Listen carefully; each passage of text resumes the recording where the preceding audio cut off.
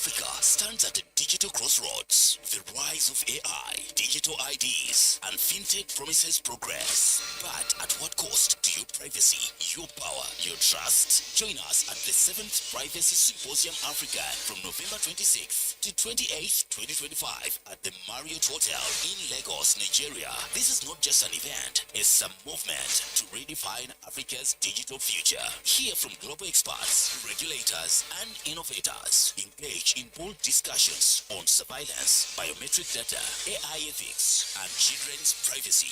Master cutting-edge strategies in data protection through exclusive masterclasses. Witness the launch of the 5th Privacy Scorecard Report, exposing the state of privacy across Africa, organized by Unwanted Witness, alongside CITA, the Data Privacy Lawyers Association of Nigeria, and the National Data Protection Commission. This is your chance to shape a digital Africa that's inclusive, secure, and rights respecting. Be there, be heard, redefine privacy, power, and trust. Register now at www.privacysymposiumafrica.com or contact info@Unwanted Witness. Follow us at Africa Privacy, the 7th Privacy Symposium Africa, Lagos 2025. The future of Africa's digital soul starts with you.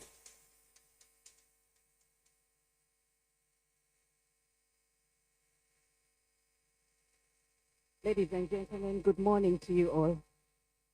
Great seeing you today. Thank you for making it on the second day of the 7th Privacy Symposium Africa. A warm welcome to you all. And as we start day 2, remember that day 1 gave us conversations into insights on different aspects of privacy and data protection. And today we continue to build on that. My names are Frida Nalumansi, and I continue to be your host. And to start, let's stand for the anthem.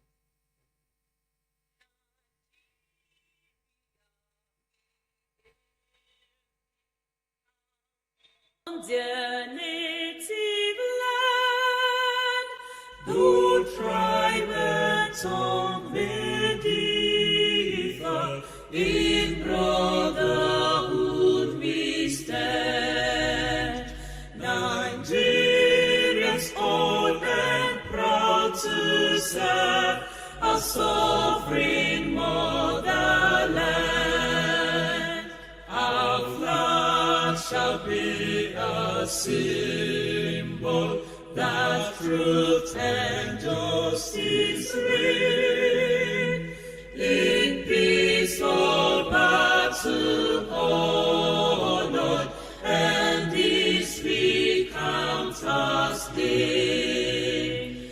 To hand unto our children a banner without stain. O God of all creation, grant this our one request. Help us to build a nation where no man is oppressed, and so with peace and plenty Nigeria may be blessed.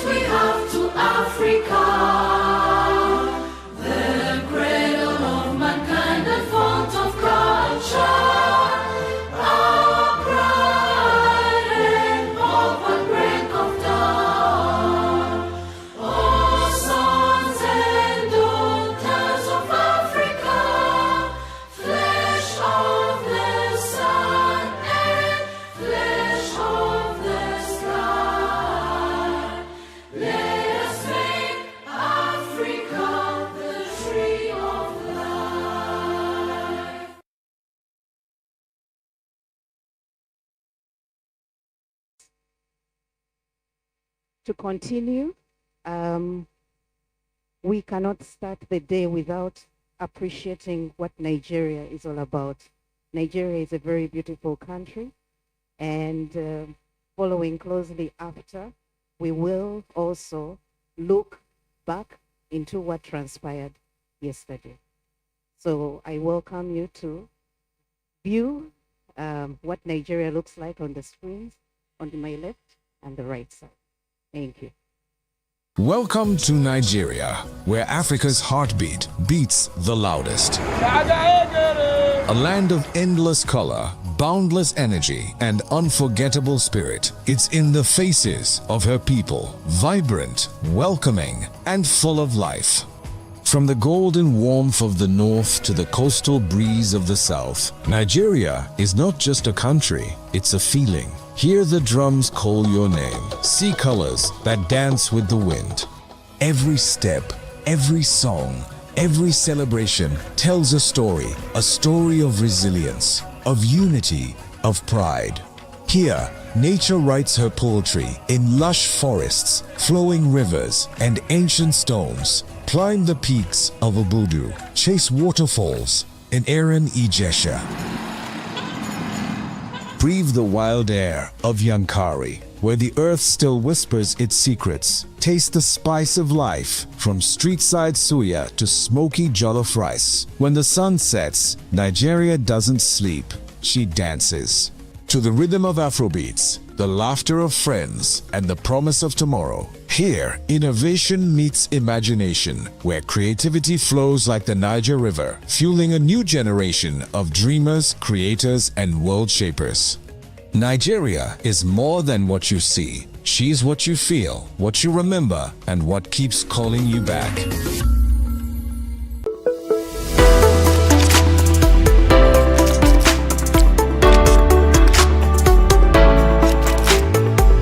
Ladies and gentlemen, today as we gather under the theme Redefining Privacy, Power and Trust in Africa's Digital Future, we are called to reflect on a critical question. How do we ensure that Africa's digital revolution does not become a new frontier of inequality and exploitation?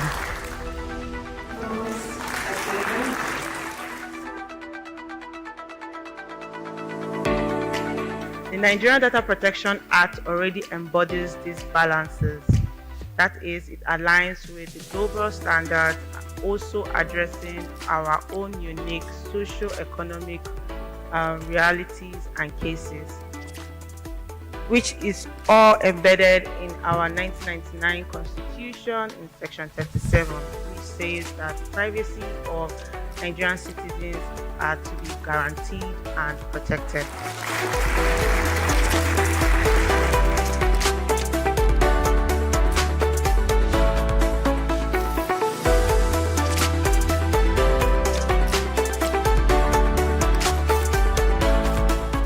For every step you take in technology, the EU regulates. And there's a reason for that. For most African countries just regulate because the EU is regulating, or because there's a so-called global standard we need to catch up with. And that's, for me, is a sad, an unfortunate way to regulate. It's because of the mindset. If there isn't a mindset shift about looking at privacy from just a box-ticking exercise to something that's actually affecting human lives and can also lead to disastrous consequences for your bottom line, then we will continue to do the bare minimum in terms of compliance with these regulations.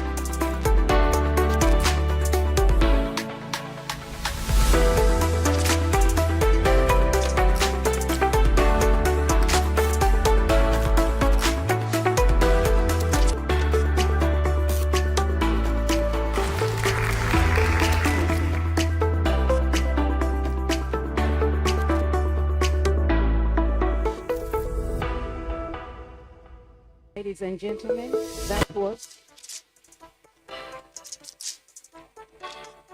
day one. So for those who were not here, and for those who are coming to Nigeria for the first time, That was power, just a and snippet trust in Africa's of what digital future, Nigeria looks like. we are called But hope you get to to move reflect around on a and critical question. appreciate How Nigeria. do we ensure that So, Africa's to digital kick off our revolution day does not today, become a we have a frontier a of keynote speaker inequality and exploitation?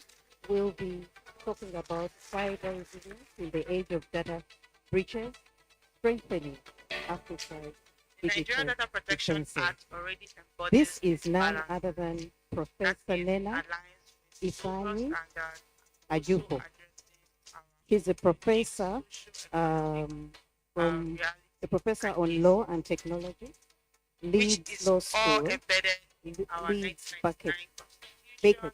Section University, 37 I beg you. says that privacy He was and also a protected. technology and human rights fellow at the Clara Center for Human Rights Policy, Harvard University, and an associate fellow of the Africa program at Every Chatham step you take House, in technology, in and the there's a United reason for Kingdom. that.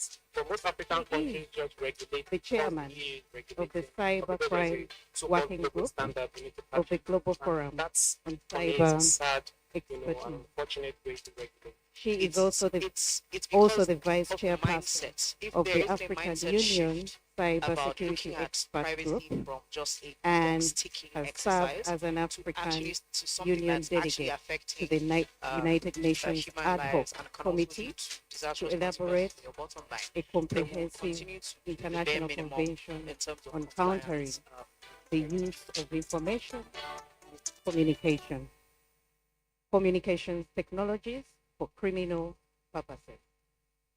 She has also been serving as a delegate to the United Nations Open-Ended Working Group on ICT security under the auspices of the African Union. So, ladies and gentlemen, Professor Nena is not with us physically. She will be presenting her paper and talking to us virtually.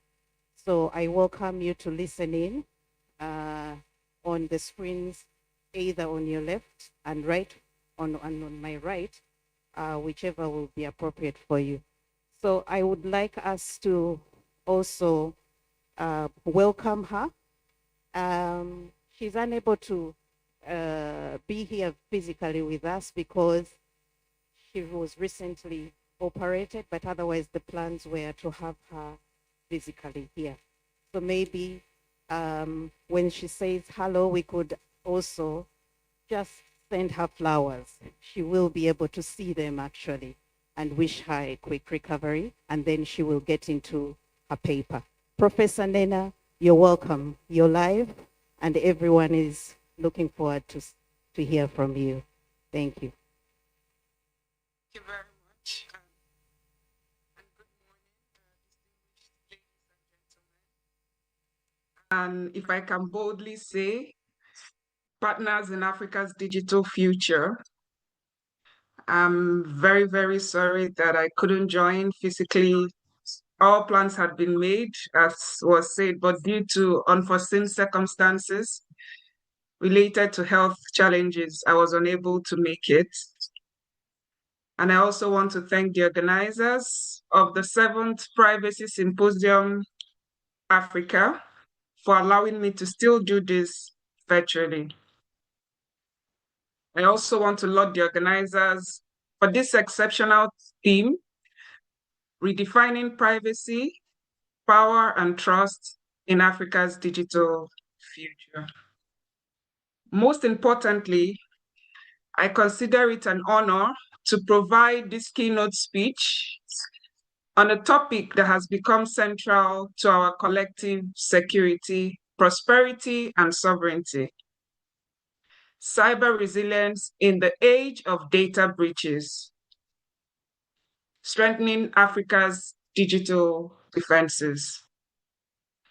There is an echo coming through. I hope everyone can hear me.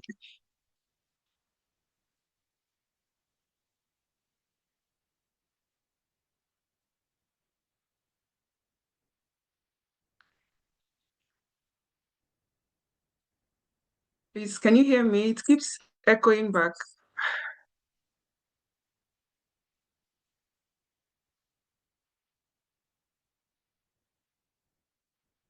Okay. As Africa accelerates in its digital transformation, from digital public services to fintech, health systems, education, and of course, the emerging AI infrastructures that we see, we must confront an undeniable truth that data breaches are no longer occasional disruptions. They have become persistent threats that test the strength of our institutions, our legal systems, our national security, and of course, the capacity to protect citizens. And I always say that data is not only about privacy and human rights, but also our digital economy, which cannot thrive without a resilient and secure cyberspace. Now, since the adoption of the African Union Convention on Cybersecurity and Personal Data Protection, the Malabo Convention, the African Union has prioritized cybersecurity and data protection as key mandates. Apart from the Malabo Convention, we've also seen the recent development of the AU data policy framework. We also know about the AU Agenda 2063, which has specified cybersecurity as a flagship project. Then the Digital Transformation Strategy for Africa, which was endorsed in February 2020, has also selected cybersecurity and personal data protection as one of its cross-cutting themes for realization of Africa's digital transformation. The AU Digital Transformation Strategy and the Agenda 2063 form a united continental vision that positions digital technologies as catalysts for inclusive growth, integration, and good governance. Yet they also recognize that such progress depends on strong cyber resilience. And therefore, we must also think about our sovereignty in Africa, our independence, especially with initiatives such as the African Continental Free Trade Area, the Single Digital Market, and the Single African Air Transport Market. Over the past decade, if I can say, Africa has witnessed an immense rise in cyber incidents. Even the African Union headquarters has not been spared. Every country in Africa has witnessed a surge in cyber threats and cyber incidents. Our financial institutions, government databases, telecommunications networks, and even education records have become lucrative targets. The motivations vary, if you will agree with me. Criminal profit, political interference, espionage, or simple opportunism, but the impact is always the same. Breach of trust, disruption of essential services that continue to challenge our foundations. Recently, we've seen also an increase in Interpol looking at Africa in terms of cyber threats, and we've seen so many exercises targeting various African countries to fish out cyber criminals. And so because of issues like this, we always speak in the language of threats, challenges, setback, and capacity limitation for the African region. We always talk about data security, cyber insecurity, as if African region is very much at the least in terms of the challenges. But for this symposium, I want us to move beyond the language of threats. We should move beyond the language of challenges and look at the opportunities in terms of data security.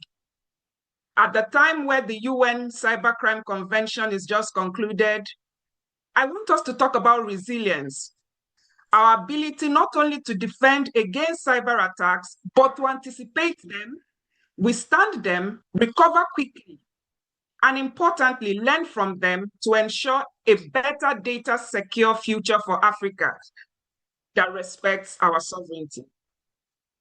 How do we see data as Africans? A currency, a tool, identity? Perhaps it is what now defines us and our governments. Perhaps it's a sacred component that may drive our digital future. And for that, we must be secure in the context of strengthening our collective cyber resilience. Remember also that cyberspace is not tied to any geographically proximate location. So it is not about Rwanda, it is not about Uganda, it is not about Nigeria or Ghana or Eswatini or Botswana. It is about thinking of cyber resilience that is built through deliberate regional design. And how do we define this shifting paradigm? First of all, resilience begins with governance and leadership. Cyber resilience is first and foremost an issue of governance. We can't take away from that. It is about ensuring that across the African continent, institutions, whether public or private, have clear frameworks, clear responsibilities, and most importantly, clear accountability. As much as we've taken significant steps, looking at the Malabo Convention, which is a foundational achievement, we also see that ratification is only the beginning. Only 16 African countries out of the 55 AU member states have ratified the Malabo Convention, which is the Convention on Cybersecurity and Personal Data Protection. But I must also acknowledge the motivation behind the development of many data protection laws in Africa. More African countries have data protection laws.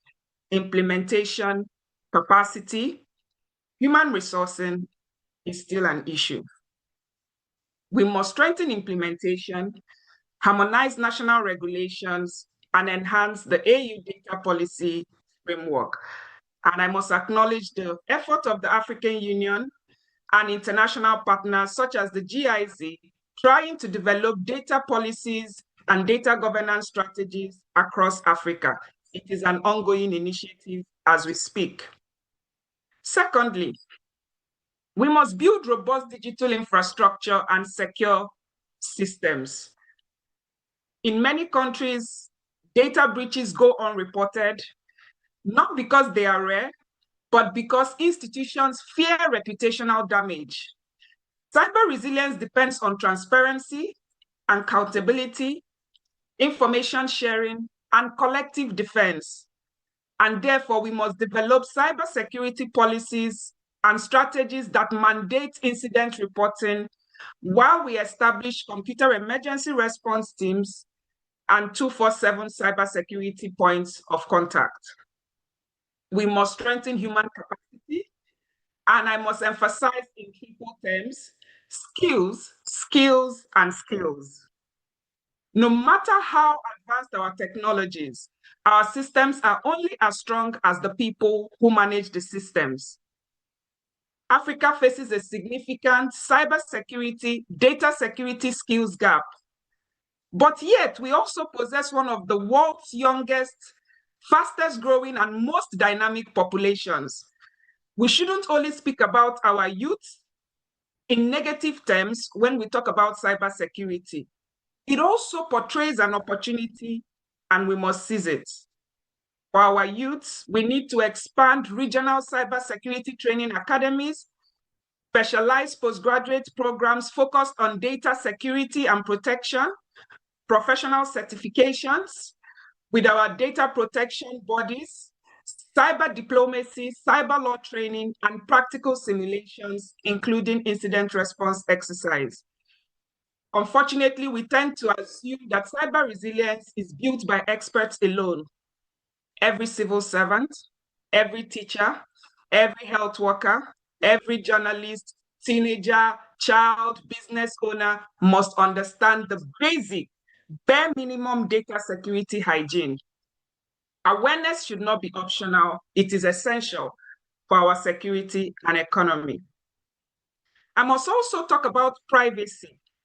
and data governance as pillars of trust. Cybersecurity must be people-centered, and we must think about privacy and citizen protection.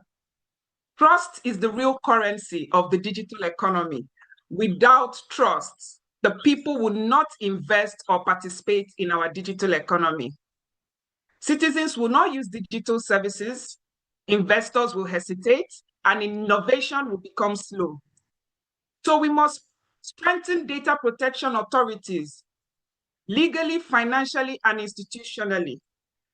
Our research has seen that there are many data protection authorities across Africa that are just established to tick the boxes. They are not given the independence, the coordination capacity with which to thrive. And so a regulator that cannot act is worse than no regulator at all. It means that our data is not actually being protected, whether by foreign interference or even regional interference. So we must also support regional interoperability.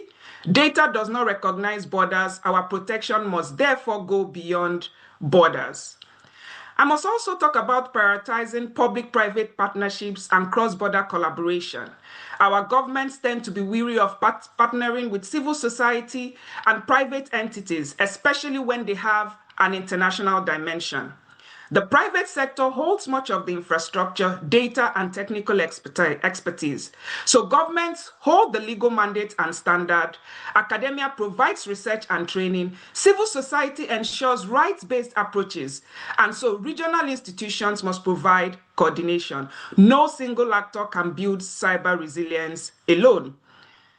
And finally, I must talk about shaping Africa's global cybersecurity agenda, data security agenda, and not simply responding to it by investing in AI governance and emerging technology security. We can no longer deny the existence of the threats that draw from artificial intelligence in terms of cyber insecurity and data insecurity. The AU has established a working group on AI. In the context of governance, peace, and security, there is so much work going on regarding AI and data and cybersecurity. So as artificial intelligence becomes integrated into public services, finance, mobility, and national security system, we must acknowledge the risk, not just the benefits, from automated vulnerabilities to deepfake-enabled fraud to AI-driven cyber attacks and data breaches. So let's think about AI governance frameworks that helps us enhance data security and cyber resilience, secure AI supply chains, ethical standards, and robust testing of AI systems from deployment. We must not see Africa as a consumer of AI technologies alone, but a shaper of them. We must withdraw a bit from technology dependence on the global north and think about secure, trustworthy, and transparent AI systems, which will be essential. Let's think about security by design, privacy by design, as we look for better ways to secure the supply chain methodology in terms of the technologies imported, recycled, and deployed in Africa. Ladies and gentlemen, cyber resilience is not the end point, it is a continuous journey.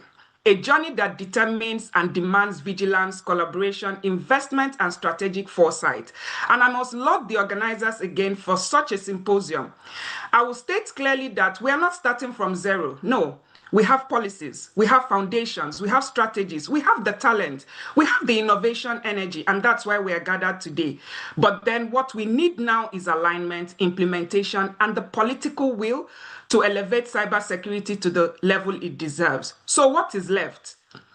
I am confident that Africa can build digital systems worthy of our aspirations, systems that protect our people, power our economy, and upholds our values. And if we commit to this collective resilience today, then tomorrow, our digital data future will not only be secure, we will have a sovereign Africa that is innovative and globally competitive in this present data economy.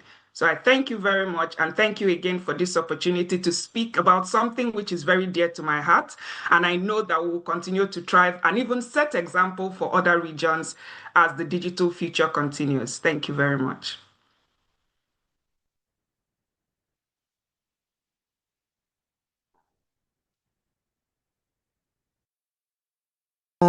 for setting the stage for us for the discussions that we look forward to today. She has challenged us, and I like the fact that she did tell us, despite the challenges and the threats, we should be looking at the opportunities.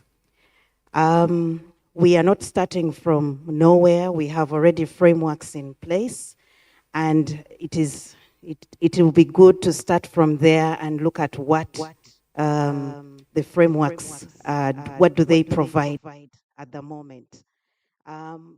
We do have a data protection frameworks in place in our different jurisdictions, and some actually are due for amendment, and there are places that we can look at to see whether they are safeguards. So some of the things that she talks about in terms of opportunities and building the resilience are building the partnerships and collaborations.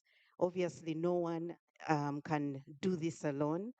So it is good to invest in these partnerships, emphasizing skill and building core capacities through trainings and practical simulations, and enhancing implementation. Obviously, we are, as a continent, we are doing terribly bad with the Malabo Convention. We appreciate the milestones, especially for those countries that have ratified, but you see, the ratification is very slow, and we need to mount that. And probably along the ratification, we also need to start thinking and think about the need for the Malabo Convention to be amended to be so that it is tuned to what is happening today. When you look at when the Malabo Convention was came into effect, and when you look at today, vis-a-vis the ratification, time has passed, and yet a lot has happened. So there is need to also think about that. So, ladies and gentlemen, without wasting time, I really want us to keep time because we have an unactioned packed day today. I would like us to move on into our discussions as we continue reflecting on what Professor Naina has said for us. We will have our first panel, and the first panel will be talking about surveillance states in Africa and whether we are unwittingly marching towards authoritarianism. So I wish to welcome our panel, and so that they can start. You're most welcome. This is our able moderator who is going to guide us in the discussions. You're most welcome.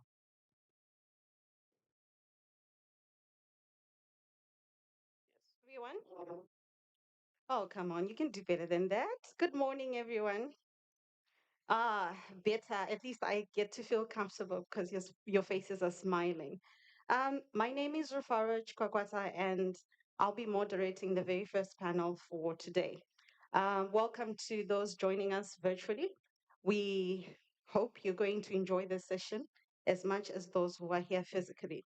So, before I call up our panelists, I'm just going to give a brief overview of the session that we're about to unpack.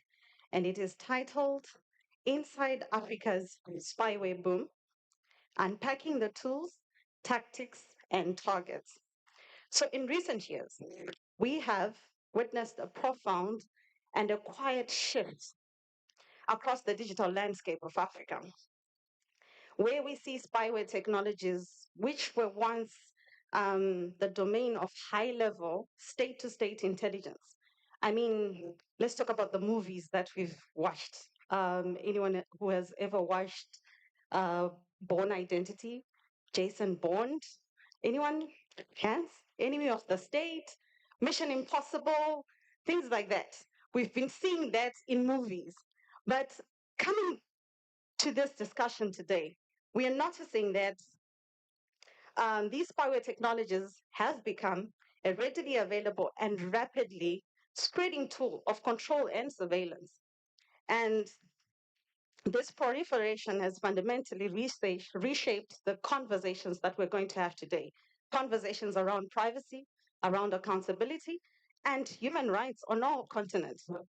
And the rise of invasive stealth hacking programs such as Pegasus and similar products from various international firms represents an intense challenge to democratic governance.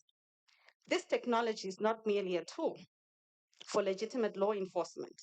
It has become a mechanism for political control and often deployed without oversight or due process. And let me take you to the GTEx Africa that was held in April 2025 this year, where Kaspersky revealed the dynamics of cyber threats in the African region, noting a 14% increase in spyware threats directed to African countries. And among those countries, we have Kenya, South Africa, Morocco, and even Nigeria um, being vulnerable and being the most attacked African countries. And from 2023 to 2024, the African businesses have been targeted by web threats, on device threats, and attacks aiming to steal data. So, more about this information can be found on Kaspersky's new report online. So, ladies and gentlemen, spyware is not a theoretical threat, it is a living reality. We are living it right now. And from government sanctioned surveillance to exploitation by private sector entities, spyware is being deployed. Whether we want to acknowledge it or not, it is being deployed. And it is deployed often without proper oversight and due process. And it allows operators remote, often complete and unrestricted access to our computers, where we are even seeing smartphones being 24-hour surveillance tools. And the consequences are severe, and they pose significant threat to freedom of expression, to democracy, to journalism, and to human rights. So, to help me in digging deeper into this complex ecosystem that we have just talked about, we have a distinguished group of panelists, which I'm going to introduce just now. They work at the intersection of law, of technology, activism, journalism, and intelligence. So please join me in welcoming Dorothy Mukasa.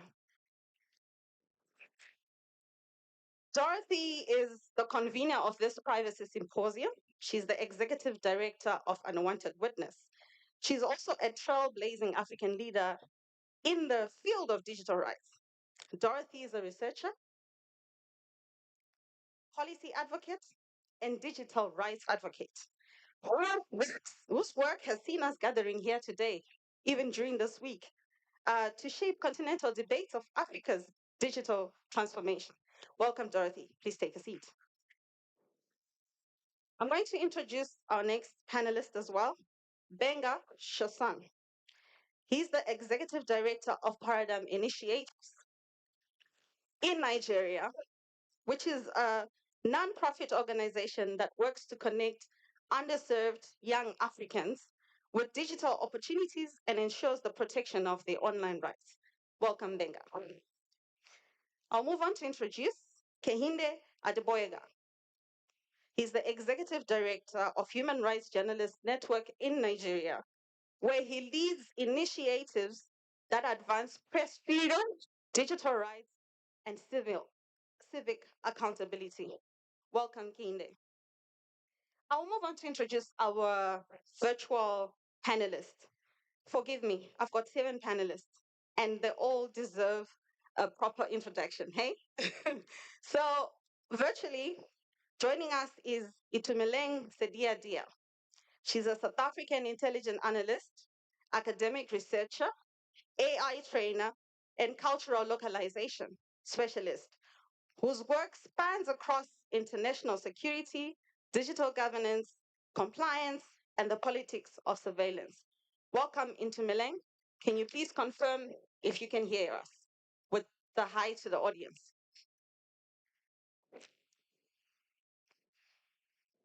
Okay, I'm sure she'll be joining us. I'll move on to the next panelist. We have Naomi Mweli Kilungu, a lecturer at Daystar University in Kenya. She's a consultant, interdisciplinary researcher. She's an academic and trainer specializing in the peace and artificial intelligence, conflict economics, child protection in war zones, and the decolonization and localization of digital peace building. Help me welcome Naomi. Naomi, please can you confirm she can hear us by just saying hi to the audience?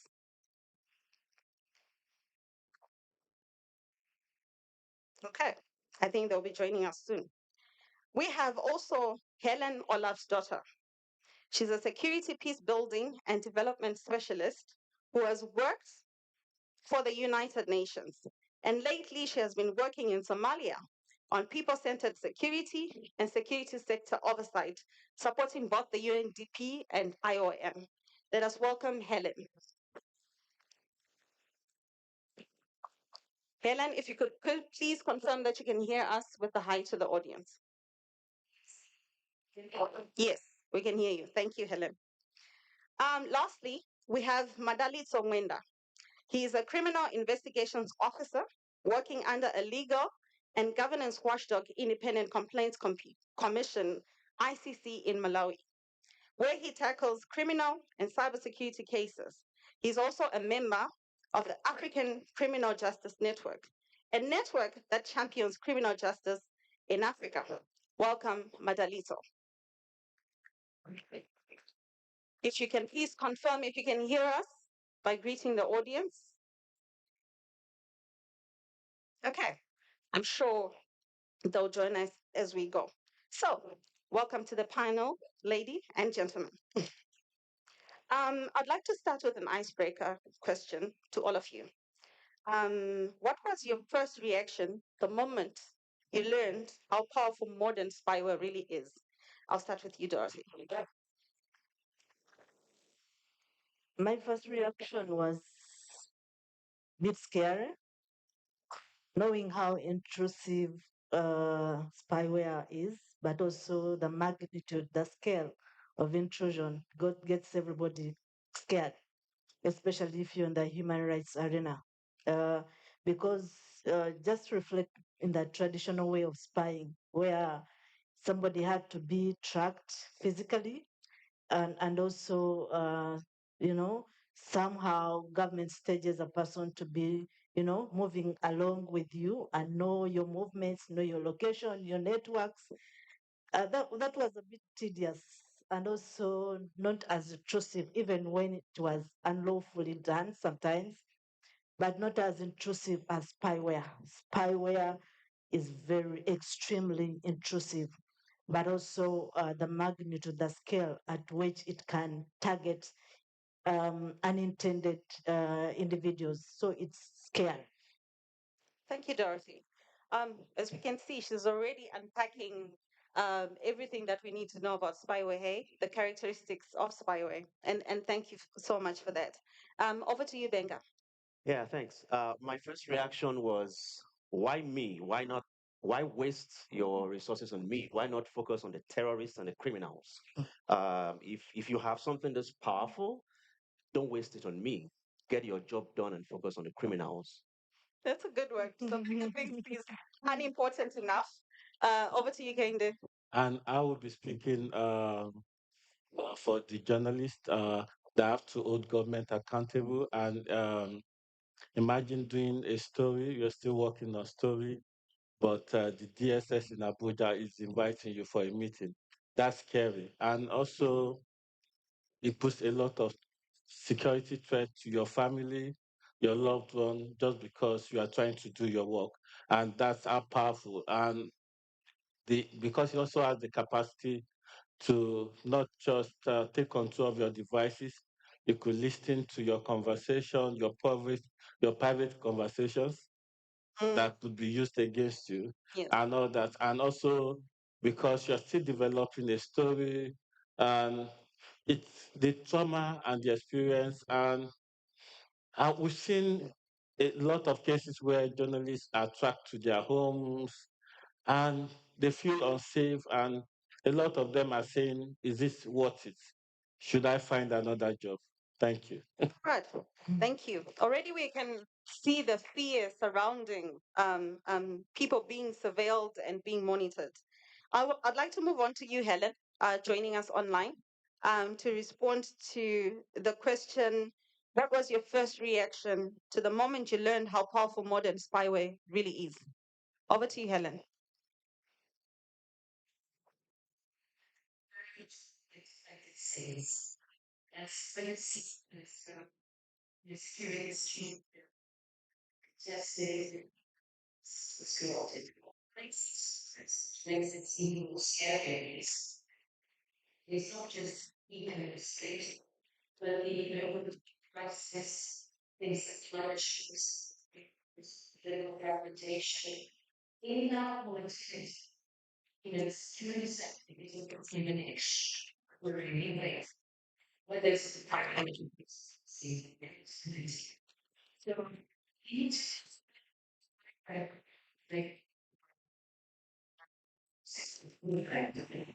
So we move towards the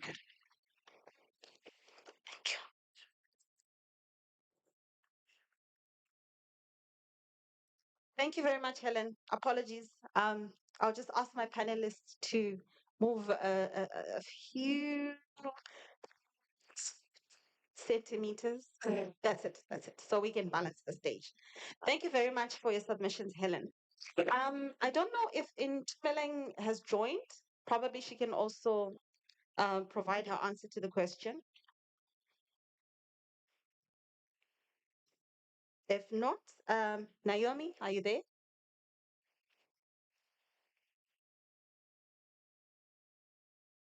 Or Madalito? Okay, so I guess we can move on with the partner. I'm coming back to you, Dorothy, as we try to establish the landscape and impact of spyware attacks. So, across Africa, spyware often operates in the shadows. From your vantage point, engaging with courts, with regulators, and communities, what do you see as the biggest misunderstanding about how spyware actually affects ordinary people's rights and daily lives? Uh, I'll begin with an incident just to demonstrate how it impacts, but also for people to understand the magnitude of spyware. We've just done a research this year looking at spyware and surveillance in East and Southern Africa at Unwanted Witness. And one of the stories that came out keeps ringing in my mind whenever we talk about spyware is that there was this journalist who's an investigative journalist in one of the countries. This guy does his work normally, but somehow because owns an iPhone, he got notification that he was being bugged. His phone was being bugged. Now he was advantaged that he had an iPhone and he could get such notification. So as you try to seek for security remedies, uh, presumably the same people that were trying to bag his phone attacked him physically. So he was going back home, and then he got these guys attacking his car. You know, he had his head hit hard with the stones, and then he had to be hospitalized. But during the same process, he also realized that when he sought for security remedies, so when forensic audit was being done, it was also realized that his wife's phone was also being spied on. So that shows the magnitude of spyware, you know. So you can imagine that trauma. He has just talked about the trauma. You can imagine the trauma that this person has gone through, you know, knowing that he's not safe in his own country, knowing that his noble job is causing him trouble, as a citizen, but also not only himself, but the family, the relatives, you know, the children, the wife, but also the relatives, the network. So the extent and the damage that spyware causes is often misunderstood.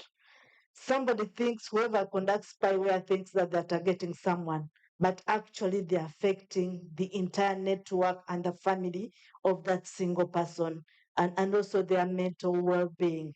So the impacts that go through these individuals, but also we've also had another story, and this time it's a politician that he does not, there are certain spaces within his household that he does not go through. He no longer goes settles in those places because he fears they are watching him. You know, so it causes trauma to individuals, it causes trauma to families, but it also, if somebody is not very resilient or even doesn't have support, then they'll give up on their job. So they withdraw from practicing journalism. You withdraw from seeking accountability as civil society actor. You withdraw from contesting as a politician because you fear that somebody your life is in danger. But it also affects democracy. You know, if dissenting voices are really curtailed, then the democratic tenets will definitely be shut down. So it affects democracy as well as the economic growth of any country. You know, just imagine how many people would give up on their jobs simply because they fear to be surveilled on. Okay, simply because they know that they're not safe at the workplaces. Okay, so the impact is huge. It goes from individual, community, but also at the nation level. Okay, thank you, Dorothy. Your points about the lack of understanding of how intrusive spyware really is are very critical to this discussion. Benga, building on to Dorothy's submissions, I understand Paradigm Initiatives. They works directly with young Africans, many of whom are coming online for the first time. So, how do you see spyware and covert surveillance shaping next generation's relationship with the internet, with trust, creativity, activism, and even their willingness to participate online? Thank you. So one of the things that surveillance, illegal surveillance, and deployment of spyware does is that it erodes the fundamental trust that people have in the online space and in government. Now, unfortunately, trust is very much at the center of the digital economy. So, if you are engaging in surveillance, particularly of a generation that is a digital generation, what that does, it's the same thing you're doing when you say, let's have lunch. You invite everyone to the table and you poison the food. The first person who tastes the food and dies is a signal to the other people. So when you're saying that we're building a digital economy, which basically means that we want more people to come online, we've got about 750 million Africans online right now. We want to grow that number almost twice in the next few years. But at the same time, we're creating problems in terms of surveillance. And the challenge with deploying spyware is that it's not cheap. So every time that spyware investment in illegal surveillance is happening, you're literally foregoing something that we need for something that we, honest, in most cases, don't need. And I say this because Paradigm Initiative conducted a study last year across the different regions of the continent. And what we found was that in most cases, the rationale is that there's terrorism, that's number one.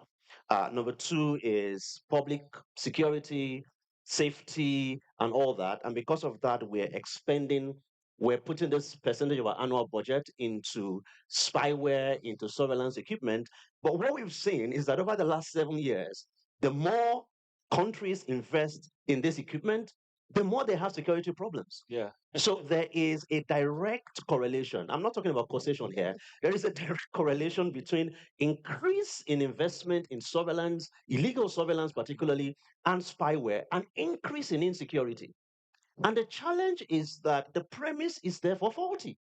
So when you're saying to a younger generation that we want you to be innovative. And we did have this conversation. I mean, unfortunately, he's late now, but a former president and a few of us were on the same panel at the World Economic Forum on Africa a few years ago. And he was, lashing out at young Africans and saying, why are you not like Bill Gates? All you want to do is abuse your president like they don't need to be abused. All you want to do is abuse your president and call out people. Why don't you become like Bill Gates and become rich? And it was like, you guys are too focused on irrelevant things. And, where are Africa's Bill Gates? And I responded to him. I said, Africa's Bill Gates, and this is a president of a Southern African country. And I said to him pointedly, as a well-raised African man, with due respect, with due respect, sir, all of the potential bigots in your country, you've sent them to jail. Because unfortunately, some of them were walking around crypto, and the assumption was that crypto was being used for supporting protests. And this was somebody, I mean, this is literally a dictator, a democratic dictator who sends some people to jail. And so when you send them to jail, what you're basically saying is that this innovation is a crime. So this is the message we send to young people when we're making them watch their backs. Listen, Africa missed the first, second, and third industrial revolution. This is the fourth. We have no business shutting down the internet and investing in illegal surveillance. What we should be focusing on is maximizing the benefits of the digital economy. And there's no way to do that if we keep eroding trust. Not only do we do surveillance, we kill these young people when they go on the streets. We can't keep doing that and expect to benefit from them in the digital economy. And the irony, by the way, is when they then attract investment, the government is quick to say, uh, countries are guilty of this. And I can mention the top four countries: Nigeria, Egypt, Kenya, and South Africa, because the investments flow into those countries. And then the government say, we are very good for business because our young people have become unicorns. Excuse me, they became unicorns in spite of your negative policies and in spite of your polluted launch that you invited them to. Yes, thank you, Venga. You do agree with me that there's a lot of passion that's here on the stage, right?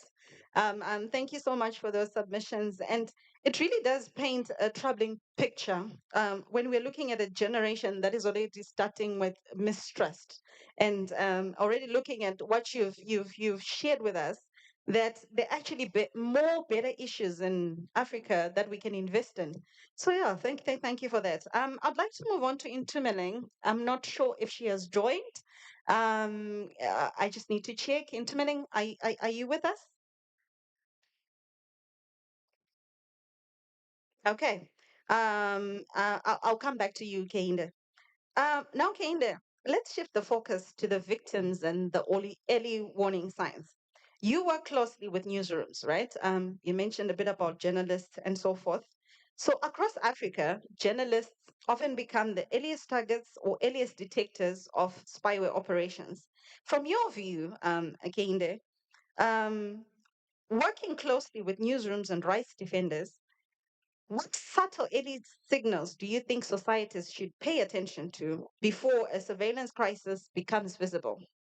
Yeah, but I also want to establish that we know why journalists are the first target, like, because we want to hold government accountable. And sadly, it's sad that that kind of huge investment. Because the first time I just heard about spyware in investment as far back as 2019, military investing a lot, and we had a lot of terrorism attack. Oh, they will catch the bad guys, but unfortunately, they are catching the good guys, and they are putting them in jail. So one of the first signal you see is you get a lot of phishing emails. Like it's almost like someone is listening to your conversation, and we see that a lot. Like expecting an email from someone and it looks so genuine. Imagine your workload of trying to do your work and you have to deal with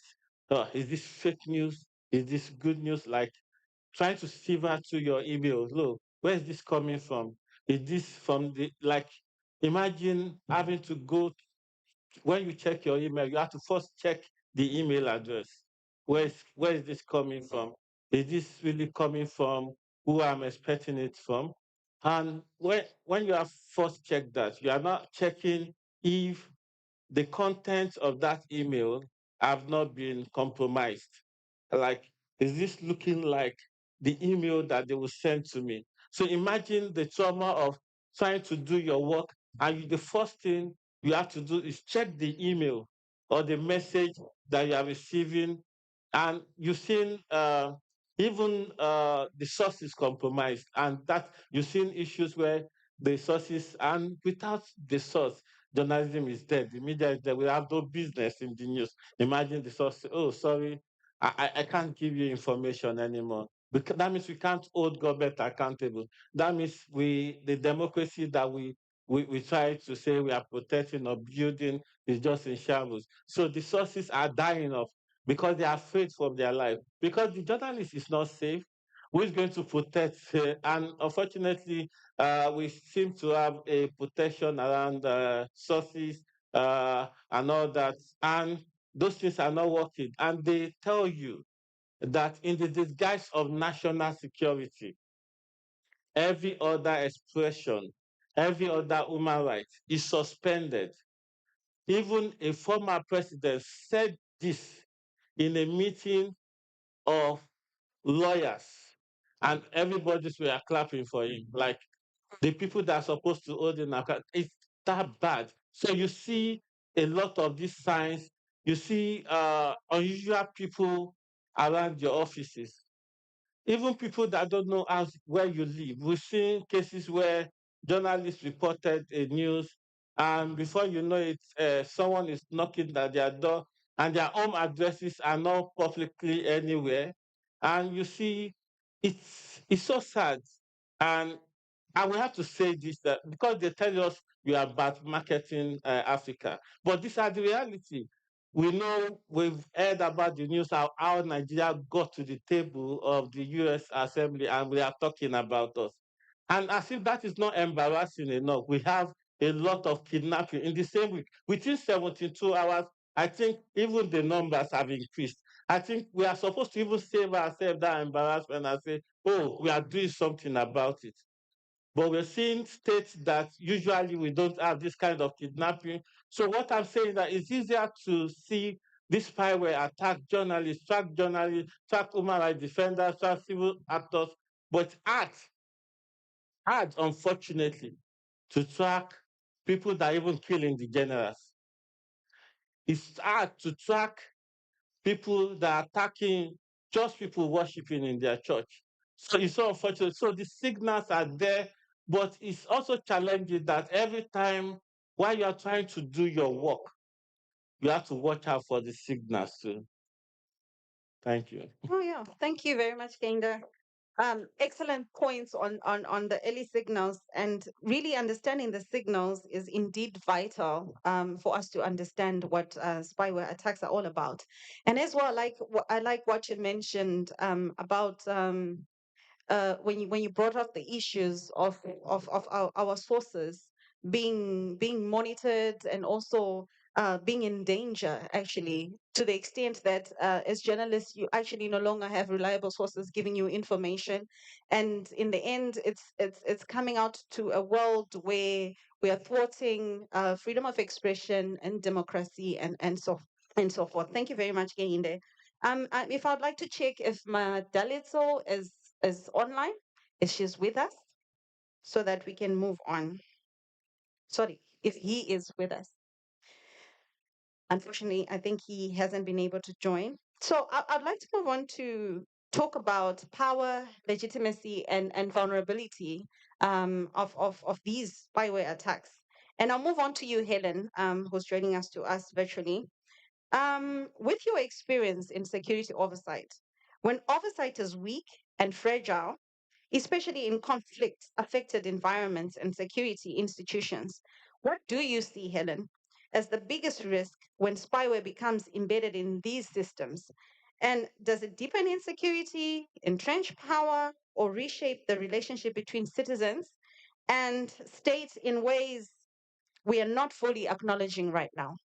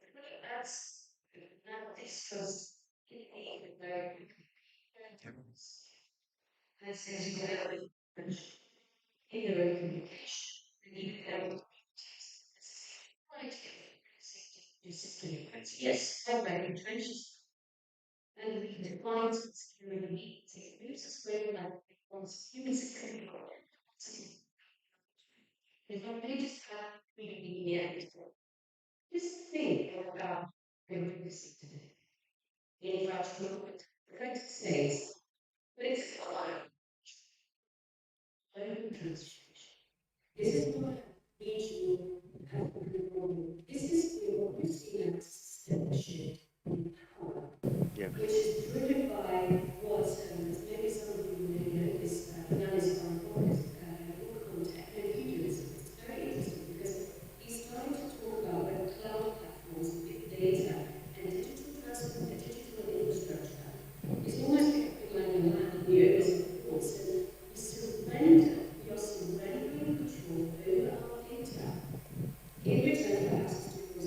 Yeah.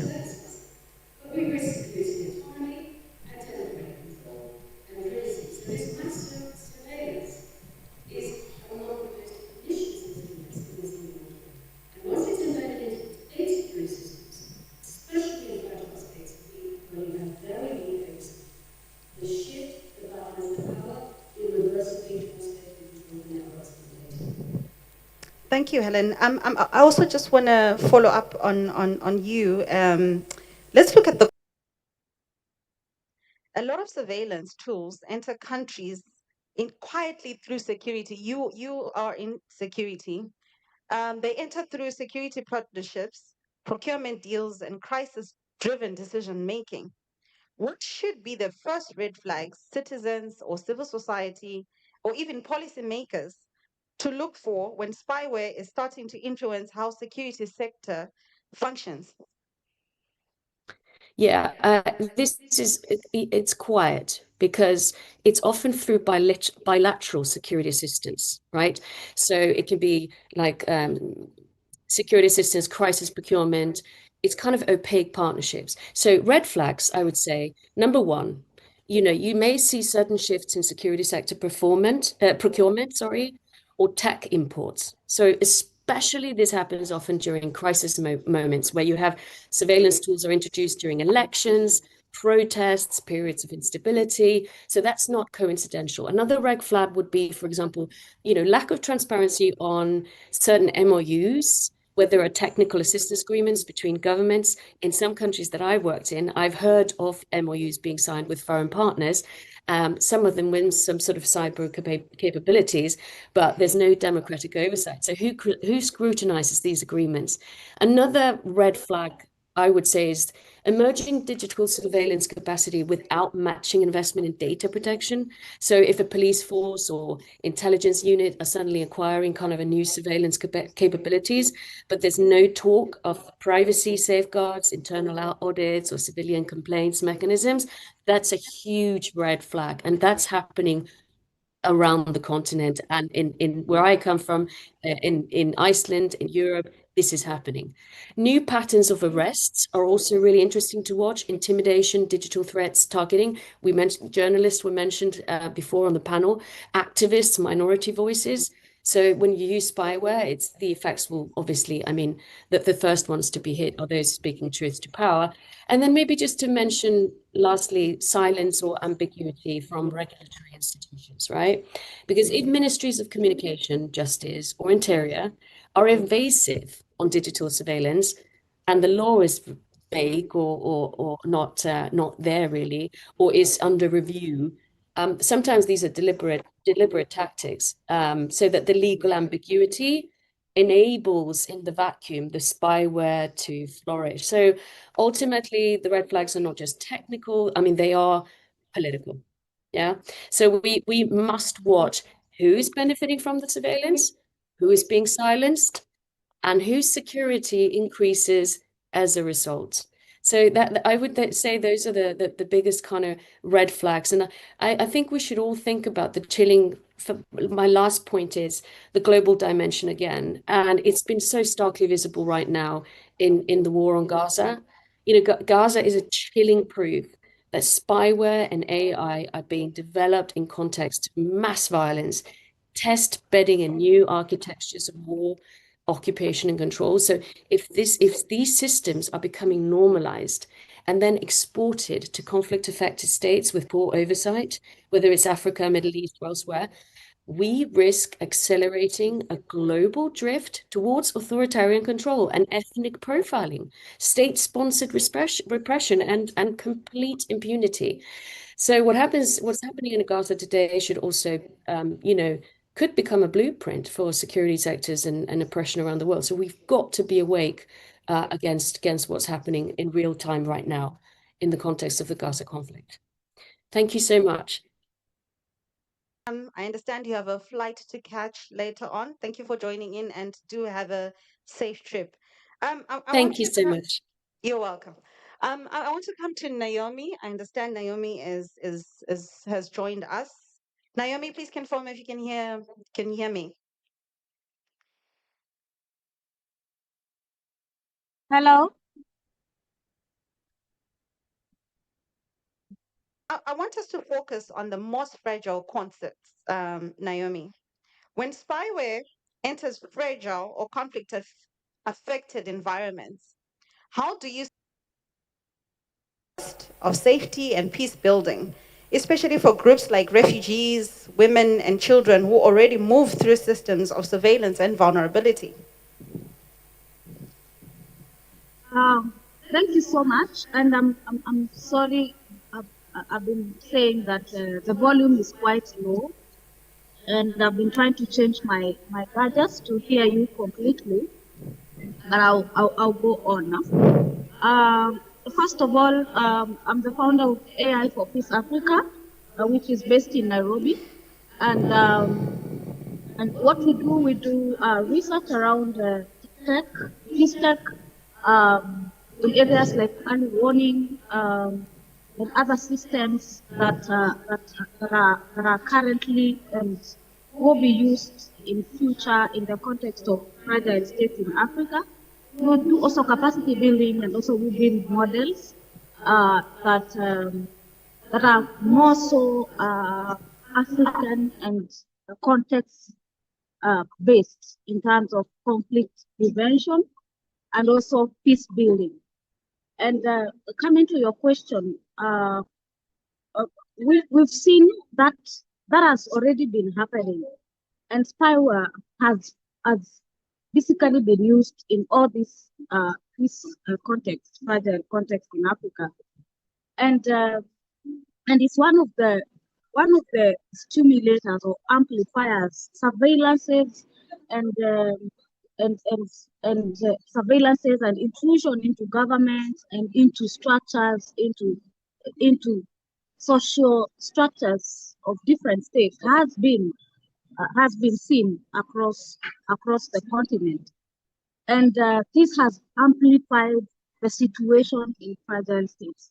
I can say it is one of the amplifiers, not majorly, but what we have seen is that data is not explicitly given, especially by state agencies, when there is intrusion, because of aspects of trust and legitimacy. So, if, for instance, African Union is one of organizations that we are working with, and even now I'm in a summit that we are doing a roundtable conversations around security and peace. And one of the issues that has come up and that is not quite put out there is that we have interference, we have intrusion, we have surveillances over these agencies, and this has a lot to do with decision making, because the parties and the external interests that propose these kinds of activities have interest in terms of quote unquote hegemony, kind of interest, imperialistic kind, and other form is of opposition, and basically using militia groups. And currently we've seen a rise of militia groups and other belligerents being users and intruders of government systems and peace processes and in agencies that deal with peace building. And that one erodes trust of networks of these agencies. Secondly, exposing the safe spaces of women and children, and especially when we talk about safe spaces and data, because when we look at what these agencies do, they collect a lot of data that belongs to women and other victims of war, and you will see political opponents or critics that are seeking asylum, and their data has been collected. And we've seen some of these people being killed in countries of asylum, especially in Kenya. They're running from Rwanda, from DRC, and they'll be found in their houses, killed. So this kind of surveillance that happens in the systems, because these people have been tracked, how they have escaped, their escape routes, and so forth. So it's key to understand that surveillance and weaponization that has been happening against, especially the marginalized women and children that are running for protection. So it's very key to understand there are implications. There are major implications when we come to peace building and post-conflict reconstruction in us.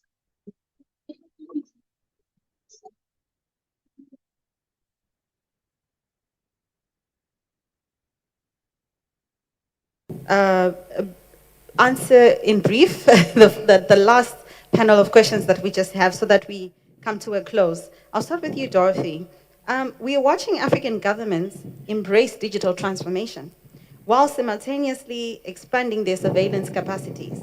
In your view, what is the most urgent shift, legal or be it political or cultural, that must happen if we are to prevent spyware from becoming a normalized tool of governance on the continent?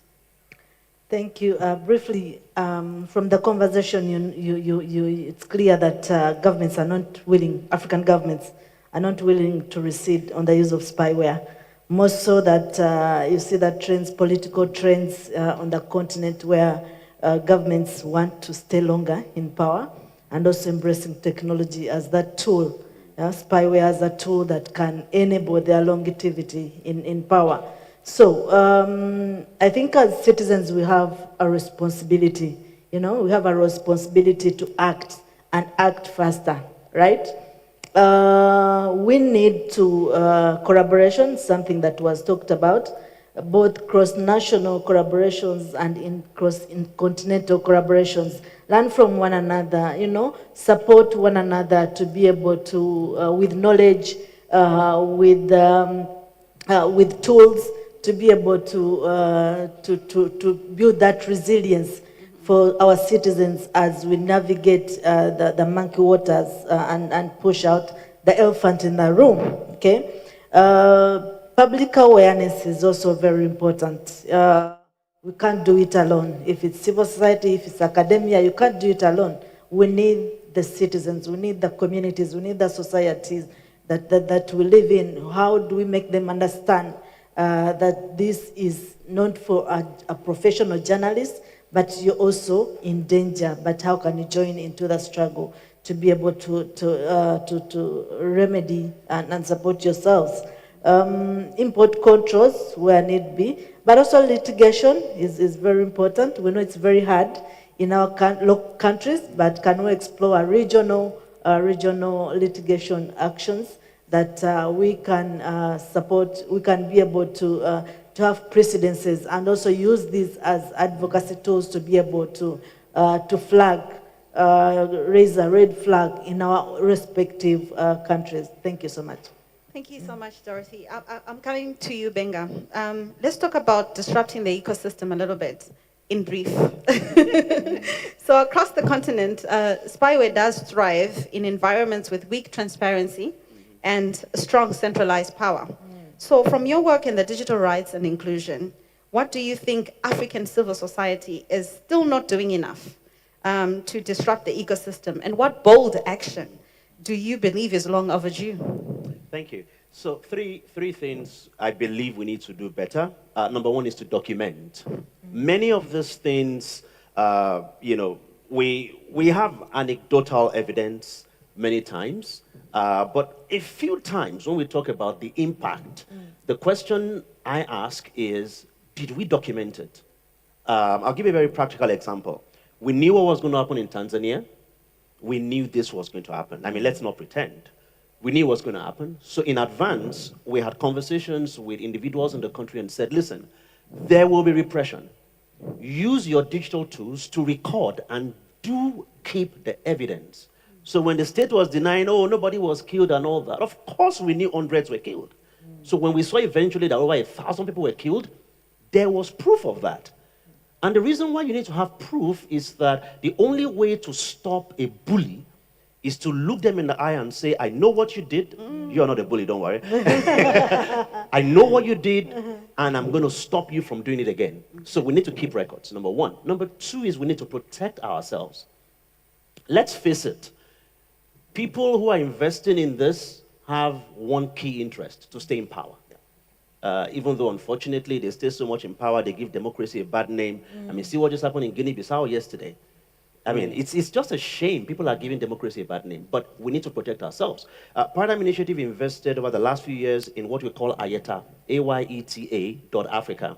Ayeta is a Yoruba word that means bulletproof. So if someone shoots at you, you're fine, you won't die. So when, these tools come towards attacking you, you can be safe. As a journalist, as an activist, proactive action. And I was giving a thumbs up to Dorothy earlier to say the third action I believe we need to take, test the laws, go to court. In Nigeria, they say this at times to ridicule you. When something has gone wrong, they say, okay, go to court, right? But I've learned the power of going to court. Even when you don't win the case, you spotlight the issue for journalists to talk a bit more about and for society. So we need more people. The reason why they call, one of the judges called us busybodies for one of the surveillance cases we were taken in one of our countries of operations. And the reason why they say that is because there are only a few civil society organizations that are going to court. We need more people so that those few are not demonized. We need to document, we need to protect ourselves, and let's go to court. Thank you, Benga. You are really geared for this, huh? And Kainde, coming to an end, as you close this for us, you've used storytelling, film, and civic networks to expose digital repression. In a continent where spyware often works in the shadows, what role do creative mediums like documentaries, public narratives, or grassroots storytelling play in shifting public perception and building resistance against covert surveillance? Thank you so much for that. Before I quickly have to address that, uh, we need to pay attention to this in our laws and whatever we do. Instead of privacy by design, what we presently have is surveillance by design. Pay attention to the laws. They may not openly tell you, oh, we are making a law around digital rights. Look at the laws, look at the policy. It could be even in starting a school. They are already written, and when government are already shaking hands with technological partners, they are already saying that you need to share data freely with us. Pay attention. I'm moving quickly to your question. The Paradigm Initiative have done so wonderfully well in using film to really like 4 short films, because sincerely sometimes the issues that we talk about here, especially even when I talk to journalists, when I tell them you are under surveillance, it looks complex, it looks above their head and all those. But when they look at a film, and they can relate to the context of those films. And that is why we need to invest in films the way we are investing into workshops to change behavior. We need to invest into films to tell these stories. You can see how films can start conversations. You don't need to start saying, do this, do that. They'll see themselves in it. That is the power of films. Whether you are talking to young people, whether you are talking to adults that believe that it's the young people that are causing the problem for the world, or you're talking to young people that think it's the adults that are causing the problem for the world. But the moment you fix in those issues into very strong narrative in films and you are shaping their thoughts, they begin to take those issues personally and become advocates, and not just be on this panel and say, oh, surveillance is a serious issue. We need more advocates. We need more people to talk, because especially in an era where there is a major funding cut, the funding for advocacy is reducing. We need the civilians on the streets to be aware that surveillance is aware, and so that we are not burnt out, because there is a lot of burnout, and in an era where we are seeing more authoritarian government. Initially, America used to be like, assumedly, a model for democracy. We know what it is now.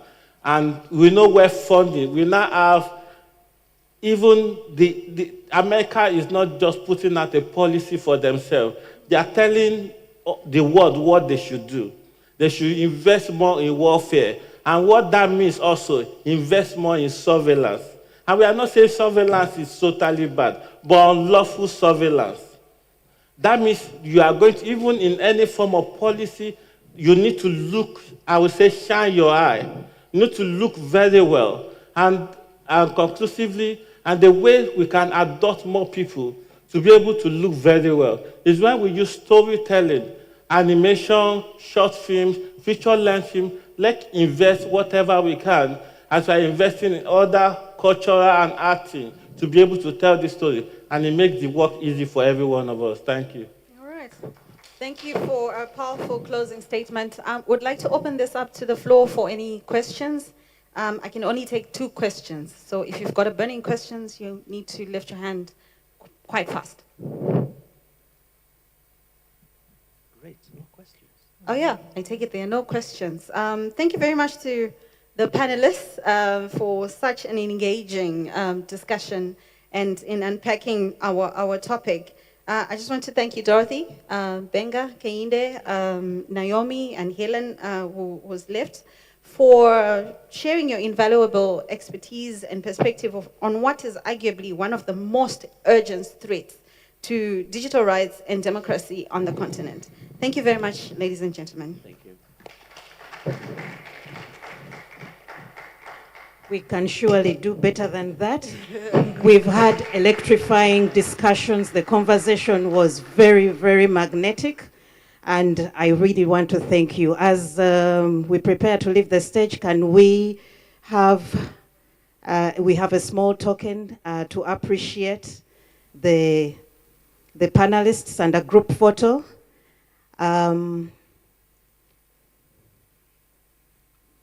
Thank you so much. Thank you. Round of applause to them. Thank you so much. Thank you. Thank you. Hope our photographers, you're done. Thank you so much. Thank you. It has been a very, very thoughtful conversation, leaving us thinking, and I hope you're thinking like I am. And some of the takeaways, we need to know who is benefiting from the spyware,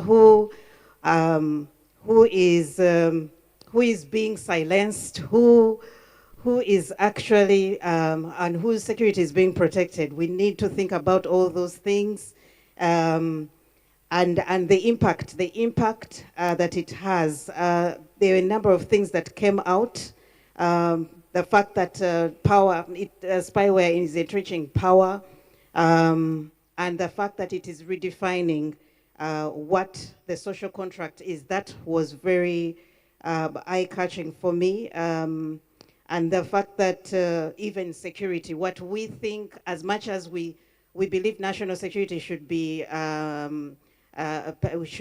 paid attention to, but the use of spyware, especially by the security agencies, is redefining what really national security is. You wonder whether it is national security for the protection of the people in the land or otherwise. And then also, what also for me, also in continuation to the reflections on this conversation, are the procurement processes, procuring this tech, especially the spy tech, and the agreements that never come to our purview. Most of the times, you wake up in the morning and you wake up and boom, a particular spyware technology has been procured and it is being used, and in the guise of national security. So, without wasting time, I would like to move to our next panel, which is going to tackle and have conversations on data collection, online learning, risks, and child protection laws. So basically, we are going to be looking at our children's privacy. And this also came up during the course of the conversations we had yesterday. And at this juncture, I wish to invite our able moderator who is going to guide these discussions, none other than our partner from DNL law firm, Miss Ifoma Peters. A warm welcome to her, please. Can we give her a round of applause? She was here yesterday, so she's not new to you. And you're most welcome, ma'am. Good afternoon, everyone. Okay. Welcome again for those that were here yesterday, and then for those joining us today, a warm welcome. My name is Ifoma Peters, and we're discussing today EdTech and children's privacy. Who's watching our kids? Yesterday morning, during the keynote speech, Dr. Kemi Omotubora of the University of Lagos, in her address of the state of data privacy in Africa, laid a very significant emphasis on children's data. And from her speech, I picked a couple of things which I want to use to set the tone for our discussants. She highlighted, I picked at least 5 concerns that she highlighted. regarding the use of children's data. So she said, one, that these educational technologies using AI scrape and stockpile children's data, including their photographs, biometrics, behavioral patterns, and even their emerging intelligence profiles. And then she says when they do this, they usually do it without transparency. Then she also says that this EdTech modifies their behavior in a negative way, their emotional and psychological manipulations, because there are things that adults are able to process that children are not able to process, and we continue to expose them to some of these things.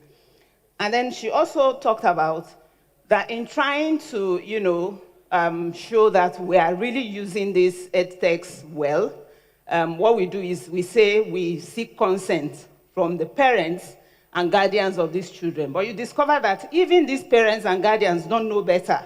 So they give you consent to what they don't know. So we can't really say we are depending on consent. And then she talked again about Africans really adapting to developing data protection law. I think she mentioned that about 44 countries now have data protection law. But out of these 44 countries, we discovered that just a few have provisions in these laws that adequately protect children. Now, this morning, or this afternoon, it's afternoon now, I have a panel that are going to be talking to us. They are going to be examining this EdTech from the angle of the risks. They will tell us about how to protect children, and they will also proffer solutions to not only the users of this EdTech, but to policymakers on how to make use of this technology to, ensure that we maximize the benefits. I would be calling my panelists in no particular order. Let me start with Mr. Alex Onya. Alex is the Chief Executive Officer of EduCare Africa, a leading K-12 EdTech platform where he drives secure, privacy-conscious digital learning solution for over 1 million students and their family. Alex, you're welcome. Then the next person I would invite is Victor Onuchukwu. Please, a round of applause for Victor. Victor is a technology and data protection lawyer and a partner at Clemeyers Aris. I hope I pronounced that well. Alaris, okay. He advises leading organizations on privacy, regulatory compliance, and AI governance. Alex, you're welcome. The next person that I'm going to call is Sharon Ogunjofo. Sharon is a child rights advocate and communication professional who specializes in digital policy and data protection for children. She's bringing strong experience in advocacy, research, and safeguarding young learners in digital space. You're welcome, Sharon. Then I would invite Confidence Osien.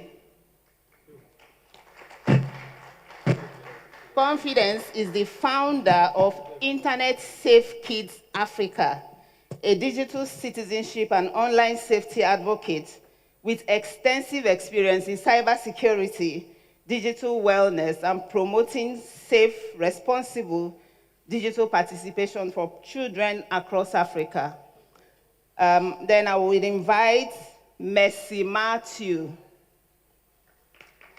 Mercy is an associate at Jackson HC and Edu, and a key member of the firm's data protection practice, specializing in data privacy compliance, audits, and capacity building for both local and international organizations.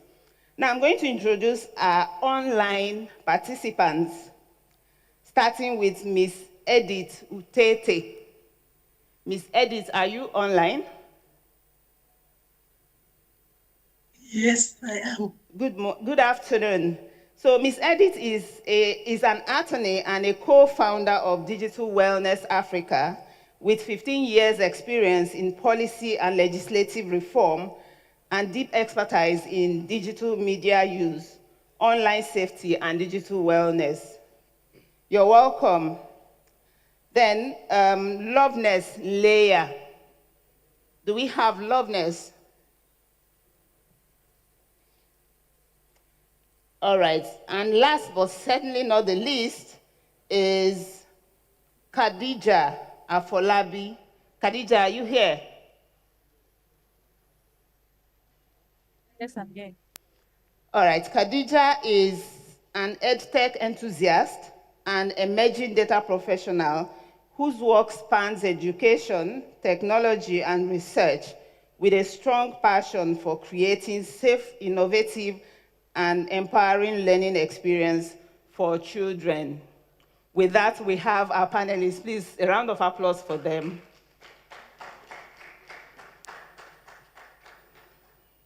All right, you're all welcome. Mr. Alex, I think I should start with you. I'm going to throw an icebreaker question that I would like all the participants to please respond to. So, when you were a child, what was your favorite way of learning? Was it through books, games, TV, or something else? And how do you think that experience would have been if you were using digital technology? Okay, I think as a child, I think I learned a lot through games. Okay. Yeah, I think I learned a lot through games. Yeah, and I think if I had maybe access to more tools that like the children have now, I think I could have learned a lot more, pretty faster. All right. Thank you very much. So can we just go on to... Okay. Thinking about that now, I don't think I had a preferred method of learning. All we used was available at that time, so which was classroom. And my mother is a teacher, so she also taught us homework and our assignments. So I believe people now have a lot of resources available and options that we didn't have. So yeah. You're lucky. You have options. Lucky. All right. So we move on to you, Sharon. Hi, everyone. Good morning. Okay, so for me, I know Can you hear Sharon? We can't hear me. Okay, we can hear me now. I can hear myself. Okay, so I know I grew up as an avid reader, so I loved books. And I know there are some videos, there are some games as well. But I know that one thing stood out. I liked to practicalize whatever I learned. So whatever I'm learning from a book or a game or a video, I should be able to practicalize. I should be able to try it out by myself. So let's say I can still remember a tie and dye class I did because I was there. I was in East. My hand was messy. Okay, so bringing it to now, we have more digital platforms, online learning platforms. I think it would have been more enhanced for me. So, because this time around, I'm getting feedback. I'm able to give feedback on what I'm doing, and there is space for me to still practicalize and test out what I'm learning. So, yeah, thank you. Thank you. All right, so let's... Can you hear me? All right. Yes, we can. So, I basically grew up in the days of black and white TV. We were literally forced to read books and newspapers. And you had someone, my dad, watch you. You have to read a paper. So looking at now, with the whole technology and what happened to me then, being in class, being in school, I was more of a slow learner. I would never understand what I have read in primary 1 until I get to primary 3.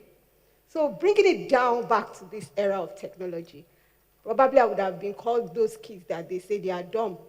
And that's because of what EdTech platforms are doing now, which is logging behaviors and patterns of children while they are reading. So now, technology is good, but I still prefer those good old days. Yeah, thank you. Oh, okay.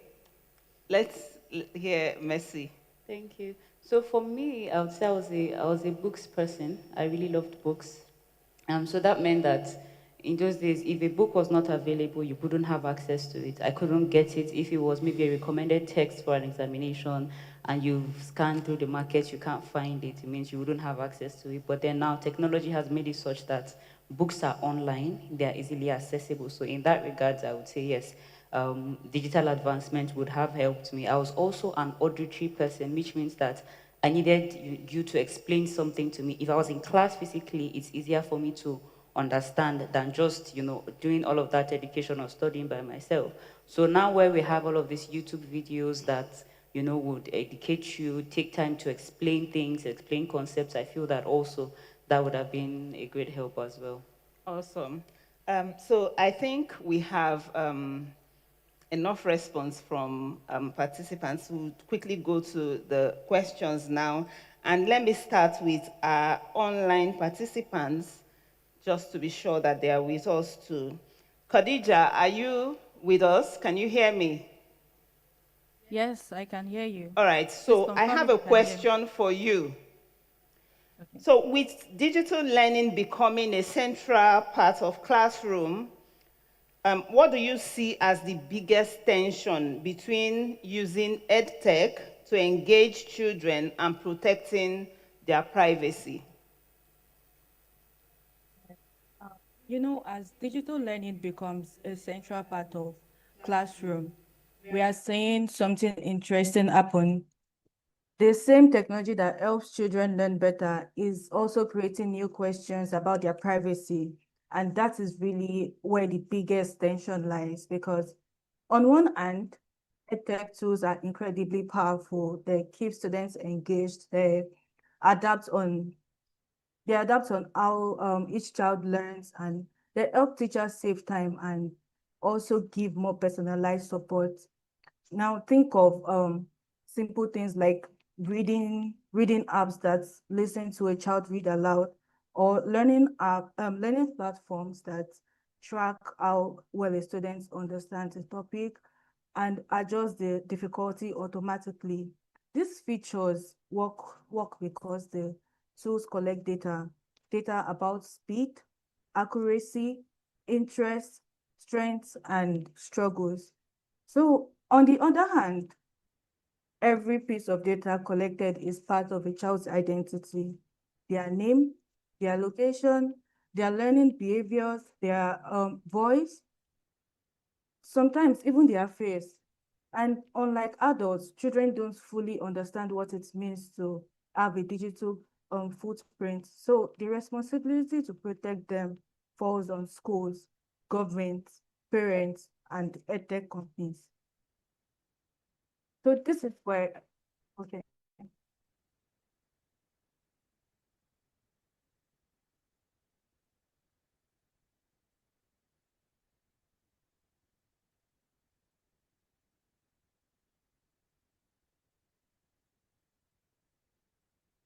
All right.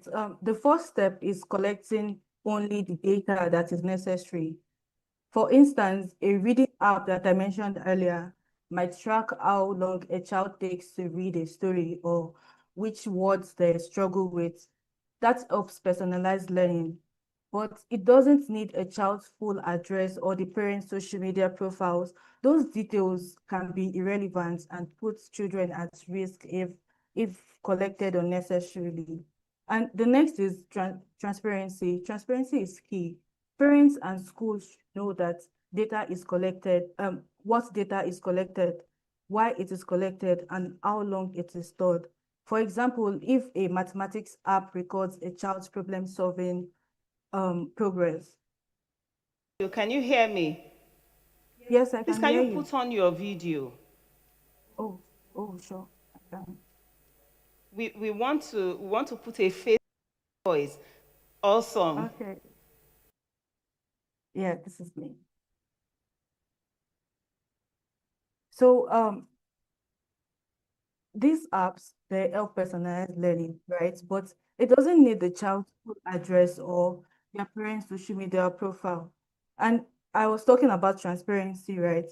The platform should clearly state that the data is only used to improve learning and won't be shared with advertisers, because most times the data of platforms are sold to advertisers for more ads or lead generation. So this builds trust and ensures everyone is aware of what is happening. And also, security measures are equally critical. Data should be encrypted and accessible only to authorized users. Take online learning platform like Google Classroom or Seesaw, for example. There are layers of security to prevent unauthorized access and helps keep children information safe even as they interact online.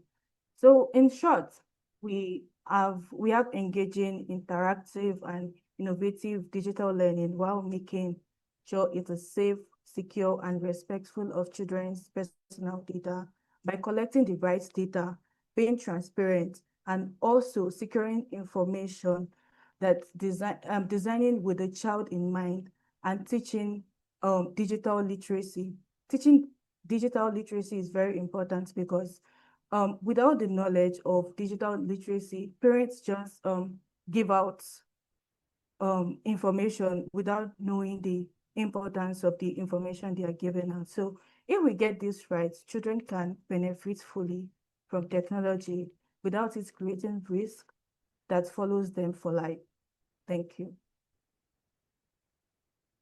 Saying digital tech is good, but we need to get it right with how we handle the personal information of these children. So I come to you, Mr. Alex, and rightly, because you process millions of children's information. So my question to you, with millions of students and parents using digital learning platforms, how do you balance the need for rich, personalized learning experience with the responsibility to protect children's personal data?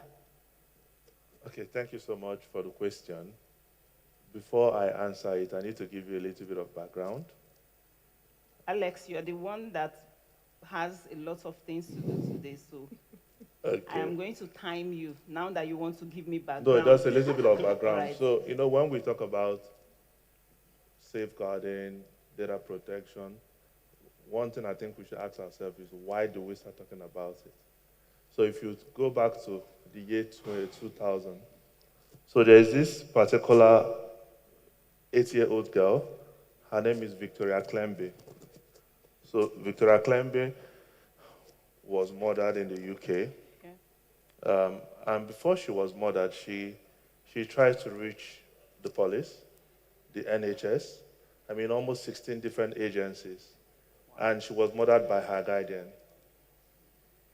So that was when the world changed in terms of privacy. And that was, after that incident, in 2003, that was when the UK started this new act of every single child matter. So that was when they started taking child protection extremely seriously. But after the year 2000, something else happened in 2007. There's a 17-year-old baby called Baby P. 17-month-old baby. She died due to negligence. And look at these events. This is basically what made, if you come to Europe or the UK, you see that children's protection is not a joke. Yeah. And you ask yourself, why is it that in the UK schools, you can't even snap a child and post it on the internet? You will never see children. Why? It's because a lot of children has already been taken away from their parents. And they don't even want the parents to know where the children are. So when you snap a child, the parents knows where the child is, and the parent goes to steal the child. So these are events that resulted to this. So why do I give you a context of this background? That is how we work. We need to understand, why are we even protecting these children's data? Why is it so important? Because these events made these societies make rules, because we don't just want to copy what we don't even understand. Nigeria, we see a lot of abuses, we see a lot of things, but it seems as if we've not seen enough issue to be able to start making proper laws for children, right? So we manage a lot of data. More than 10 million actually, a lot. And we manage a lot of concurrent data. We try to ensure that we follow through rules, GDPR and some of these things encrypt a lot. We don't release our data. Because of what we are doing, we had to build a lot of internal infrastructure. Like we own a bank, we own a payment infrastructure. The reason why we had to make this critical investment is in the past, I think in 2017, we used to pass our children's data through, let's say we want to make a payment for school fees, we run it through maybe Flutterwave or Paystack. So when we passed that parents' data, we had a leak. So when we had that leak, so we would never, because we have SLAs with all our partners, aside from our public-facing applications, we will never share our data. So all our data are encrypted. So our payment gateway is we move it, we encrypt it before we pass a random data to you. So there's absolutely no way you can know both the school and the child. So this is the reason for us. So because of that, because we work with almost all the top schools, like in Nigeria now, we work with almost all the top schools. So we don't want you to know where the governor's child is, because it's also security risk. We don't want to know where your own child is schooling, because probably I'm sure your children's school may also be using our software.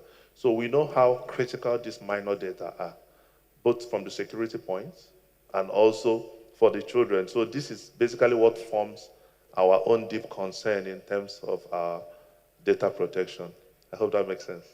Yes, it does. And you can't really say you have adequate control of these things, but fine, you've given us enough reason to, have some comfort that there are things that you are doing. Oh, yeah. I wish I could take you up on a lot of things, but don't worry. This is not the platform. But quickly is that, like I said, we try to have almost like a 99.9% control. That's why I said the level of encryption we provide, and the reason why we provide it is because of our past experience. All right. Yeah. I would go to Victor, and I'll throw this question to you, Victor.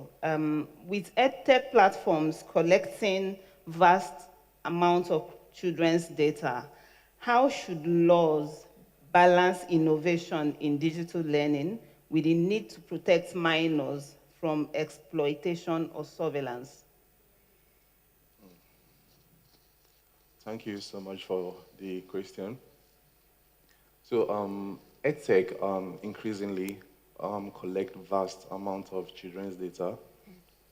So the question is how to support digital tools to increase educational opportunities while preventing abuse or exploitation or surveillance of minors, right?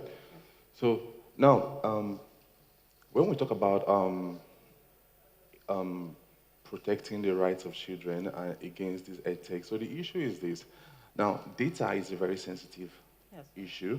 So from behavioral patterns, academic performance, and maybe engagement-based analytics. So these are sensitive issues that surround vulnerable children. Now, most effective legal framework recognize that children are vulnerable data subjects. So yet they also recognize that schools and teachers rely on data-driven tools for management of class, tracking progress, and personalized instructions. Yes, so the idea is to create a safeguard to make sure that those data are not shared, or the purpose of collecting the data is not pivoted into maybe something like advertising or behavioral nudging or sold to a third party, right? So in all of these things put together, I believe that the law can provide clear regulations that stipulate maybe either in contract or the provision what edtechs can do with the data collected. Okay. So thereby they limit commercial interest in the data and thereby improving educational goals.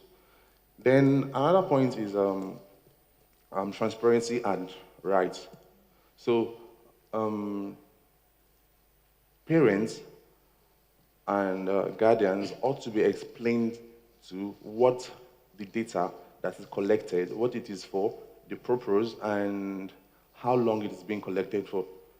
And then school authorities and parents' consent are also required for young children and older adults. And all these are parameters that are put in place so as to check that the data are not exploited or used for educational purposes. And then you can also support innovation by creating some regulatory sandboxes and also some certification schemes, and then also having a standard procurement system that clearly specifies for innovators that these are the guidelines and you do not fall short of these guidelines in your innovations to support EdTech. Thank you. All right, thank you very much, Victor. So let me come to you, Sharon. As a child rights advocate, what role should parents, schools, and tech companies play in teaching children to protect their own digital privacy while still benefiting from online learning? What role should parents, teachers play? Okay, they are playing the role of being guardians. So there are certain structures in place, there are certain guidelines in place to help these children use data, use the internet the right way. So for example, in schools, just like what Victor said, we are building guidelines that are that suits the learning styles, the knowledge and the understanding of those kids. You're not building checklists, you're not building systems, you're not building a guide that children cannot relate with. So you would see that in some of the laws that have been set in place for children's rights, children are not really in those laws, meaning you don't really have their say, you don't know what they really want, we don't know, okay, how does it really affect them. So as guardians, we are sort of breaking down this information. Okay, now we know that in the NDPA, section 31, it says that children's data privacy rights should be protected. It also says that the content that is being collected from the kids must be freely given, it must be explicit, they must know why they're giving that consent. So how do you explain to these children that, oh, this is what your data will be used for? How do you explain to them that, okay, if we use this data, we are using it for this purpose. If we mismanage the data, this is what happens. Children don't even know that there is an issue with the information that they pass out, that they give to people. Okay, let me give you an example. So I handled a case that involved sexual abuse.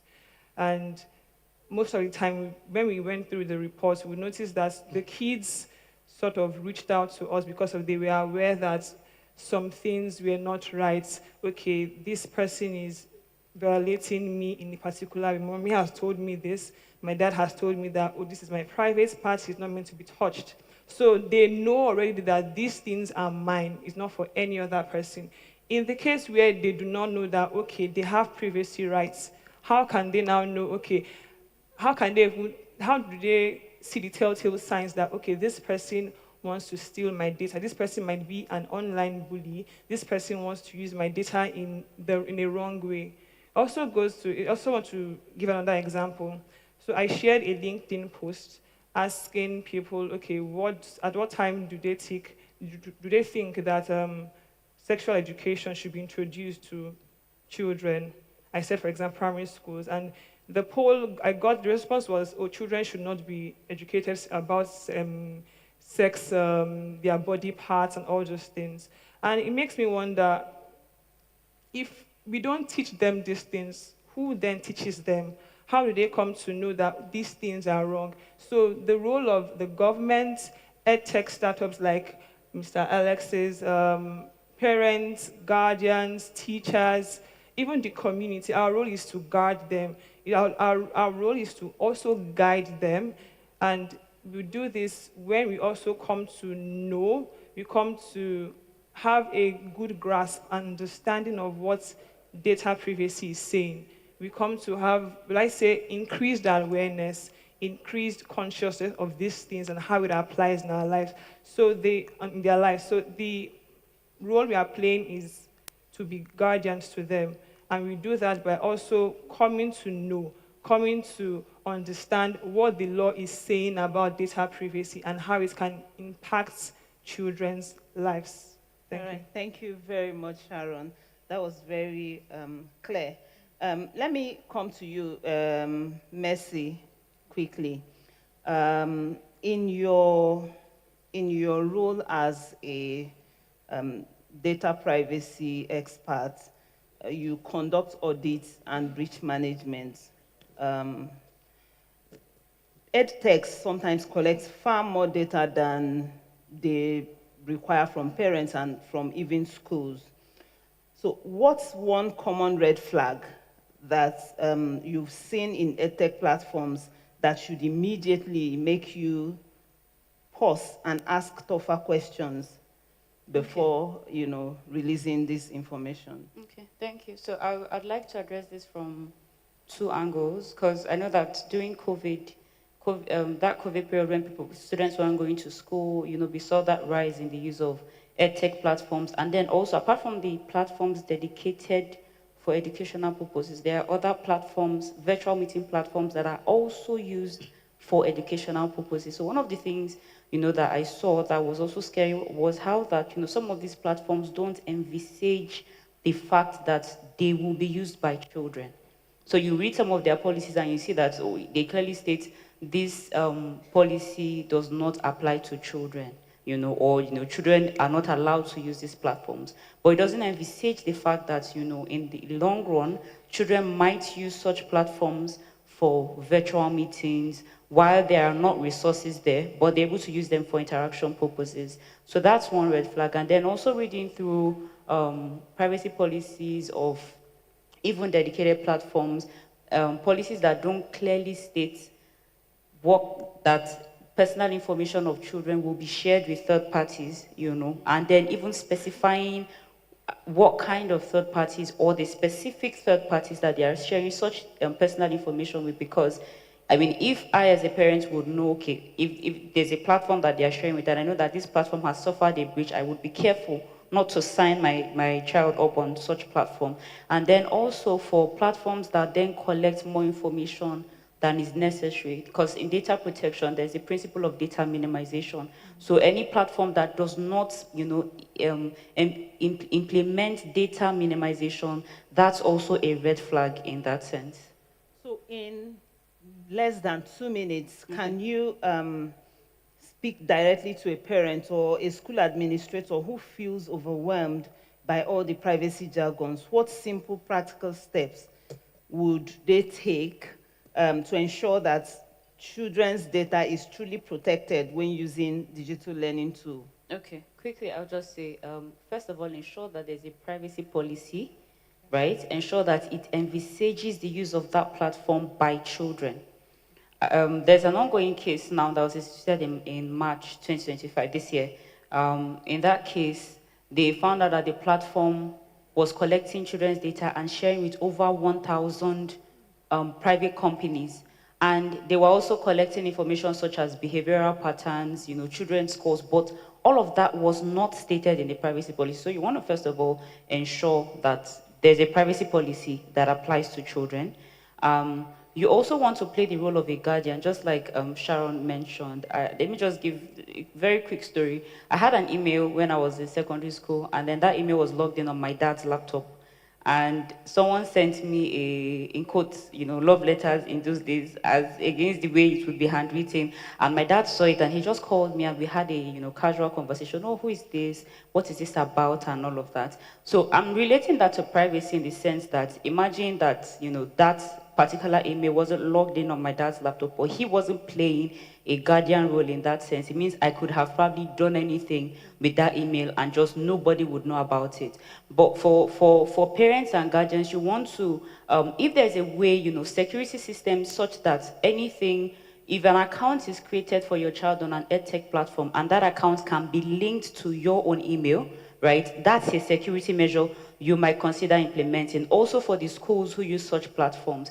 And then also for the edtech platforms themselves, you might also consider, having maybe like a short video that children can understand beyond the fact of, beyond a child giving consent, because the problem I have also with consent for a child is that children don't exactly understand the concept of consent. Children don't understand it. So even when they are giving it, they are not sure what they are consenting to. So one of the red flags to also look out for is platforms that don't allow for parental access or parental supervision or supervision by a guardian. So you want to be sure the schools, the platforms, have maybe like a short video that also explains to children what kind of information not to share on maybe a virtual meeting platform or one of those edtech platforms, because children can randomly say, oh, I live in this place, my house is here, this is this and all of that, releasing personal information. But if there's a short video that children can understand that says,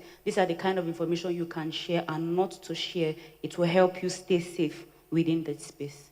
Thank you. Thank you very much. Let me go to Edith. Edith, are you there? Yes, I am here. Okay. I'm sorry, my voice is not that great. All right. Hope you can hear me. I am going to ask you this question quickly. We are running out of time. But please, what are some practical steps schools, parents, and tech providers can take to ensure children's digital experience are both engaging and safe? I think with schools, because they have that, in local parents' role, they have to make sure that there's the data minimization that was spoken to by one of the panelists, where they're just collecting the information that is necessary. And also to take up their gatekeeping role. Schools are the gatekeepers when it comes to data sovereignty for the young people. So I would say maybe having a standardized data processing agreement with input from the regulators and the edtech companies. So with these ones, they can then have issues of data collection, privacy, transparency, and all the things that have been stated already, where all stakeholders know what's going on with the data, how long it's been kept, and who has access to it for what purpose. Another thing would be maybe to have annual audits of the compliance that is happening with the privacy of the school children and their data, and also maybe an incident response framework. In the instance that something happens, what steps do we take as schools to protect our students' profiles and their data? With regulators, I think there's need for them to step up and take up their role as well in ensuring that there's clear and enforceable standards for edtech companies. We saw during COVID that there was a lot of use of edtech platforms, Google Classroom and the sort. And over time, we've also moved to platforms like WhatsApp. Like here in Zimbabwe, you have students accessing homework, accessing school textbooks, like through WhatsApp. And that now is not only exposing them to, the issues of hacking that have been known to happen to platforms like WhatsApp, but they are now also exposed to things that are outside their learning experience. For example, if you go to the WhatsApp, the channels, they don't always have things that are aligning with the learning experience. So schools also need to now consider, besides the typical edtech platforms, what you can do to remove these new platforms like WhatsApp, which we're using for convenience as well. There was a report that was done in 2022 by the Human Rights Watch called How Dare They Peep into My Private Life? And it was found that universally across the world, governments were giving access to edtech companies without necessarily knowing how that information is going to be used, how the pupils are going to be protected. And as you go forward, there is still very little that is being done to cover that gap.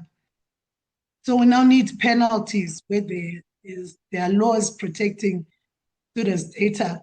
For example, in South Africa with Protection of Personal Information Act and other regulations, they now need to really enforce so that the consent that we're talking about, all the other steps to protect which have been referred to are actually enforced. With edtech companies, I think a lot has already been said. It's the ensuring of strong security safeguards is key.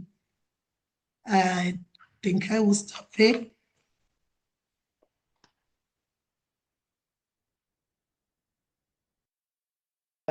Contribution, even though the audio was really not very clear. Let me come to you, Confidence. I decided to take you last because I think you are the only person that strongly said you preferred reading books. So I want to ask you this question because I'm interested. When I was reading books at home that time, we used to use punishment. When your parents are teachers, they make you read books. We didn't know what screen time was. It is now that it had a name, but they had a way of giving us that screen time. So I ask you, how can edtech companies build platforms that support both learning outcomes and child safety while ensuring data minimization, digital wellness, and the meaningful consent for young users? Thank you so much for that question. Yeah, I love reading books, but I still like this edtech age too. So, so let's first, before I say anything, I want us to edtech companies, developers, edtech business people. A child is not a data point. One. A child is not a metric. And a child shouldn't be someone they profile. I'm leaving that with us here. Reason, and back to why I said I love those times. Using myself as an example, growing up, I don't always understand what is being taught at that particular time. It takes me 2 classes afterwards before I now like, oh, 1 + 1, they taught me in primary 1 was 2. Now with this whole thing going on with educational technology and platform, it brings in profiling, predictive profiling, that so many African schools adopting them have no knowledge of that happening, have no knowledge that the student data, the student information is being shared with people. And when this happens, that brings in some form of profiling, and the child is assessed based on that. So for someone like me, who it takes me time to catch up, that status will stay with me for the rest of my life. That means slow learner. And it might not necessarily be that, right? So for edtech builders, edtech companies, there are 3 things I advise that they should bring on board while developing all this build. 1, they should reduce on collecting unnecessary data. I have a great fear for, we talk about collection of data, we rarely talk about retaining those data, storage of those data. People collect data, everybody is collecting data, but nobody talks about how is it retained, for how long, what is the purpose of the data being collected. They should just collect what they want. Data should be purpose-driven. Why am I collecting the data? For how long will it be stored? Then, who am I sharing it with? And not just who am I sharing it with, the parents, the teachers. Do they have an idea of where those data is being transported to? And that's where this opaqueness of data comes in, the flow. Where is it going to, how, and with whom? So they should take what they need, not just collecting because they can collect everything. So there's also, when they are designing, they should build into their design wellness. They should stop creating things that pressure children. I'm so particular about kids. Pressure children into performance. A friend of mine called me, a mom of 3. I think her child is in this autistic spectrum. They use a platform, an edtech platform in their school. Through that platform, other kids were able to see the performance of that child and kept bullying that child in class. That's a problem, right? So they should build and design wellness. Stop maximizing builds for screen time and surveillance. Then thirdly, and the last. Thirdly and the last, consent. You mentioned something like that. Consent should be absolutely transparent. Consent on EdTech platform should be consent that parents understand. Children can trust. No, children can learn. Then the teachers or the school can trust it. So those 3 things, when they do it, thank you. I'm fine. Thank you so much. Thank we don't you. have much time, Yeah. but I will recommend to the organizers that maybe there should be a one-on-one between Alex and Confidence.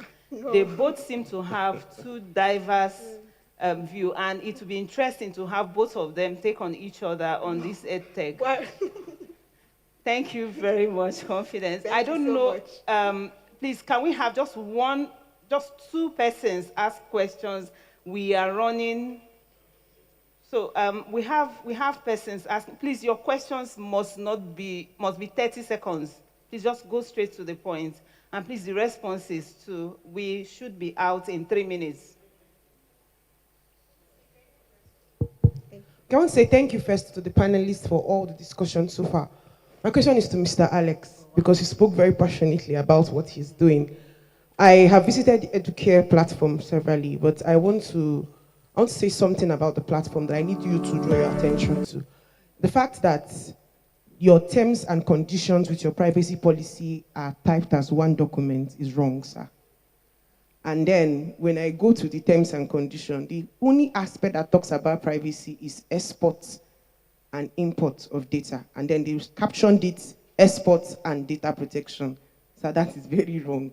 Because it's an international platform that covers not just Nigeria, but other countries.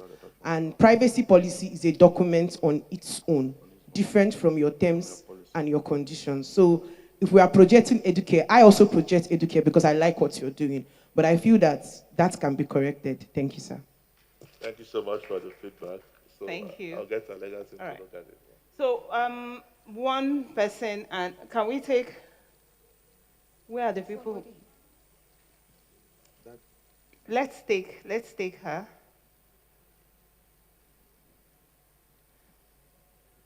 Please, 1 minute. Thank you very much. I want to appreciate the panelists. My name is Busola. I'm from Center for Disability and Inclusion Africa. Since we have EduTech experts here, I think I need to say this. Because of the constituency that I represent, I want to say that you all should adhere to the web accessibility standards, especially because of children with disability. Because by the time you don't adhere to all of those standards, you exclude children with disability when they want to use digital platform. Please take note of that. Then one other thing I would like to add is about disability inclusive privacy policy. I've been hearing you all talking about children, but like she rightly mentioned, children with disability are more exposed, they are more vulnerable to stigmatization, bully, and all of that. So at the point of design, I want to say that you should please take note of that, because what we see most of the time is It is after you have designed everything that you suddenly just remember that, Thank you oh. so much. I think he has gotten that. Take note of children with disability too. I think this is where we end it. We don't have time. They will come and carry me away from here, the way they are giving me signal from the back. So please, I'm so sorry. You can speak with the experts when we finish. This is the much that we can take. Thank you so much for joining us and for your participation. Thank you so much. A round of applause. That was very engaging, right? And we've had wonderful conversations. In the discussions we had yesterday, the issue of children came up very much, and we've had an opportunity to even discuss them further. At this juncture, I would like our able moderator to appreciate our panelists. The panelists that appeared virtually, thank you so much. We do appreciate you. Please do not think that because you're not physically here, we've forgotten about you. Thank you so much for your contribution. So please, my team, can we have Miss Peters appreciate her panelists? This time she's doing it. A round of applause as she appreciates each of the panelists.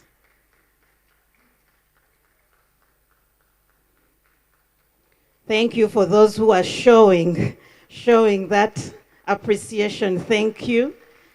I get the indication energy is still there. The sugar levels are not yet down. So thank you so much. You may take your seats. Just move so that they remove.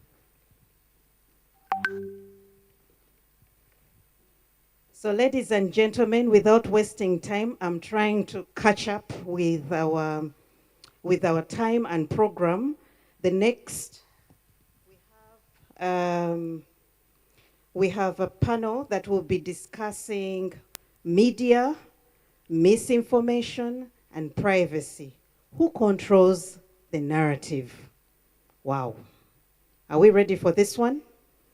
And they will be discussing how privacy, digital rights, and journalism intersect in the fight against misinformation. So, and once we are done with that, then we will get into our lunch break. But speaking about children and edutech, some of the things that came out prominently, one of them was the issue of the privacy policies. For sure, we need to see these privacy policies, and they need to be clear. Clear in terms of the children that are left to engage with these platforms, but also even to the parents. Obviously, parental control is very critical, and it is a good starting point on protecting the children, but also the parental control needs to be unpacked. There's parental control that may not necessarily that may not be that adequate, and to ensure that you're protecting your child, especially before you engage into something. In terms of clear policies, privacy policies, we will have a discussion, because this is one of the indicators that we have in the privacy scorecard that we shall interface with on Friday.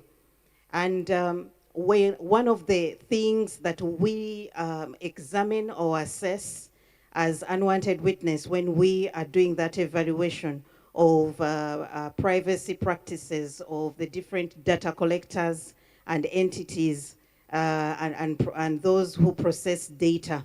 One of them is how your privacy policy looks like.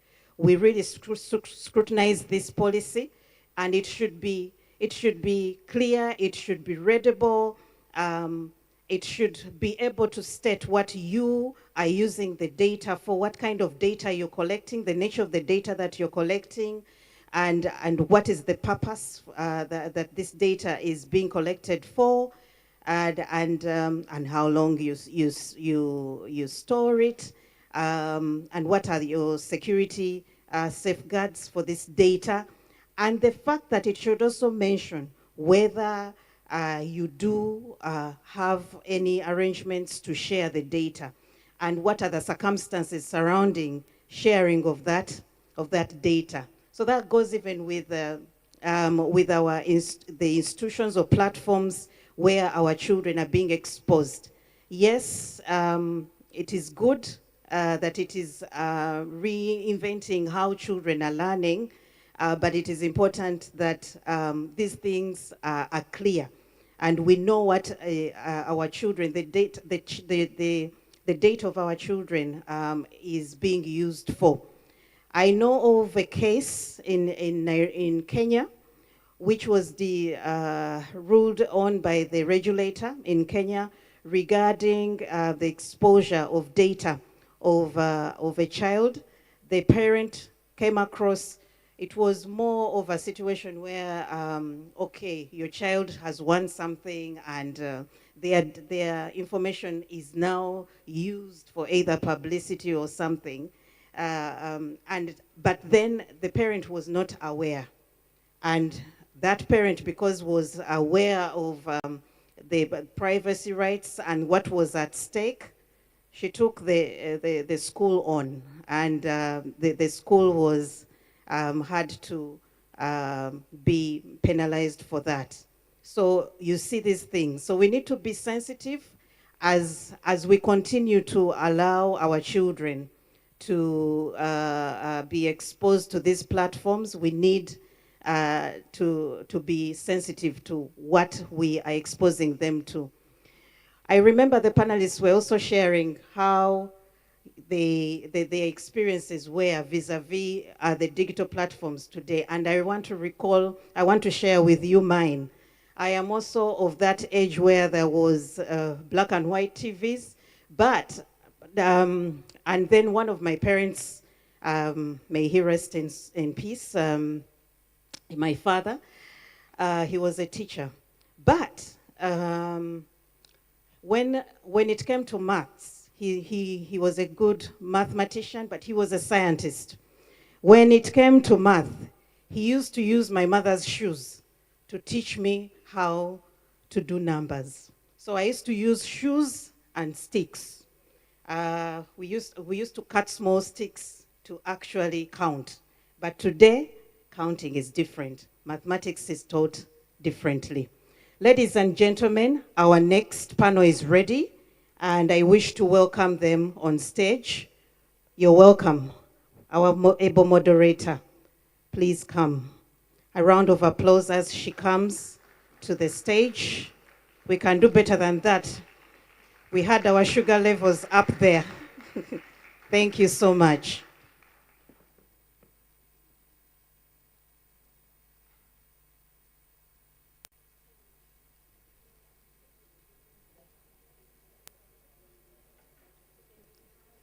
Good afternoon, everyone. Please, let's smile. Good afternoon.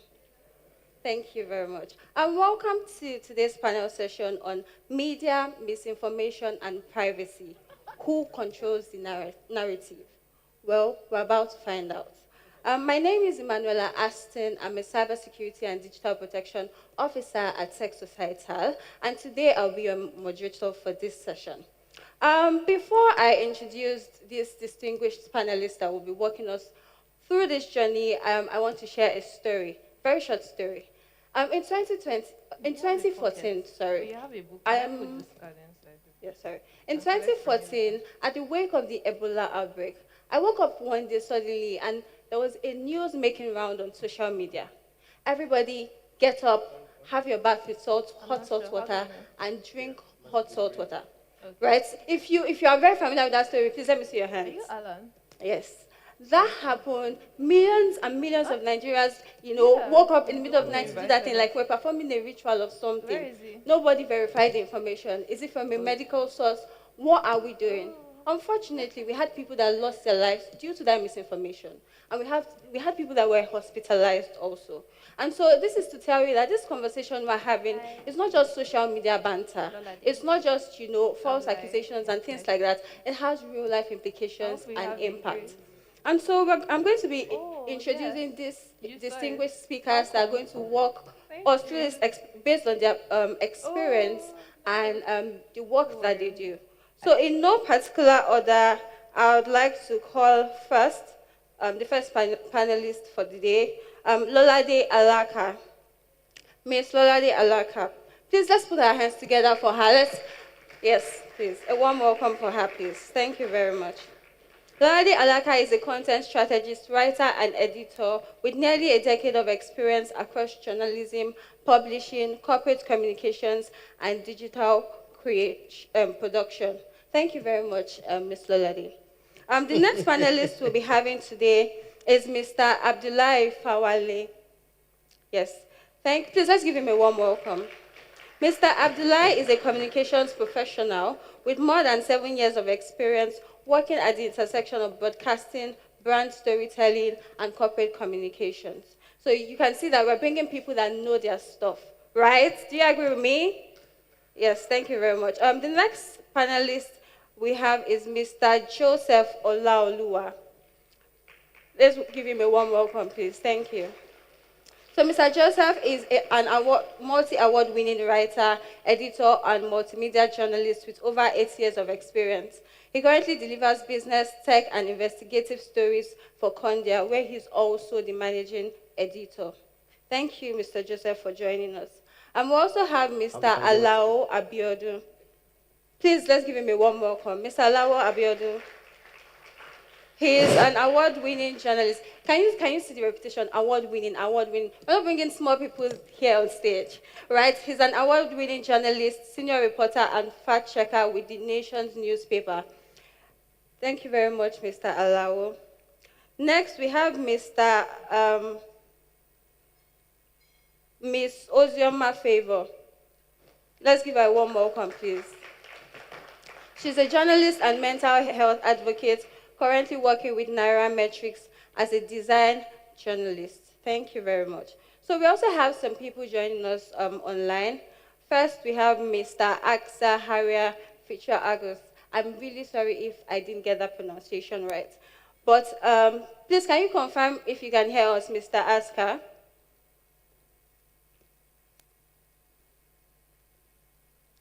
Mr. Aska, are you here with us? Can you hear me? Okay, but he's a public policy analyst working at the intersection of media, technology, and regulation. I believe he will be joining us in due time. Next off, we have Miss Ineka Chile. Please, Miss Ineka, if you can hear me, please say hi. Miss Ineka. Okay, Miss Ineka is a seasoned multimedia journalist and digital content strategist based in New York, with years of experience driving audience engagement across platforms. So we're hoping that with time she will join us for this session. And lastly, we have Mr. Gabriel Kassan. Mr. Gabriel, can you hear me? All right, we hope that he will join us with time. He's also a Tanzanian digital policy advocate and civic tech innovator with 8 years of leadership experience. Thank you very much, my panelists, for joining me on this session. We're going to start the session in earnest. So are you all comfortable? Yes, thank you very much. So before we proceed, we're just going to have like a quick story time, very, very brief, please. What experience or events made you realize how, opened your eyes to the dangers of misinformation? So let's start with you. I think the most vivid example for me was during the NSAS protests in 2020. As we know, that was a time when justice was being amplified, one of the most potent examples of digital media bringing something to life. And I remember how important it was to amplify all of that to the world. But then I also remember how shortly after the events of NSAS, there was a lot of misinformation, suddenly it felt like everything that we saw and we pushed during the suddenly became a lie. Like the pictures we were seeing, the videos, we didn't know who was having an agenda and who wasn't. The people that we thought were there suddenly weren't there. You know, it was, I think for a lot of people would say that that was such a vivid show. And that was even before AI started. I think that was like the first time we really saw how potent AI could be with spreading things like that before 2025 when we have ChatGPT and a lot of those other things. So yeah, that was a huge revelation for me. Thank you very much. And Mr. Black, can we hear from you too? Yes, thank you so much. I think I would like to make reference to a much more recent incident involving a driver of a popular ride hailing platform. There was this news that went viral, especially on Twitter, Yeah. and information was circulated across multiple platforms. I saw that post, I think about 15 of my WhatsApp contacts that reposted, watch out for someone like this. This person is dangerous. This person, collaborates with some, say, thugs on the streets. So it took some time for the person in question, the person who had all these allegations leveled against them, to make a video to debunk all these claims. But just thinking about how quickly and how widespread that particular screenshot that had his name, his face circulated across the country, it just it was something deeply concerning. And thankfully, authorities within Drive also helped with the investigation process and also helped clear the man's name.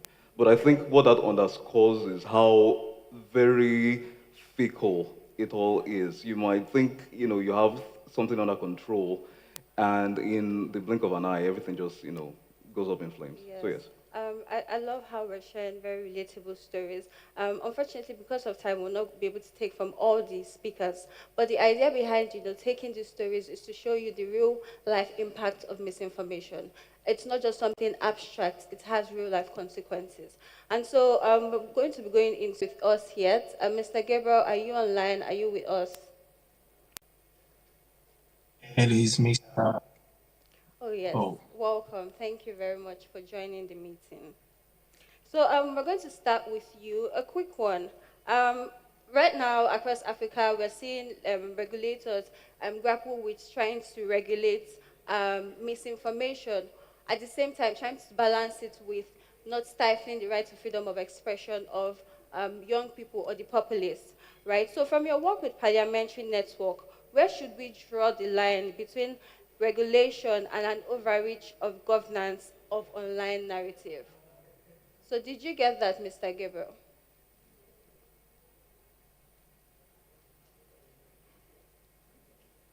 Mr. Gabriel, are you still with us?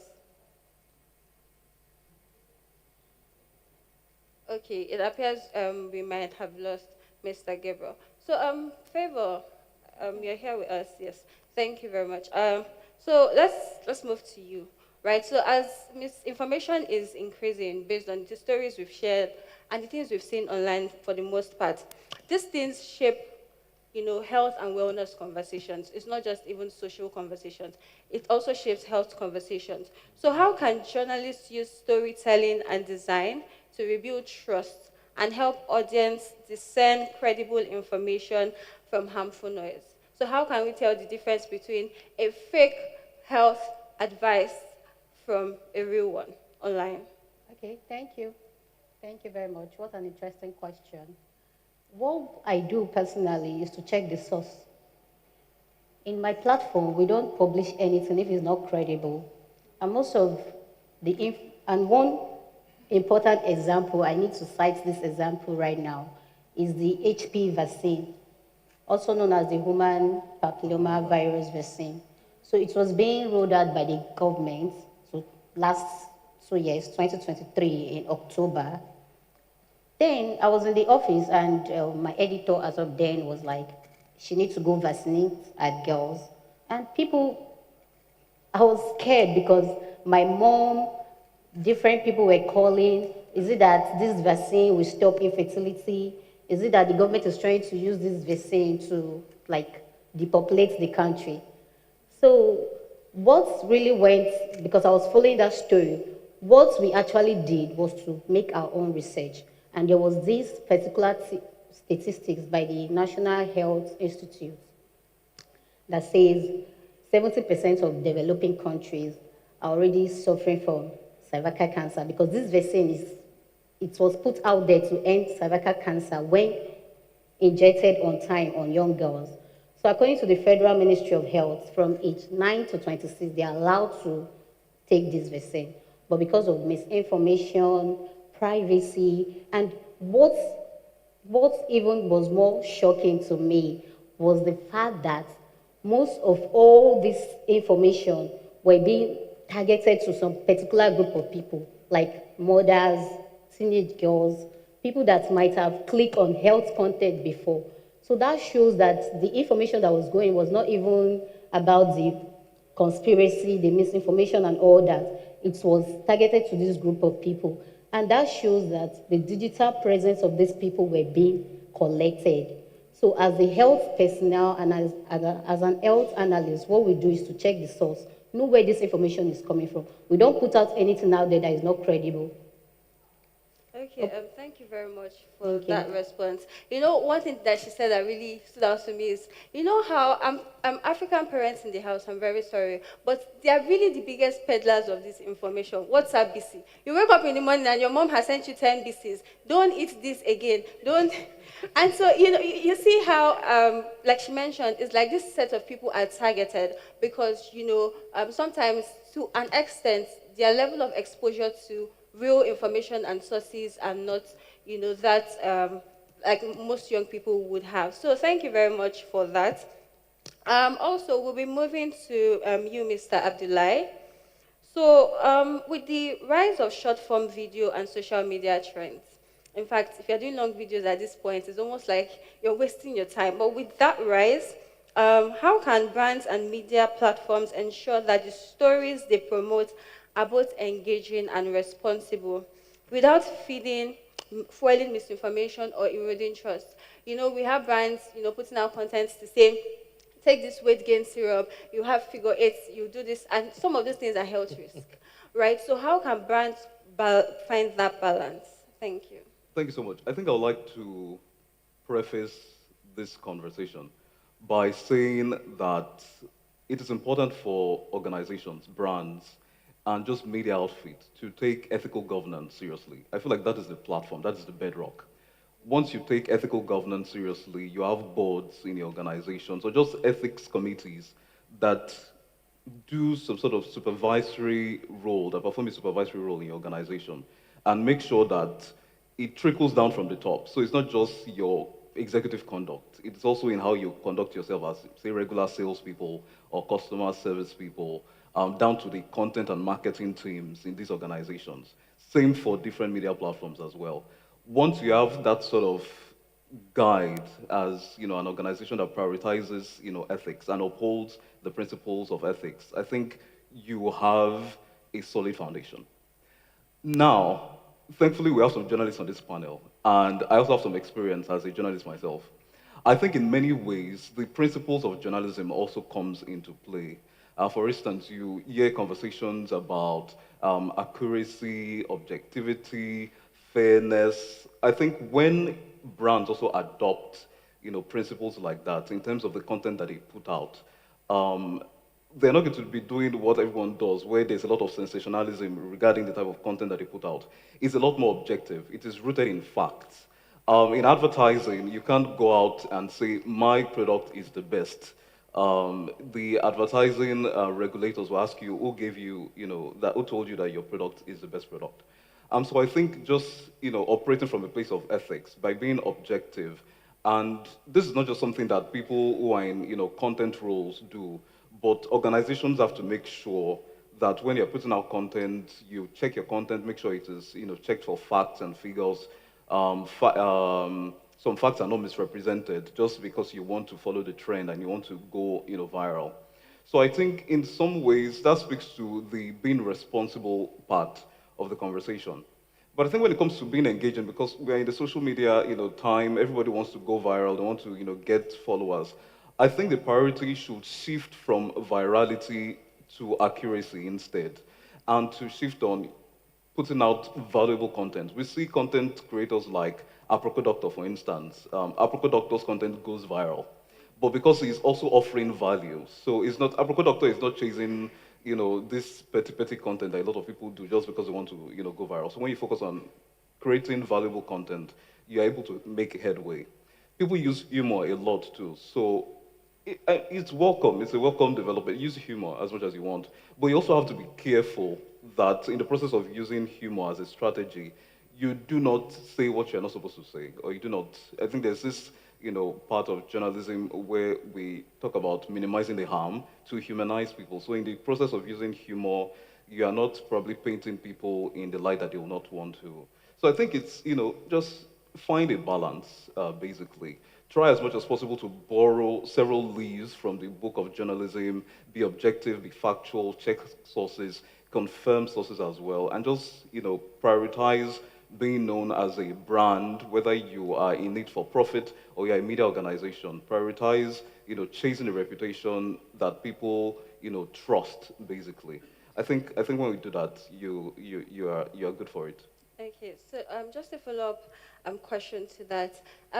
We have journalists have their ethics on verifying facts and all of those things, but in today's world, all of us are journalists. We're all journalists. Absolutely. Somebody just opens an IG page and starts posting blog posts, and suddenly, and those things are not, they're not under the same ethical requirements as journalists because they're not actually journalists. So for something like that, how do we tackle such a problem? So I think thankfully there are some platforms that place a premium on checkmating content that people put out. For instance, we have AI-enabled fact checkers on platforms like Twitter, Grok, or X, sorry, platforms like X, where when somebody says something outrageous, there are community notes that, go tackle and say this is absolutely wrong. So I think we need to encourage more adoption of technologies like that across multiple social media platforms. And like you said, we're all journalists. So if we have information, factual information about a situation, and we hold back because it's not my business, so I don't need to contribute, I think we'll be doing ourselves a disservice in the long run. So if you are a regular Nigerian, regular African person, and you come across misinformation on social media, make it your responsibility to call it out. And if possible, also rally people around to call out that misinformation as well. Sometimes Grok will not work on Twitter, for instance, but when you try to follow conversations, you see people retweet or repost and they add their thoughts to the conversation and be like, this is wrong. And they add, say, sources to much more reliable platforms where you can get actual information about the situation. So we still have a long way to go, but I think citizen journalism in some way, just away from communities, local communities, but also on digital platforms as well. I think that will work. Yeah. Thank you very much. I think that ties into my question to you, Mr. Alao Abiodun. Right, now, the algorithm right now seems like it thrives on sensationalism. It just wants to push out what people are responding to, regardless of whether it's a fact or not. So, with the rise of misinformation on social media, how can journalists balance the need to report breaking stories quickly with the responsibility to verify facts and protect individuals' privacy? Yes, thank you very much for that question. And indeed, just like what my other colleagues have emphasized here, I am from the journalism space. I know what we deal with every day when it comes to information. Sometimes it can be information overload. Sometimes it can be filled with unverified or half-baked information that we get. And so, I don't know why, but it's common to every media outlet, when there is an incident or when something happens, there's this rush that everybody wants to break the stories at that same time. And as a journalist, I work with the Nation newspaper, and I'm in the online department. And when you're in the online department, you have to be, up and doing. You have to know that you have to catch that information as it's coming. But your duty is to ensure that that information, is it right, is it wrong? Why don't you take that extra step to verify? Now, these days we have journalists who, bank on social media, for information, especially Twitter. But Twitter, the same way you have so many information, Okay, take for instance now, the popular incident that happened some weeks ago. So we're in the office, and the story just came in that, oh, former Anambra governor dies. Everybody was like, really, really, really. The breaking story, breaking. Different platforms, reporters, bloggers, they was all taking the news. But we at the office, we are still wondering what is happening. We haven't seen major confirmation. People were asking, okay, a reporter who is in Anambra, can you confirm this? Oh, he said, this former governor is not in the country, he's outside. How can he confirm? So it's not easy. So that is the extra step that you have to take to verify that story. But in the end, everybody had published that somebody is dead, whereas the man is in UK or US, enjoying himself. I'm sure even him will be confused. If I was, I'll be confused. Is there another person again? My face, my pictures, my name is all plastered. People are already greeting. This person condones with the overpassing of, just like that. So I was taken aback too. So in the course of our job, we tend to see that everybody wants to break the story, forgetting the basic rules of journalism. Why don't you take that extra step to first confirm, to be sure that this information is factual? In the long run, if you want to break the story, to end up becoming stale, then you see people putting updated, okay? Sometimes you have media platforms now, when they get the stories, even if they don't have the full information, they will put a note at the story that this is a developing story. We will bring you more updates as it comes. Good. But some people are not even, they can be breaking, blah, blah, blah, blah. Then 2 paragraphs, that's all. I'm not trying to make jest about other platforms. Though. There was a day, I think it's in Nigeria, and the country were playing football. And one news article said Nigeria did not qualify. The person had written a draft. They had drafted it down, just waiting to press publish. Then he published. It turns out to be false. So we get to see this information every day, and it's just a duty for us as journalists or media professionals, even our older persons too, who are in the house too. They always want to become journalists overnight too. Yes, we appreciate your citizen journalism effort, but please, why you want to? I get angry sometimes when I get to a place. They will tell me, this person has this. I'm a journalist. I know what is happening. I'm giving you the correct information, but because of what you've read on the internet, you understand? Okay, take for instance, in the past couple of days now, we're having, increased terrorist activities. But some people are just ready to just want to create tension. And say, we saw some Fulani persons. Technology companies are disseminating information, but we also need to remind them, these are the tenets of journalism. We ride on truth and accuracy. We ride on accountability and fairness. That, in that sense, means we're not always going to get it right, but we're going to stick to the tenets of journalism.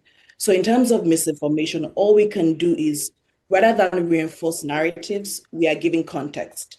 So I would always say another aspect of the tenets of journalism that we all know is accuracy, truth, as I said, fairness, accountability. But we always miss intellectual rigor, which is where context comes in. So if everyone as journalists try to give context to news stories other than what people generally see, because we're not reading the speed game. Before information gets to one person, the technology companies amplifies it to 10,000 people. So when a journalist is writing, I'm sure even someone in their bedroom has already sent that on Twitter or on other social media platforms, and it has been amplified, and you cannot catch that narrative. So what we can do is to curb the narrative by giving some good context. So if you're talking about misinformation, for example, you're ensuring that what you're saying is not reinforcing it, but countering it with facts and figures. Facts and figures would help you counter that narrative. I think that generally answers the question around misinformation algorithms. Something she specifically mentioned that almost sounded like a threat, but is a fact. She said misinformation and algorithm is here to stay. And as scary and chilling as that sounds, it's the truth. And so that brings me to my question to you, Mr. Joseph. Mr. Joseph, are you? Yeah. Yes. All right. So in reporting on fintechs, SMEs, or capital markets, what strategies help uncover hidden risk or manipulations while respecting the privacy of the people or organizations involved? Okay. I don't know if you can hear me. No. Am I audible? Sorry. think I'll just speak as loud as I can. So when it comes to... Yes, it's actually on, so I think they probably should. So when it comes to, when we talk about, say, fintech, tech, and all of that, it's good to not go to speculation. So, but then when you talk about privacy, it's a harder line, right? So, I mean, I don't know how I'm going to explain this, but I'll try and break it down. For most companies that we talk about, say like the Meta, Facebook, every other ones, they have their financial statements, right? And usually, if you are well trained, you can then read through and detect. So some companies will say today, we want to lay people off because we are using AI. Some of those things that they are laying people off today, they had said it in their calls, maybe like some months ago, weeks ago. HP said they want to lay people off in the next 3 years. They said it today. They said it like, I think this month, right, in their earning calls, and they made projections. So sometimes when people pass wrong information, it's for you to have understood that, okay, I can find that information in the financials. Now, people might not argue and say that maybe that might be a privacy violation, but then a financial statement is a public statement. And if you are a good journalist that covers fintech, financial, you should know that you need to have that ability to do that. People will then say, if you talk to someone, maybe if you interview some people, or maybe get a scoop, some people might say, okay, I didn't say that, or I said that. I mean, the good thing would be to have that evidence in court, not have the evidence in public. So if I share your chart to prove that you said something to me, I'm violating your privacy because I'm sharing your chart, I'm sharing your voice note.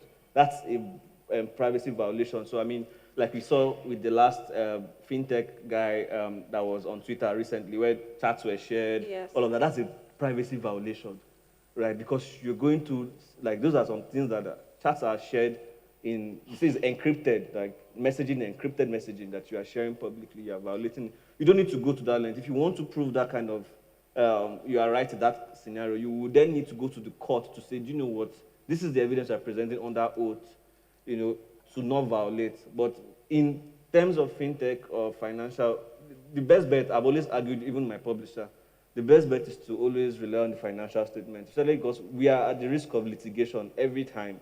I mean, as someone that is manager editor at Condia, there are a lot of C's and desists I get.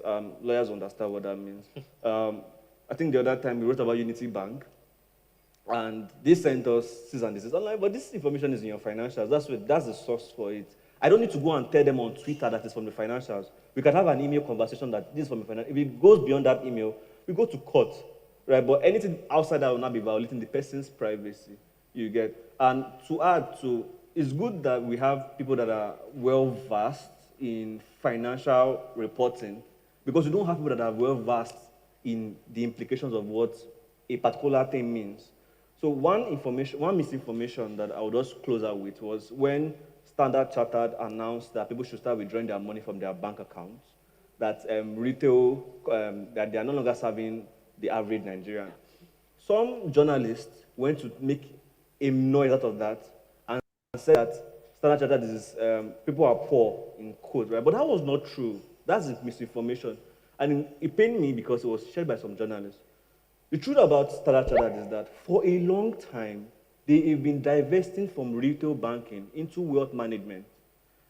Before now, for the last 2 years, they have an Indian office where they are they're looking for people that are wealthy. They want to move from retail to wealth management. So all your 200,000 and all of that is not enough for them. They want to deal in wealth management. And they have done that as a policy. It's on their site.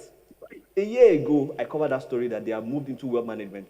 They're trying to leave the continent. The reason why Access Bank is expanding is because Access Bank is buying some of Standard Chartered's banks. They've been selling their banks. Standard Chartered have been selling their banks the last 3 years. They want to leave the continent because the continent, according to them, is poor.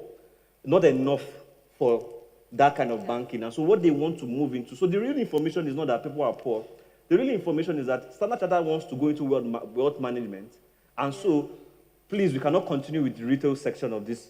But people are saying, oh, you are poor. But that's not the narrative, bro. And so that's where we come in to say, this is the correct thing. They are moving to wealth management. They're not saying that you are poor. And you should read more verified fintech people or trust their website to give you the right information. So, I mean, we can chalk that to sensationalism, right? Because if you say, oh, Standard Chartered Bank is moving to wealth management, it sounds bland.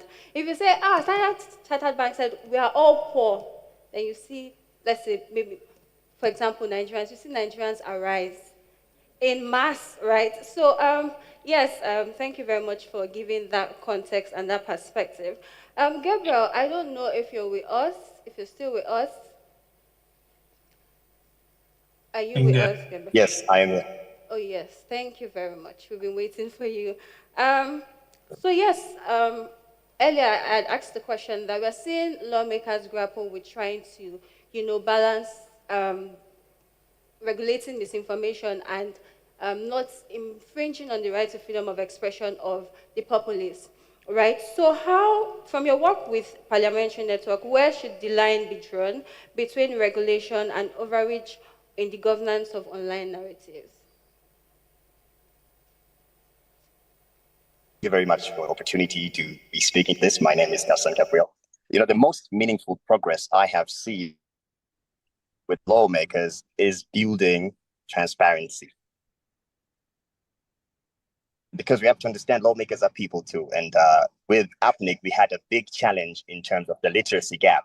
But literacy is part of the education system. And now when we interact with internet-based and technology-based platforms, what we have done is create a form of multi-stakeholderism in co-designing and drafting digital policy. Because when co-creation exists with guidelines of legislators, journalism, civil society, and technologists, the regulatory tone becomes rather cooperative than punitive. So it's not reactionary, but cooperative.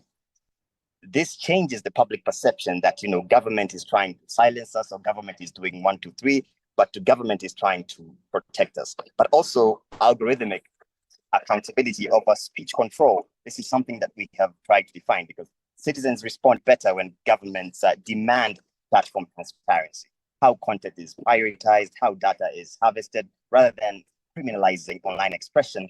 It really frames the use of policing opinion to protecting the users. As you know, Tanzania passed through quite a challenge with the election. And for me, the reflection came that it was a vacuum that existed because it was not a lawmaker, normal citizens or users who actually understood what happened, but there was a vacuum of trust and hope to the people. Because trust emerges not by tightening the grip of digital space, but by having a demonstration that government understands the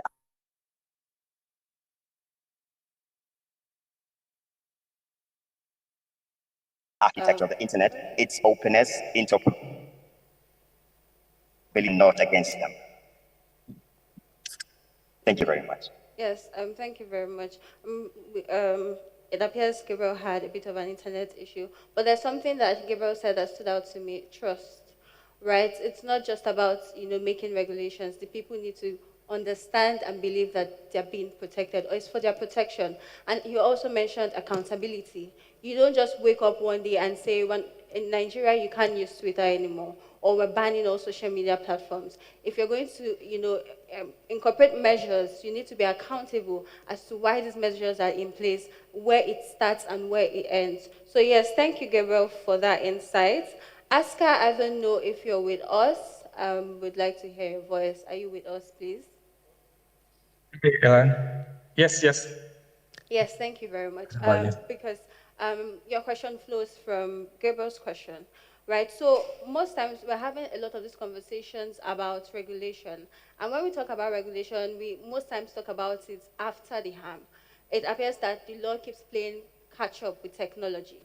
Right, so what would be a more preventive approach to media and digital regulation? A kind of regulation that protects both privacy and freedom of expression before crisis emerges. Thank you. Thank you, Ella, for the questions. It's really nice being here with all of the experts. I believe that all the panel already gave a very valuable information. So to answer this question, we're talking about prevention.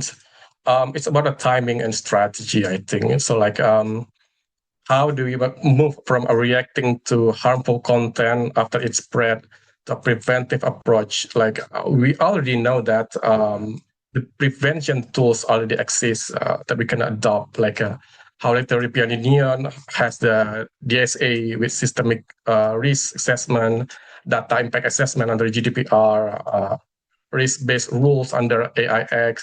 Although we know that all of them now like under pressure to be softened, but that's another issue that we can discuss later. And also we can see that UN has like global principle of like for information integrity. And in Africa has adopted like resolution 630 that guide how state monitor technology companies to maintain information integrity under African human rights standard. So I think that the question is no longer that do we have tools, but like how we optimize, adjust these tools to fix the information crisis, and what should we do differently, like especially in global South context.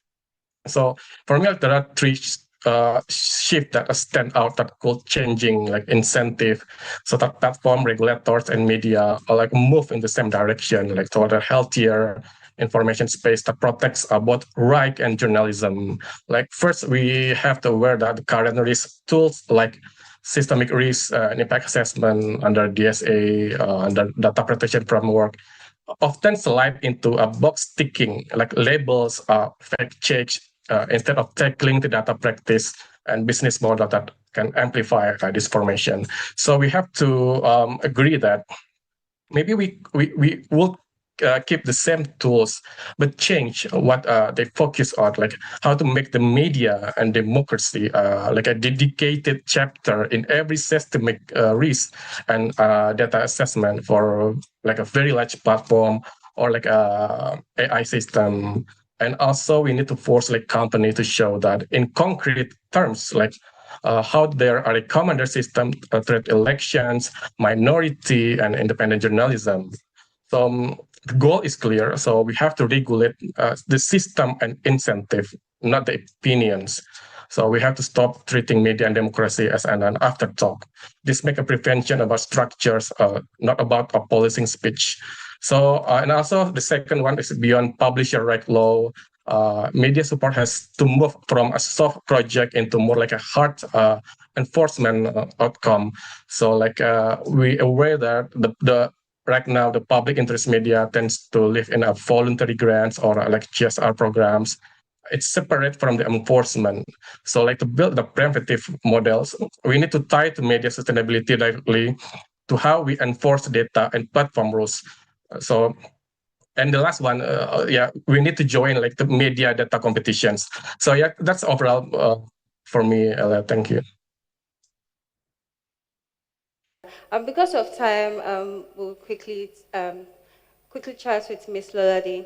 So yes, please, in amplifying voices from underrepresented groups, especially women in Africa, what approaches help ensure that their stories are told accurately and respectfully without exposing them to online harm or privacy risk? So how do we tell stories of survivors or stories that have been shared in confidence without exposing them to more backlash online? Okay, that's such an important question. Thank you for asking. So with a lot of different platforms I've worked with, and I've had the privilege of working across different kinds of platforms. I've worked as a journalist in like a media organization. I've worked in reporting in terms of like investigative journalism. I've also worked, you know, on the other side with like brand and content strategy.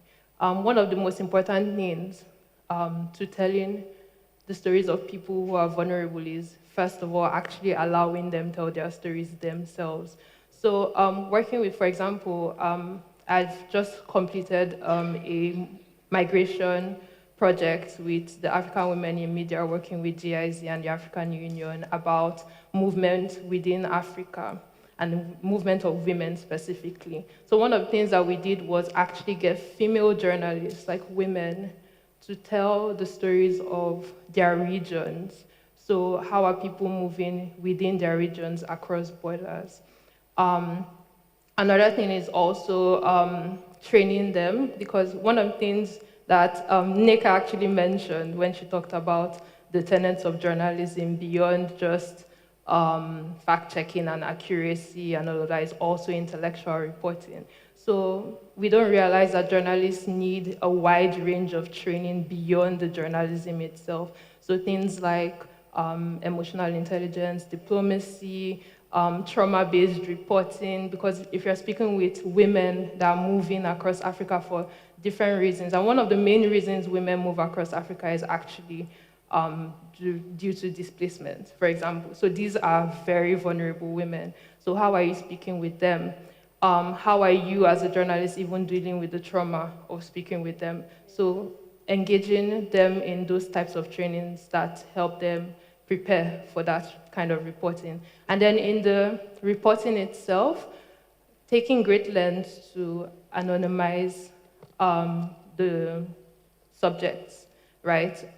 What are sensitive information that do not need to be told that puts them at great risk? Because sometimes they might be fine with having their identity known to make the story stronger, but it doesn't mean that you have to share certain things about them that could make them more vulnerable. So even deciding what those things are, right? Thank you so much. That was very insightful. Journalism goes beyond just the fact itself, but other skills that require you to tell stories in a way that conveys the humanity of the person whose story you're telling. So, we're pressed for time, but we don't want to leave here without finding out if Paula is on the call with us. So, Paula, please, are you on the call with us? I'd like to hear your voice. Yes, I'm here. Yes, thank you very much. So please, we just want you to tie the bow on everything with this final conversation, which is that we're seeing that connectivity and internet access is expanding, right? But with internet access grows, the risk that people face online at the same time, such as misinformation. So how can digital inclusion policies be designed to protect users' privacy while still promoting the open information ecosystem? So first of all, thank you. I think you can hear me, right? Okay, so first of all, thank you. Thank you for the organizers for the invitations. I'm very happy to be here. Just a little bit of a background. I am sitting in Brazil. I am a lawyer, actually, not a journalist. It was very interesting to hear from my fellow panelists on all the journalist background. I'm going to take a step back and add to the question, which was very interesting. You mentioned that connectivity is expanding and we do not build trust at the same pace, and thinking about how can we develop connectivity policies that also protect users' privacy. One thing that I'd like to mention is that according to the latest data of ITU, we have 74% of people online, people in the world online at the moment. They have some sort of connectivity to the internet at this point. But that means that 26% are still offline. And we still have a path to go forward and develop those kind of policies. When you take those 74% online, you also need to answer the question what type of connection is this? And this is where it comes, like the idea of meaningful connectivity and having the ability and the skills of the users to actually develop such things as digital literacy and critical analysis, because we often talk about misinformation from the journalist perspective, through the accuracy of the information, but we also need to develop skills that users can also be critical into the information they are getting, right? So in that sense, and trying to, I know that we are being conscious of time and know that we are trying to wrap up. In Brazil, we have 84% of the population connected. But now, one of the latest data of the Central of Regional Studies in Brazil is that only 22% of these people that are connected have what they call meaningful connectivity. So there's a huge gap and huge difference of being connected and enabling policies to connect people online and actually giving them meaningful connectivity, like affordable access to equipment and also developing digital skills. So just to wrap up, and my last sentence of your question will be that connectivity and protecting users' privacy and improving digital literacy and building trust into the internet online shouldn't be a sequential thing. They should be developed at the same time. As we connect people and they actually benefit from being online, we should also embed privacy, such as the encryption policies, for instance, minimal data collection, for instance, so they can fully benefit from connectivity, embedding privacy, privacy by design into those kind of policies, and also at the same time developing critical skills so they can fully benefit from being online.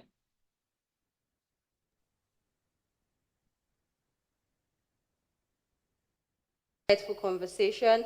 Thank you for bringing a different perspective. We've had, journalists go on and on. So we're glad to have a different perspective, not just from, the reporting angle. So thank you very much. We've come to the end of this panel session. Okay, yeah. moderator, I think you've missed out some speakers online. And yes, Sorry. and they've been trying to reach you. Yeah. Arulu, yeah. Sukomi Arulu. Oh, so, Mr. Sukomi, please, you're on the call? Yes. Yes, my please. My sincere apologies. I sincerely No, apologize. no, no worries. When we started these sessions, you were not around, so I was trying to go I wasn't. back to... I was actually here. So It's my all right. sincere apologies. So please, I'd like to crave your indulgence to give us just like 2 minutes to just have Mr. Sukomi walk us through one question. Please, are we all on board with that? Thank you so much. Mr. Sukomi, once again, I apologize. All right. So I'd like you to walk us through how can insights from, balancing journalism and technology help us understand the ways personal data is used to shape public narratives, and what practical steps can be taken to protect people from manipulative information flow? Yeah.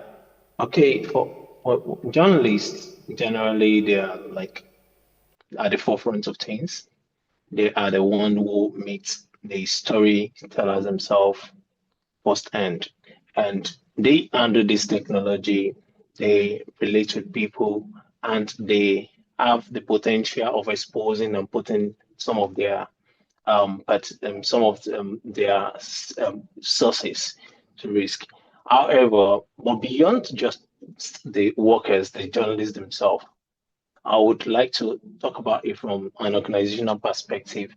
So, like some of the speakers have rightly said, transparency is key, and it should be by design. It shouldn't always be at the receiving end or the user end, but we should be the designers of some of the software so that we can uphold about the process, the data handling, and more. So we should also try as much as possible to ensure that there is data minimization. As of now, there are no restrictions or policies around that. And also ensuring that we understand the algorithm that we're interacting with, and not just put in personal data into the chat machine without control of it. So are you still there with me? Hello.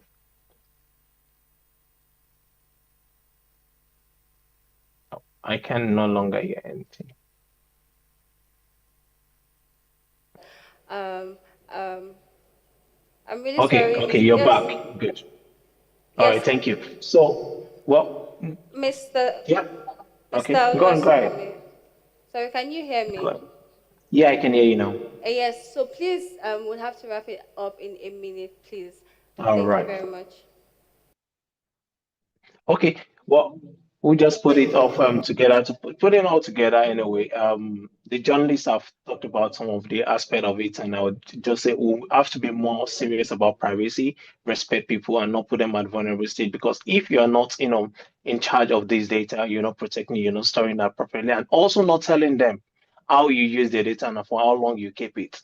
you are breaching their right as a person. And the government should put in place regulatory bodies to ensure that some of these things are being monitored and adhered to. I'll put it at that. Thank you. So much. Thank you very much. I'd also like to say a big thank you to the audience for bearing with us. Thank you so much. This was a wonderful panel session. So please celebrate my panelists, both the ones here and online. Thank you so much.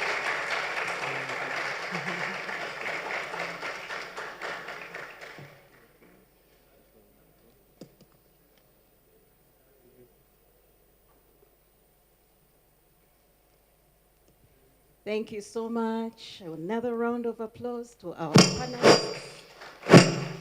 They have done a wonderful job. They have been making us think on our toes. Thank you so much. The discussions on regulation, need for more regulation, but I think that regulation should also avoid censorship. The need for facts, data that has numbers, it is very good, but it also has to be sensitive to those who are affected by this information, where it's flowing from. Can we quickly have our panelists appreciated? Thank you, thank you. Thank you so much. For those who are busy applauding them, thank you, thank you, thank you. You're doing a good job. Thank you, thank you. Thank you so much. You can take your seats. Yeah. Yes, yes. Thank you. As they leave, can we just appreciate them once more?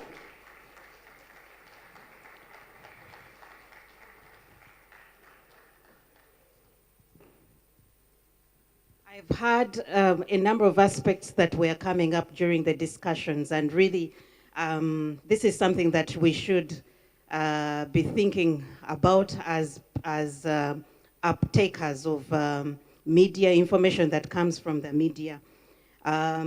Obviously, there have been issues around the need for literacy coming up on skills, especially being able to handle news that relates to those who are vulnerable. So the skills to be able to report on information that has potential to even increase vulnerability is very good.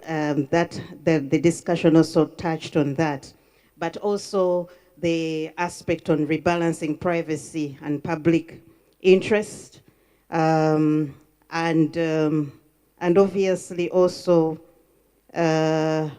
having journalism and public discourse respecting individual rights, okay, but at the same time making sure that it is legitimate information that is flowing.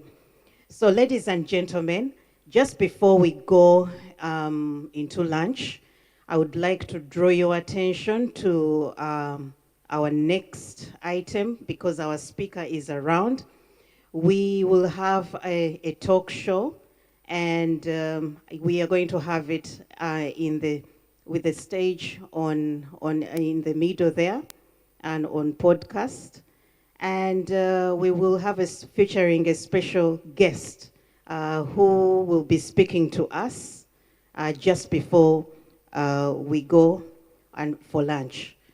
This person will be featuring their work and why this work is very important in this space, especially in their contribution to ensuring that there is compliancy, the discourse, and in shaping how we can ensure accountability and compliance for those who are busy handling our personal data and processing it.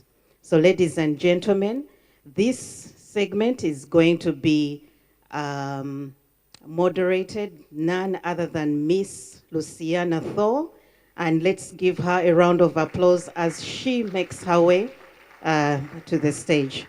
Over to you, Miss Luciana. Thank you.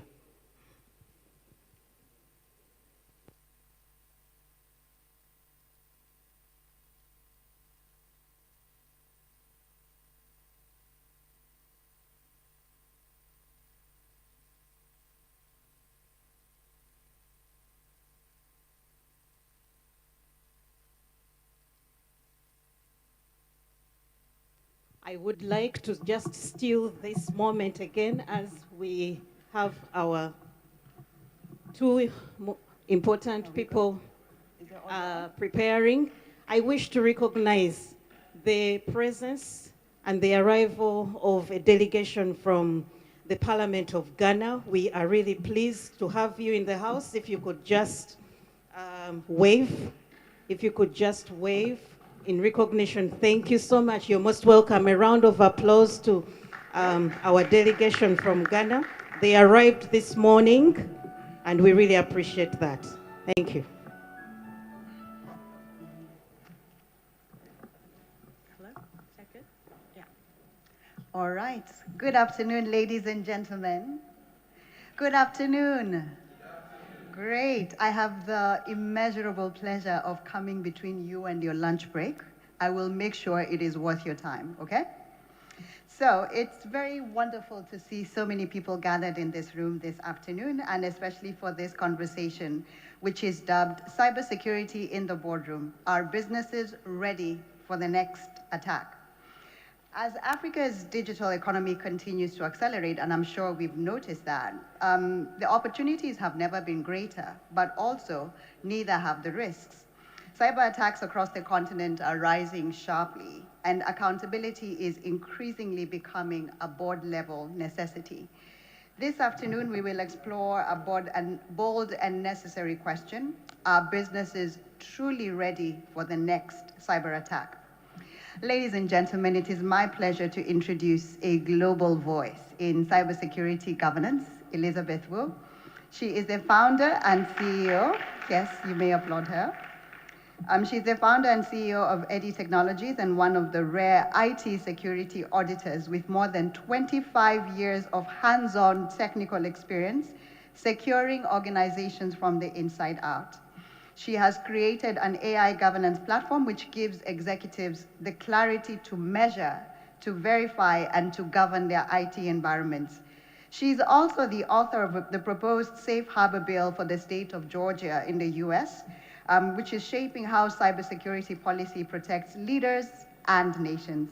She joins us today to share very real technical truths of cyber risk and how infrastructure can be secured through accountability and visibility. Please, another round of applause for Elizabeth Wu. So Elizabeth, before we go into the conversation and get into all the heavy content, I want you to share your fun fact with the audience, something that they don't know about you. I want you to speak about it yourself. First of all, thank you so much for again, just like Luciana, I promise to hopefully give you value, because I know if you're hungry, it's hard to stand between you and food. So I will hopefully give you the value that you'll find worth. Fun fact for me is, I don't know, have we got slides? Yes, they'll come up after the video. I just published a children's book, but it's actually for CEOs to find clarity in the cybersecurity world. So that's a first time for me, and it's really based on this stage and the purpose of my mission. So that's... Okay, as the team is playing the video, please tell us a bit more about your book. What is your book about? Well, what we found is that the CEOs, the executive, have very little communication between themselves and IT. And the reason why that is because of their confidence, that they're not clear on the vocabulary, they're not confident of what to ask. And so what the book is about is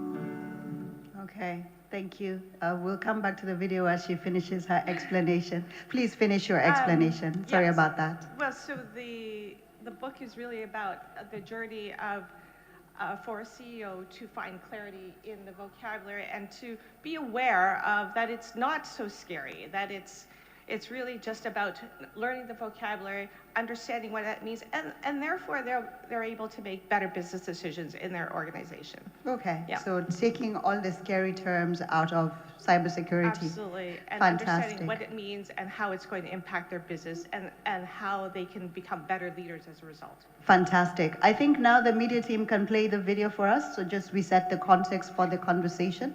It's a very brief video, less than a couple of minutes. Media team, if you could kindly roll out the video for us now.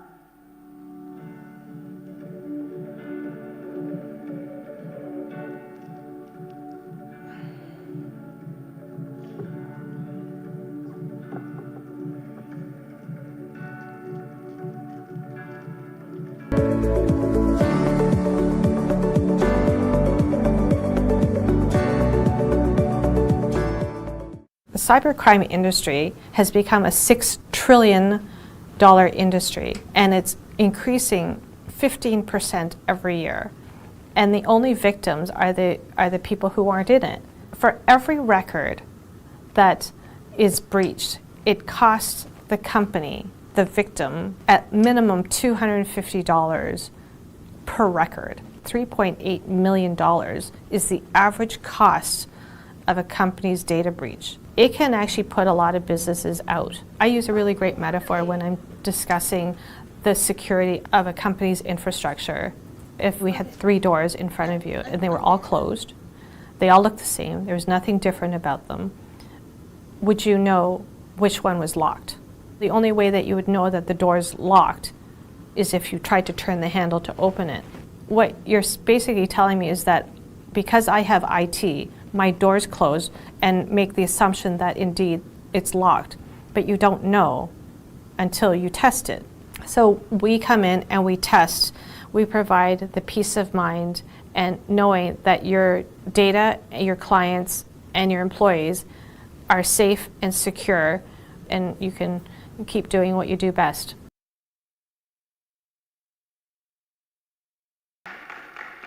Okay.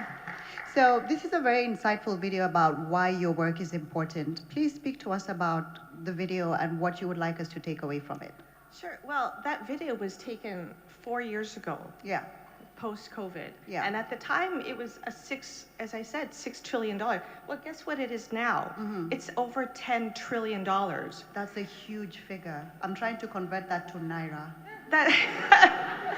That's $1 trillion US dollars a year since that video was taken. Yeah. So where's the glass ceiling on that? Why, with all the technology out there and all the geniuses of IT, are we not able to put a handle on at least slowing down the data breaches that are happening, the cyber attacks? Yeah. There's no stopping, there's no slowing. In fact, it's continuing to exponentially hockey stick. Yeah.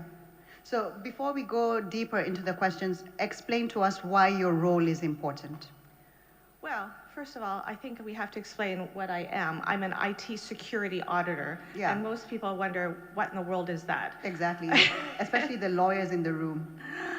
Well, I'm sure you're familiar with auditors and the financial side. Yeah. So that's to reconcile, that's to do the checks and balances. So an auditor, by definition, is just to discover objectively the facts. That's it. We are not doing anything else, so it is objective, not my opinion, but objective discovery of fact. So that's what an audit is. And we do this every day. How many have children? Anyone? Anyone in the room with children? And so you ask, did you do your homework? Yeah. Yes? And then do you check anyway? Yeah, because you're auditing. Yeah. You're auditing your children's homework. So we do that. We have quality assurance. We have standards that we all, in pharmaceutical, in food and beverages, we have that type of quality check. And that is, in effect, an audit. So we understand that. Now, the IT part is an ecosystem. Yeah. So we are checking the ecosystem and the infrastructure of what makes up the network to make sure that it is following the standards and the controls to ensure safety, security, and stability in the organization. Yeah.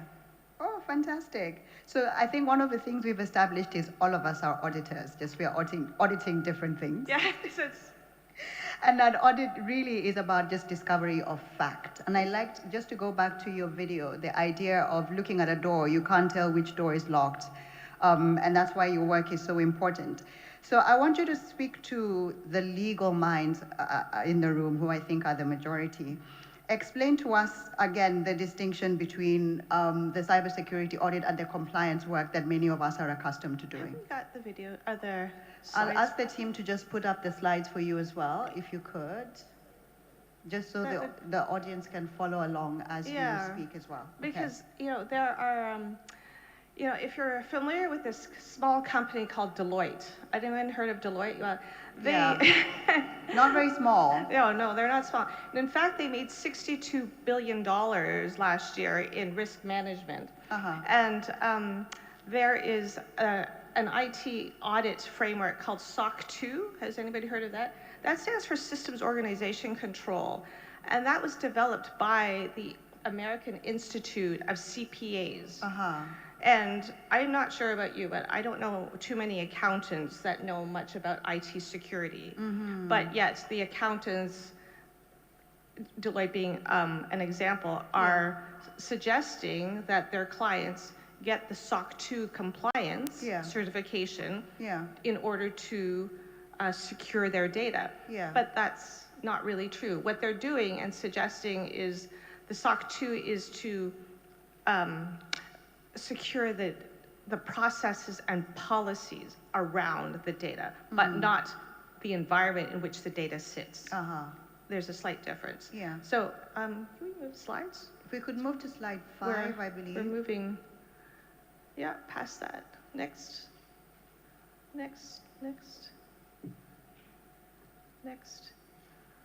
Yeah, so here in the traditional IT audit and under the accounting world, it's a very linear fashion, and it's painful to experience, just like bricklayering.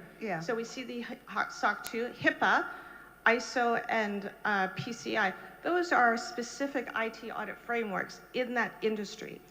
But once again, they are to do with compliance. Now, remember, compliance does not equal security. Compliance is just strictly a guideline to the processes and policies. That's what that is. Versus, and what I do is, in my world, is IT security auditor, and we're very much hands-on to the network environment itself. So if we go to the next slide, please. If we could move to the next slide. Next. So we use a global framework called Center for Internet Security, and the controls are displayed there from 1 to 18, and they're displayed in priority order. The number 1 control that is required, absolute basic, is hardware inventory. The second one is software inventory, and you might also know and have heard of IT asset management. That's a term that's widely used.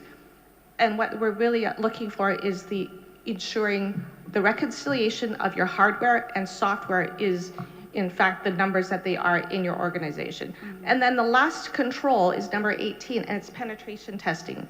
That's the last one that you should be looking at. And yet so often we see companies who are looking for penetration testing, thinking that that is going to be their way of securing their data and their environment, but it's actually not.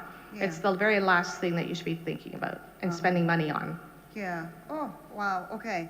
So I want us now to contextualize this for Africa and African businesses. And I want you to speak to the leaders in the room, CEOs in the room, founders in the room.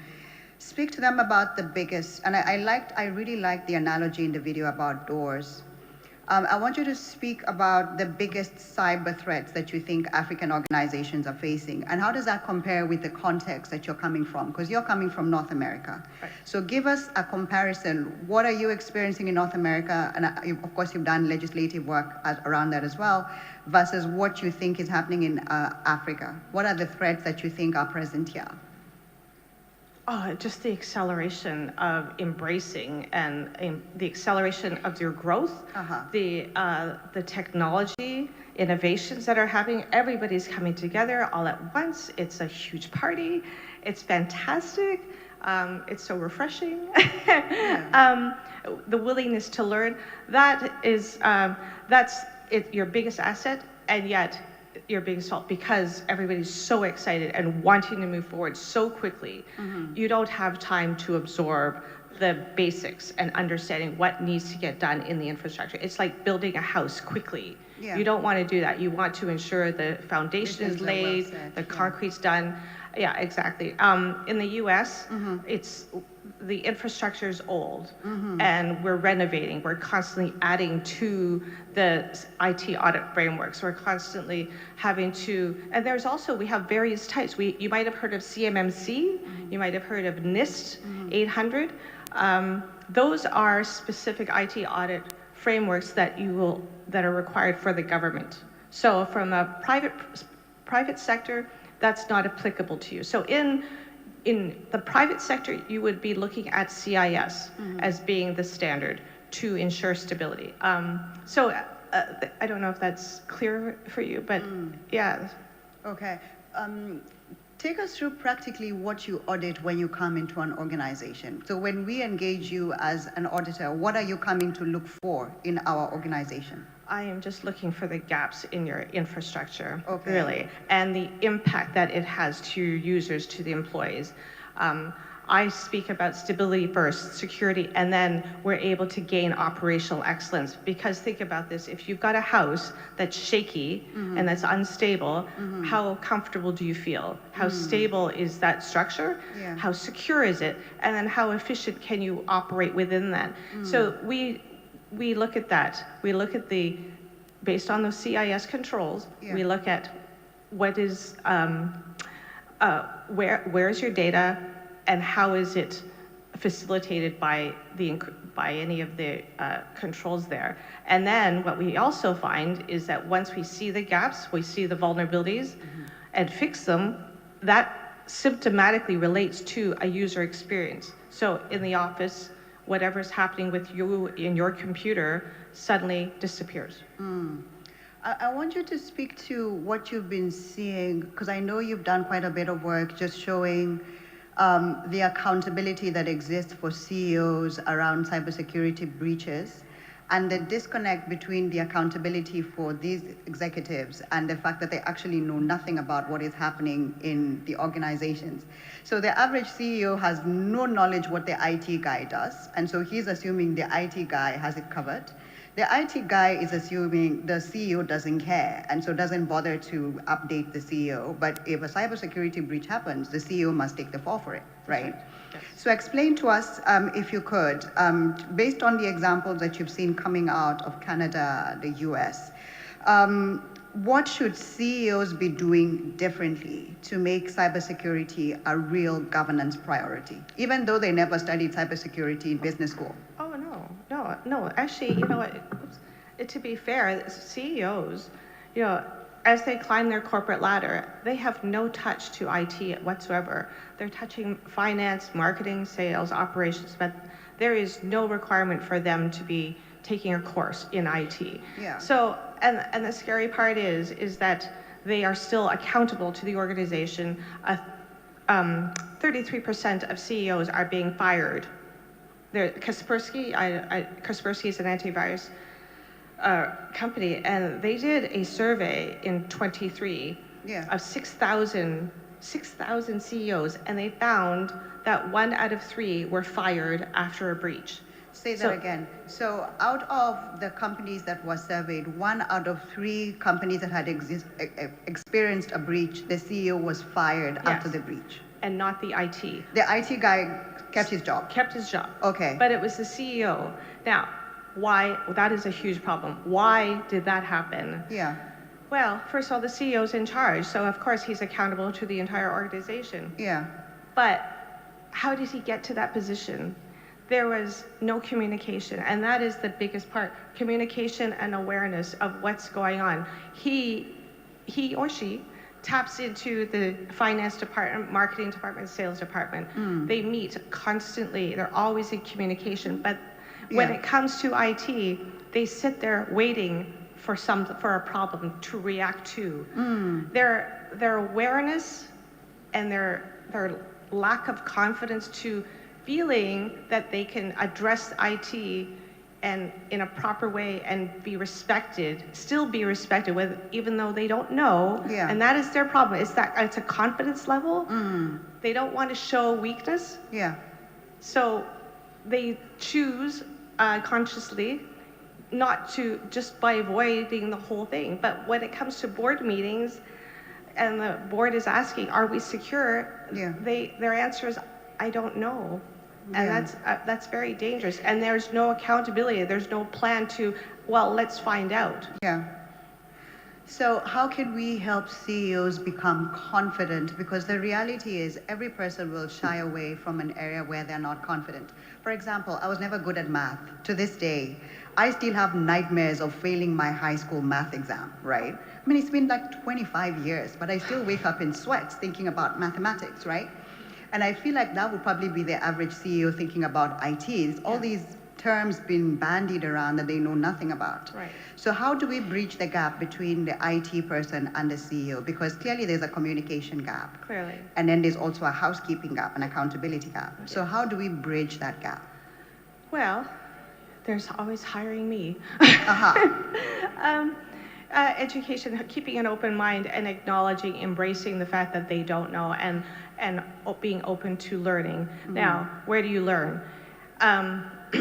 Learn, first of all, having that objective discovery of fact, realizing that an auditor embracing to being empowered is important. So when an IT auditor comes to them and says, we'd like to do an IT audit, what happens is their natural reaction is, I don't know anything about IT, talk to my IT guy. Yeah. So let's not do that. Let us say, yes, we need an IT audit because it is for their own, basically their own career protection. Because with an IT auditor coming on board, they're able to see the gaps, help create the plan for remediation, so those gaps are closed, the risk factor has been lowered, the liability has been almost eliminated towards any executive lawsuits, and therefore we've saved his job and career. Yeah, fantastic. You already said we should think about working with you as one of the ways of dealing with cybersecurity breaches. So speak to the commissioners, the regulators in the room. How do they get to work with you? Well, that's I guess our slides stopped, but my contact information is, oh, here we go. I have contact information, happy to speak to them, connect with me on LinkedIn, email me, and we can definitely discuss that. What I'm learning in discussions from yesterday and speaking with commissioners and regulators is training is something, the education, not knowing about anything about CIS is something that they all are wanting to know. And how do we take CIS and implement? What do we need to know about CIS to be able to incorporate that into our organization? And in priority order. So I've been having these fantastic discussions and also speaking with lawyers, since I have written a proposal for the Georgia Safe Harbor Law of digital wellness. CIS did approve, and they were very impressed with it. Most laws are written by lawyers, no offense, but they don't know anything about IT. So because of my work and what I'm able to do, to be able to balance between shielding the executive and the board and their data, while appeasing to the other side, it's actually really refreshing that I can impact the businesses of Georgia in that way. And I'm hoping to be able to take that and transfer that knowledge with all of you here in Africa and here at the Symposium. Okay. For the CEOs and business owners, just to allay their fears that you're not inviting them to be IT experts. Oh, no. What would you like? Because I mean, I'm just feeling my sweats coming when I'm thinking about being a CEO and then someone asking me for IT material. I know nothing about IT. But you're not asking them to be IT experts. You're just giving them the mental frame that they must act before an attack, or they will be victims after the attack. So how do you empower CEOs so that they are more visible where issues of cybersecurity are concerned, but also know what to ask the IT guy for? Oh, sure. You know what? And that's excellent. Thank you so much. So there is a lot of data within the organization that IT has kept to themselves. Yeah. And that data needs to be transferred and translated to business speak. So really, we're that bridge for the CEOs in enabling the IT data, transferring that and translating that to the executives so that they understand the business impact. Yeah. Just for example, if you have cyber insurance. Cyber insurance has a question on their application form that says, are your hard drives encrypted, yes or no? Now, how is this possible that it could be yes or no when you have an organization, for example, that has 10,000 hard drives? How are you to know whether every single hard drive is encrypted? It's almost impossible. With what we know. What we're developing is to helping that problem. But if you say yes and sign off on that, and then it's found out that you had a data breach and that there was a hard drive that was not encrypted, guess what? You're in breach of your cyber policy. That's unfortunate. So with the data that we're able to collect from our IT audit, we can say, out of your 10,000 hard drives that are out there, 10 of them are not encrypted, and we can tell you exactly which 10. And then what we're able to then do is say, we need to fix this. Now, the problem with IT and their business is that they say, well, anytime there's a problem that IT wants to get fixed, CEOs say, we don't have the budget. But now what we're doing is saying, listen, we need to get these 10 hard drives encrypted. If we don't do this, you will be in breach of your cyber policy, and then you will be at a loss, and any type of claim thereafter will be denied. So now there's a business reason to why we need to get those hard drives encrypted. Yeah. Okay. Because I know we are running short of time and I want to bring the room into the conversation. Would you be okay with opening the floor to question and answer? Sure. Okay. So is there anyone in the audience who wants to engage Elizabeth? I've seen one hand, I've seen another hand. So let's start with those. There's a gentleman on that side. Let's start here and then the lady.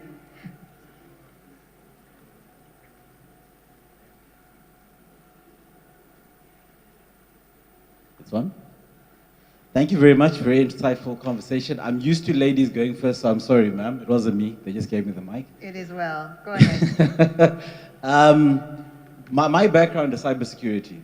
So it was really interesting hearing you talk about clever hands and feet, hands-on and all so on and so forth. I'm trying to decode and understand how your business works a bit better. So CIS controls, like you mentioned, are incredibly practical. And that's where you then obviously have a gap with regards to governance. And you spoke about ISO standards being compliance-related, SOC standards, CMMC, so on and so forth. I agree with that 110%. But I also feel that there's a line in between with regards to ISO governance standards, like ISO 38507, I think it is, that actually deals specifically with bodies, corporate bodies, and governance. So if your business is going in and looking at CIS controls, you're looking at the proper security, I would understand 100% why you would then have CEOs who wouldn't understand that, and you've created a program, well done to you, to bridge that gap. But are we not leaving ISO standards on the table where they could actually, of compliance, where they could actually be on the board governance table as well and help our CEOs to actually understand a little bit more? That's my first question. I've got 3 of them. Bear with me. Sure. Okay. Make them concise, just so we don't kill you. People who are dying to go to their lunch break. No, I understand. Okay, so the second question is around artificial intelligence. So once again, CIS controls do not have anything specific to AI, but they do have a lot of underlying controls that support AI. Like you mentioned assets, so on and so forth, you can use that. So when you walk into a room and you have to have a discussion around cybersecurity controls for artificial intelligence, do you lean towards newer frameworks like the OWASP top LLM that look at, generative AI and prompting and all that? Or do you still stick to your guns with CIS controls? That's the second question. The last question, what do you use? Because I used to love the days back then when you could download a CIS hardened L1, L2 ISO, but now everything's in the cloud.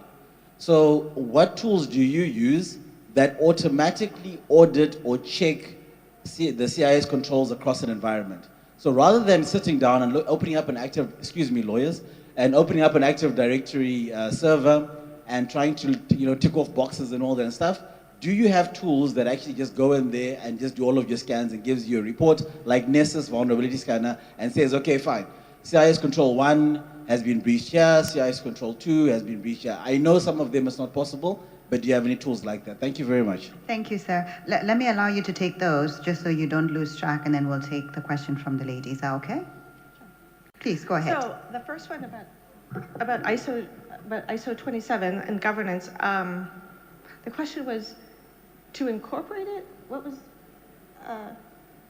it was... Please give him the mic again, just so he can clarify. I appreciate that I said a lot. My question was, the presentation to me appeared as if we are putting ISO controls, SOC controls, a lot of like what our IT auditors do with Deloitte, KPMG, so on and so forth, on the compliance table and not on the governance side. So obviously CIS, like you said, is very practical. And then you have a gap, which you are filling right now with your CEOs teaching them through a book, I think, how to manage and understand IT. But I'm saying, listen, a lot of these executives are in the board already. They understand governance. That's what they do every day. If we take the ISO standards that are specific to governance and not compliance, does that not also bridge the gap? Or are we not leaving things on the table that we shouldn't? Perhaps. I don't specialize in ISO, although my husband is an ISO 27K IT lead auditor. But the practicality, the thing that is the biggest vulnerability to the organization is found in the CIS controls. That's why we're looking there. There's a lot of governance and there's a lot of compliance frameworks to be had, to your point, but in terms of the actual infrastructure, accountability to finding that hole and finding remediation plan to fix that hole is found in the CIS controls. That is what we are doing as a matter of fact.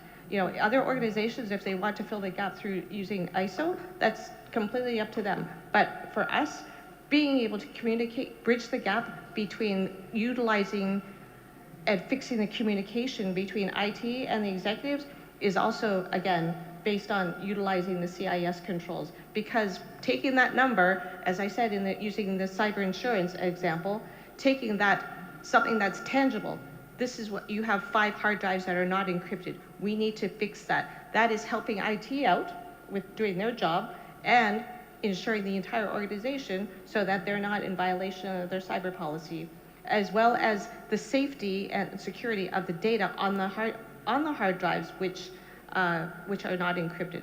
The second question was about AI. Well, you will be happy to know that version 9 coming out next year has controls related to AI. So I do not know what they are, as much as I love CIS and they love me, I don't know what those controls are, but it is coming out.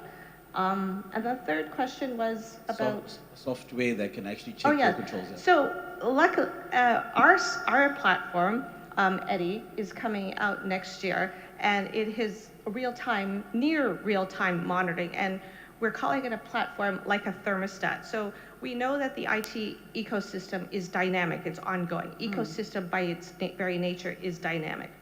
So because of the changes that are happening with software and the hardware and the users coming in and out, it's not possible for a system administrator to manage that in and out by the millisecond. So our software, which will be released next year, will not only be able to take it's an IT term, it's called HAL, Hardware Abstraction Layer.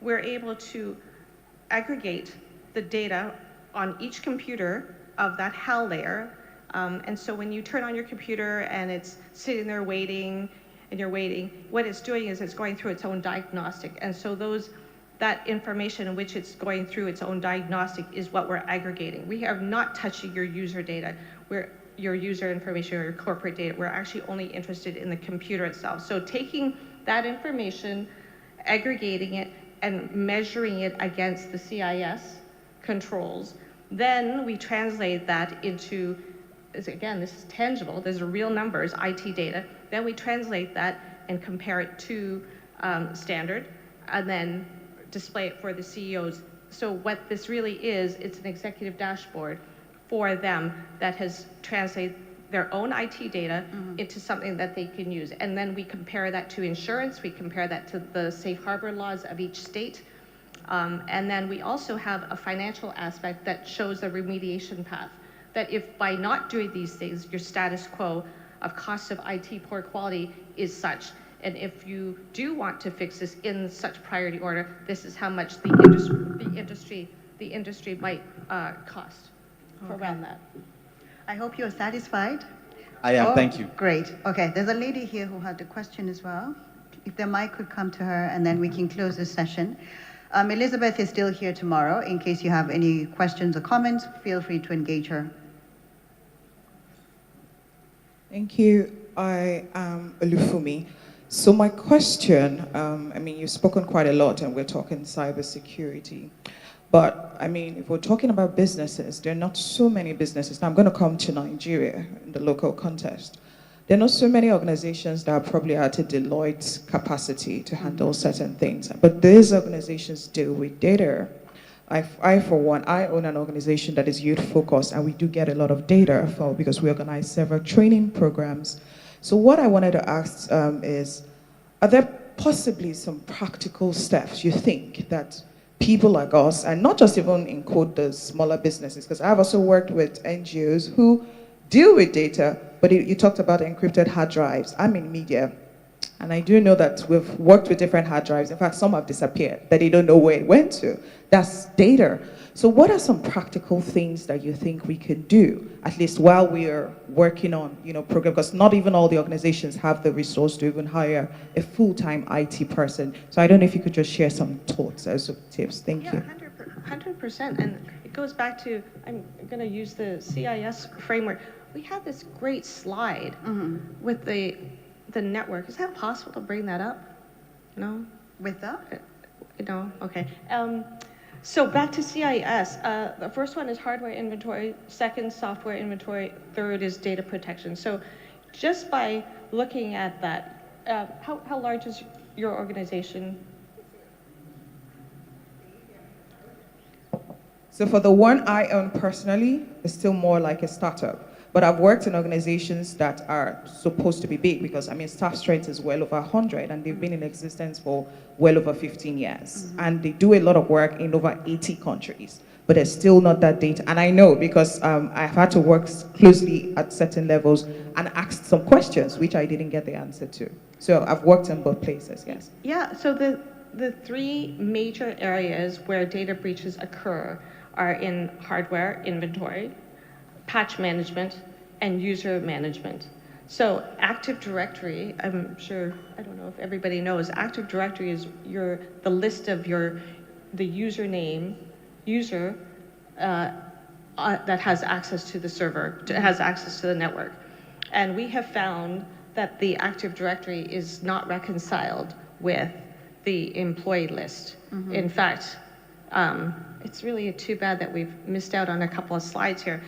But just that, those are the three major vulnerabilities. So if you could keep on side to ensure that what laptops, for example, all your computers are inventoried, the software patch management is always up to date. Don't press later, do it now, restart. I know it's inconvenient, but it's very important because it's a security update that it's required. Yeah. And to reconcile your Active Directory at least once a month, at least. Very simple. And then just by that, 70% of any type of data breaches that might occur would have been prevented, just by that. It's very simple. Alrighty.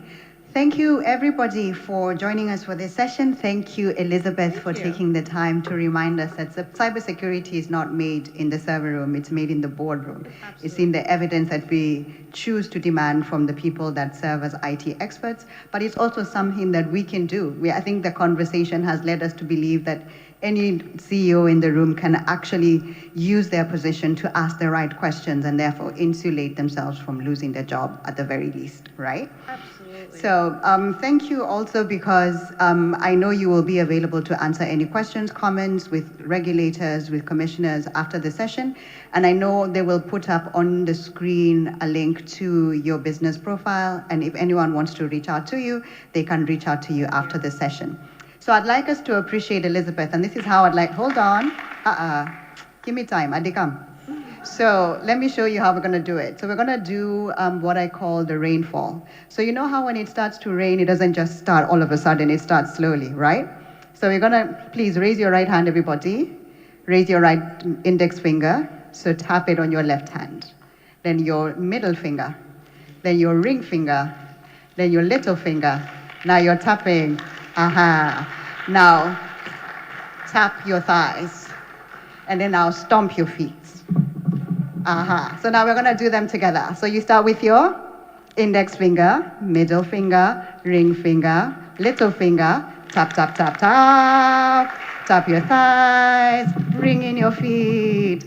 Do we get the rhythm now? Let's do it together now. Index.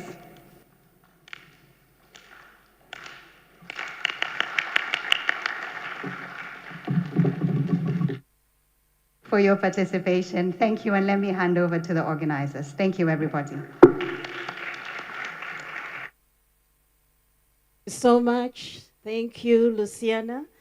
Thank you, Elizabeth, for that.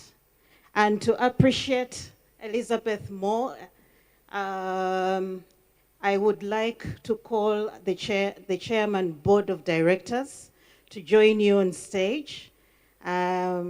And to hand over a little token to Elizabeth, in addition to the appreciation from Luciana.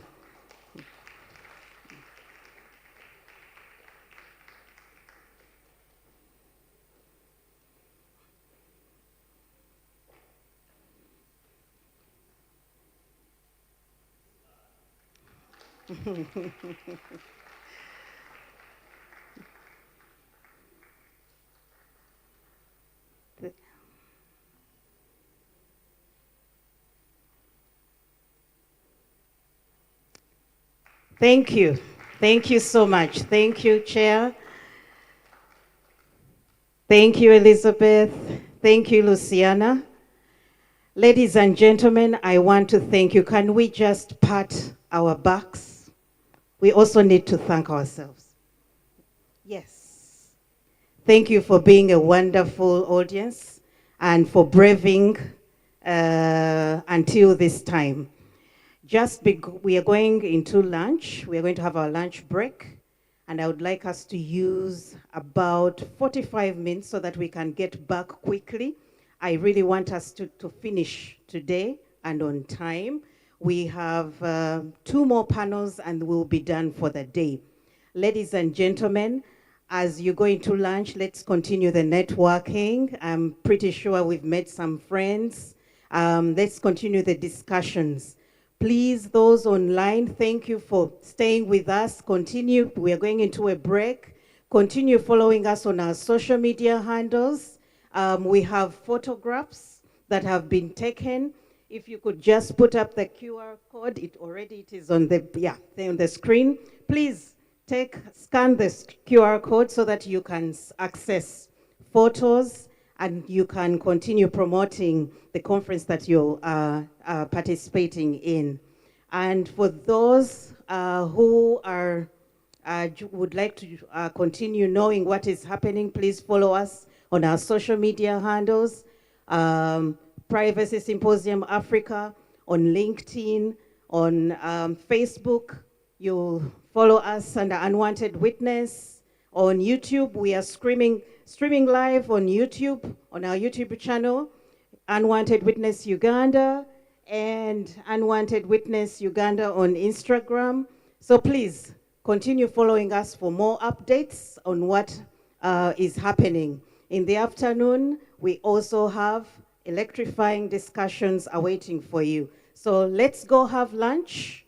I don't want to disrespect the right to health. So please go have lunch quickly. 45 minutes, we should be back here by the poolsides, ladies and gentlemen. Thank you. Thank you.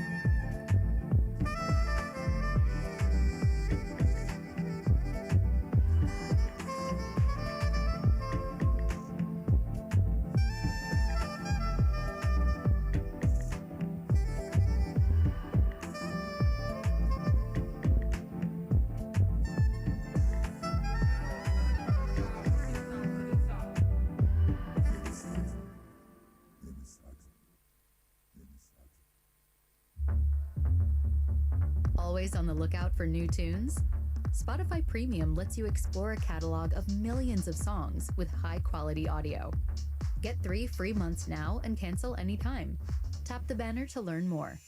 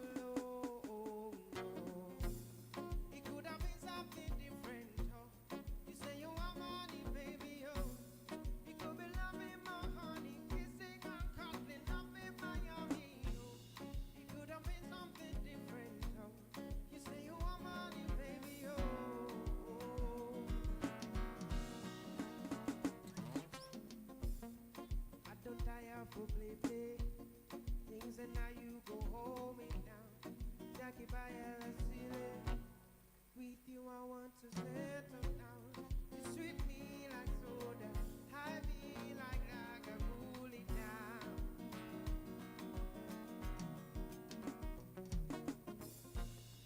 All the friends that be mocking me, all you want is a no party. So fair, baby, so fair, baby. The way you want to the love with me, all you want is a no party. So fair, baby. Now you make me, you play me like a, all you want is my.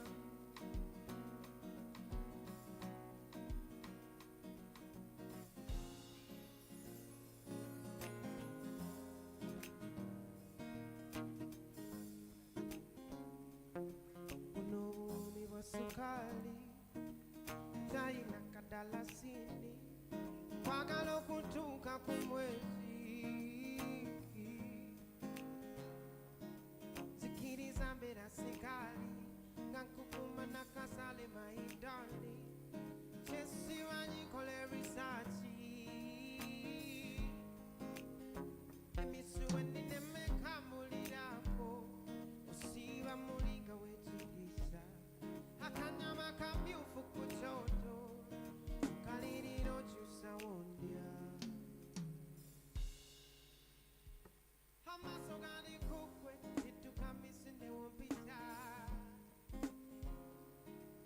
Chakala tukati wenga yense poitatia. Walibuga kakali, nangediba kalia, de de de de de de. Chakala tukati wenga yense poitatia. Akachapambalas umugongo wekusi wangusiga. Obugalo babu mamukuani gawazi wangu takula.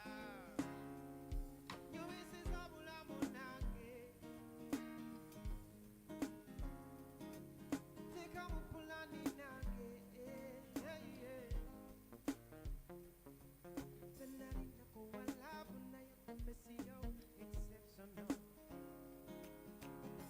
Ingeri jonkwata eri so professional.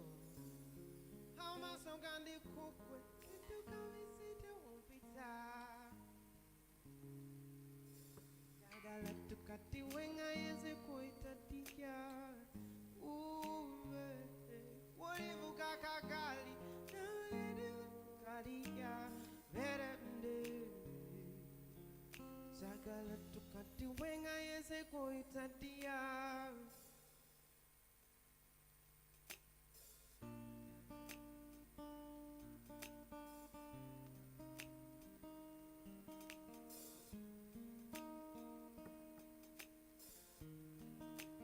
Tugende muchachi, wafuke my baby.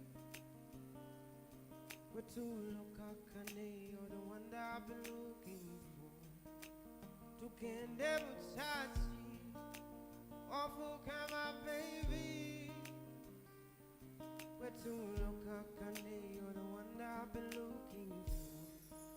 Kanku bembeta tongana, tisabu tombera ngomwana.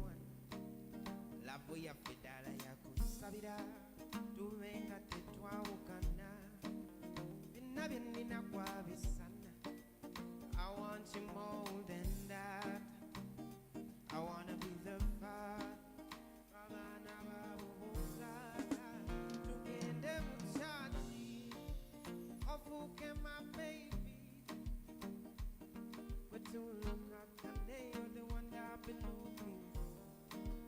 Tugende muchachi, ofuke my baby. But to look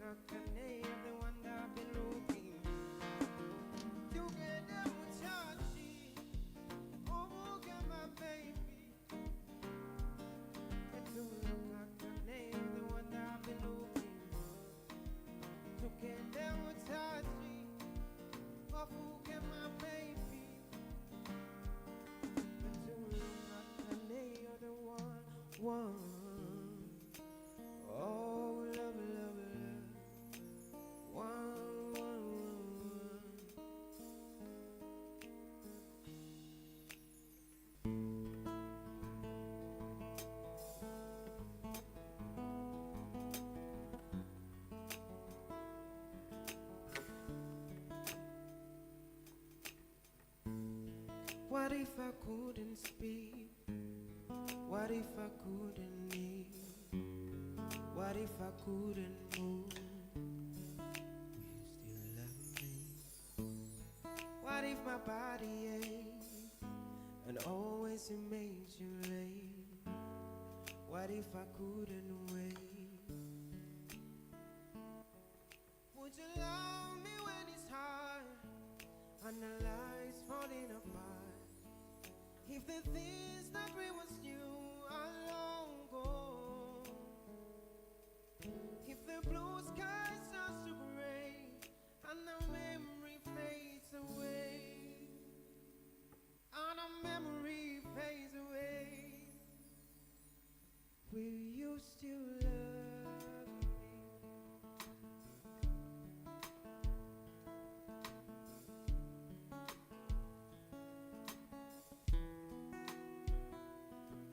Would you love me when it's hard and the lights falling apart? If the things that we was new are long gone, if the blue sky starts to gray and the memory fades away, and our memory fades away, will you still love me?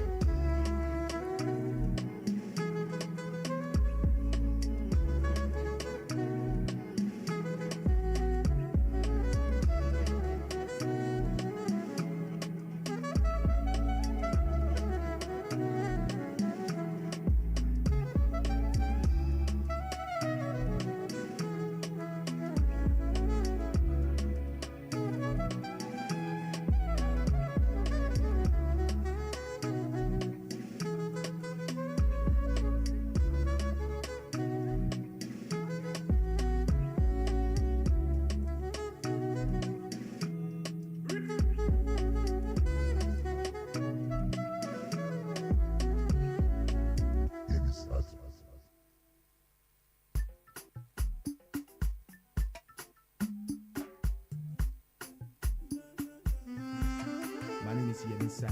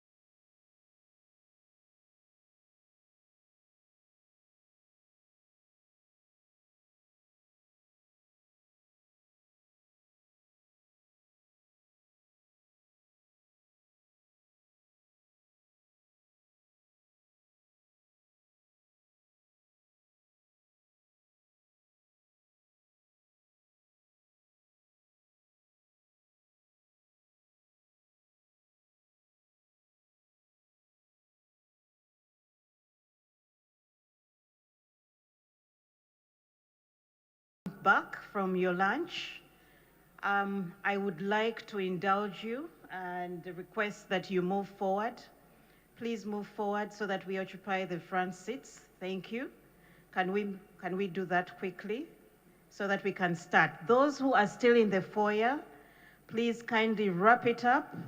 I know you're having important discussions and networking, but can we come in kindly so that we can start? I would love us to finish on time. We need to catch up on time.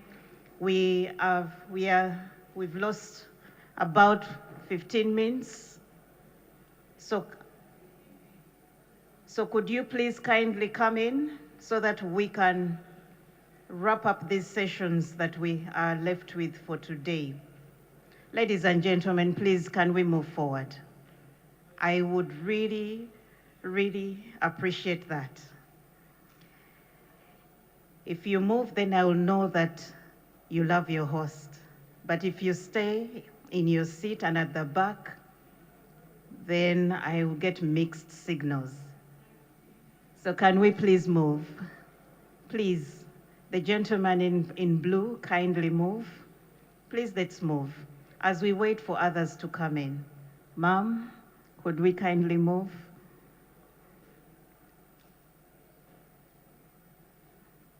Please, please. Can we move? Can we move? Can we move? I would love us to start. Please, our distinguished guests in the foyer outside, please can we come in? Please come in so that we can start.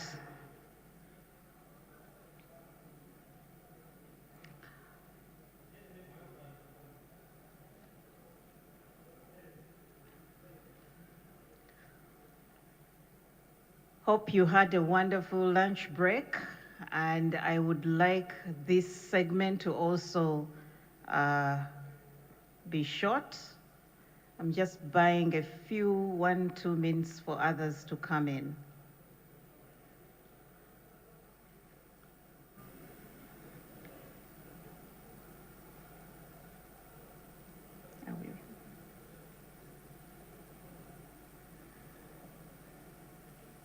Can we just chief whip those who are in the foyer to please come in?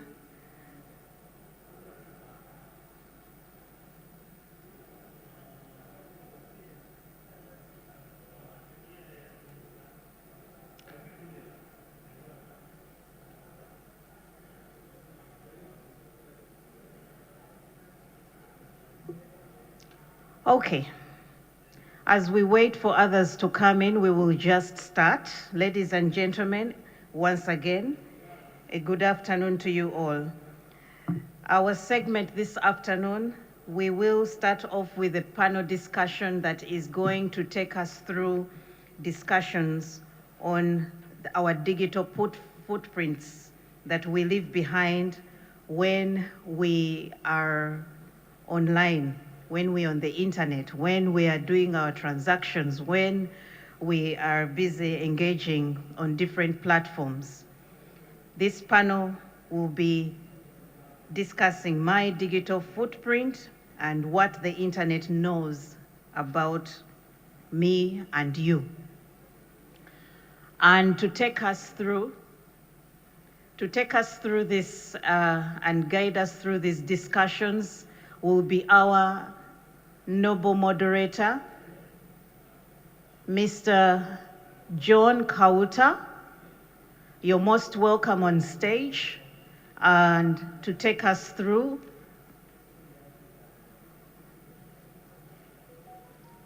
who will be introducing the session. Thank you for those who are clapping. Thank you for showing him some support. I would appreciate more support, actually. Can we give him a round of applause? Thank you so much. Over to you, John. Ms. Frida, I hope I'm heard. Right. Good afternoon, Lagos. Our next session covers something that we all love, the internet.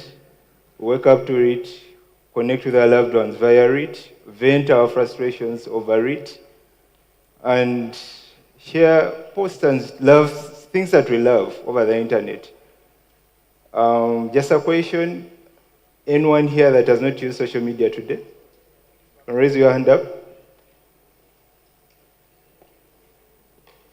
Anyone?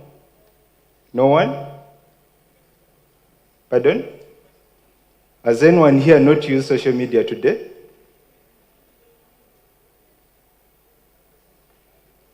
Well, that answers it, right?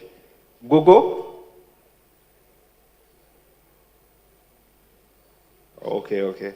So like I said, the internet is something that we all love, and so it's not so really surprising that my panel is actually one of the biggest in this session. What we are going to be covering today is the digital footprint, what the internet knows about you, and we'll be talking about what the things that we do on the internet, what we post, whether we think about it or not, and the effects thereof, and how we can take back some control and exercise care. And I have on my set a panel that is a session of very distinguished cybersecurity professionals and people that know a thing or two about the internet. So allow me to introduce my panel. So first of all is Blessing Ezeobio, a cybersecurity analyst that has specialized in threat intelligence, incident response, and digital forensics. Blessing, you're welcome. Glad to have you here.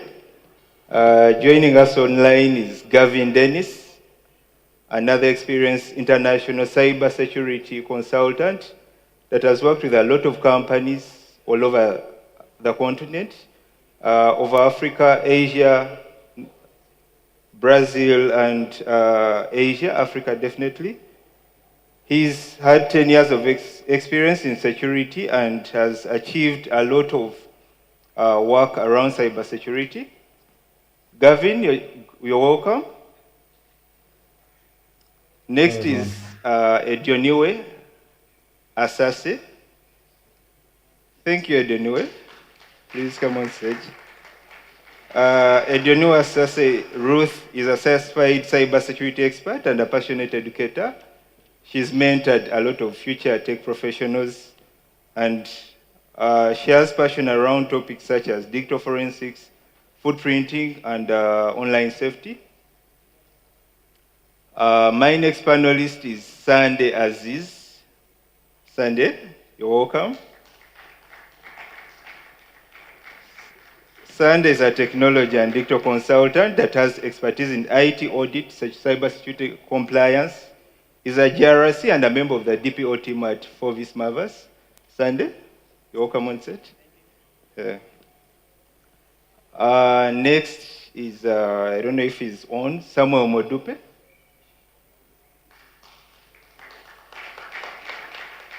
Samuel, you're welcome. Samuel is the head of cybersecurity at Rover. He has established quite a big agency, and he has over 15 years of experience in fintech, banking, consulting, and IT. He's worked in multiple roles in the network and cybersecurity across organizations such as the First Bank of Nigeria and Union Bank of Nigeria. So, Samuel, you're welcome. Next is shortly Chimezi Uche. She's joining us online, I think. She's an award-winning journalist that has worked with the BBC for over 10 years with a focus on African storytelling, digital strategy, and innovation. And our next panelist is Bolwatife Omotayo.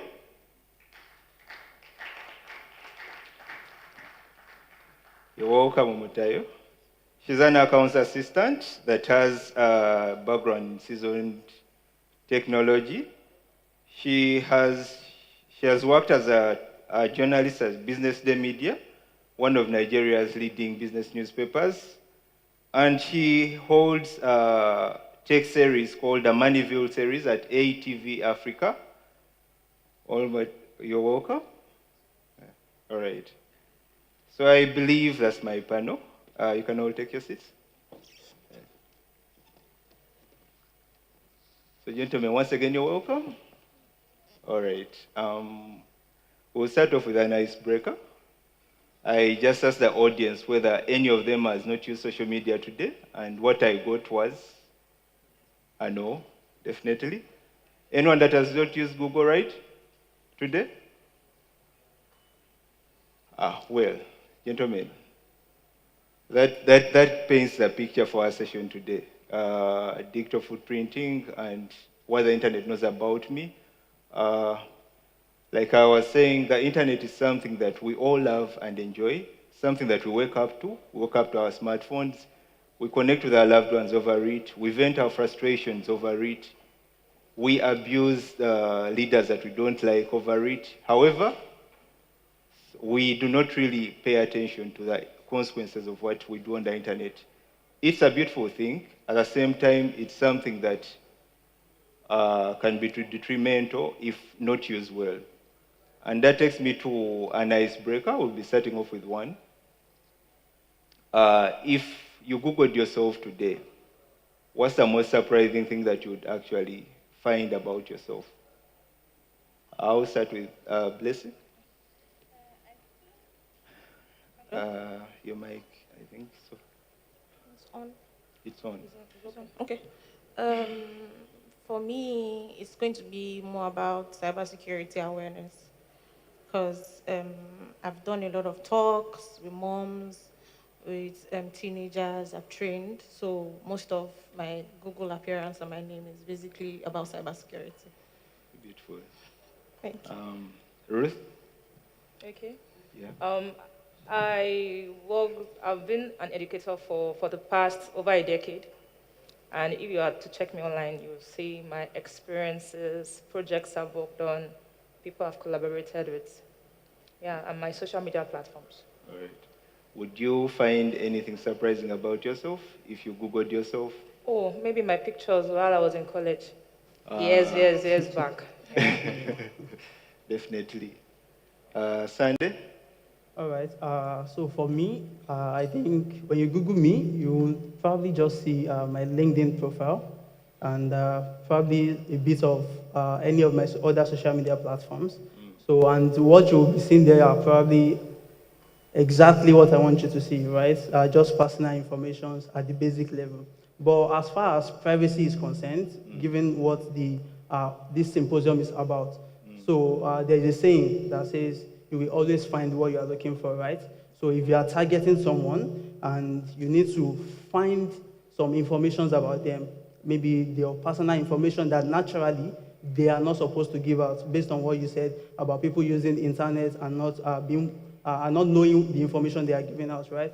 So I think you probably get that because at some point in my life, probably before I learn about cybersecurity and I become a professional, there are probably times where I've given obliviously given information about myself out, probably when partaking in a quiz or in a giveaway many years back, right? Yeah. In a giveaway, or maybe just, randomly when people are dropping posts on social media platforms, especially Twitter, when it was still Twitter, and they were posting things like, link up with your birthday mate here. What is your, your cat's name, your something name? Those are ways by which people harvest information of people. So at some point in my life, I may have, I'm not saying I have, but there's high probability that I've been a commenter under some of those posts before. But yes, if those are the information you're looking for about me, you probably see it depending on how deep you search about me. But on the surface level,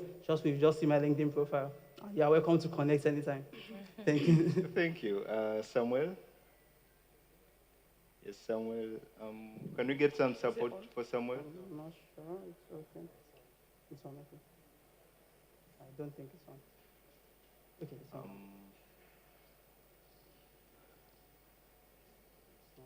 You okay now? It's not. No, seriously. It's okay. Okay. Omatayo? Good afternoon, everyone. My name is Boluwatife. It's an absolute pleasure to be here this evening, and I'm really glad we're talking about privacy because it's something that applies to our everyday lives, and it's very, very important to us. So to the question, if you Google me, what would you find?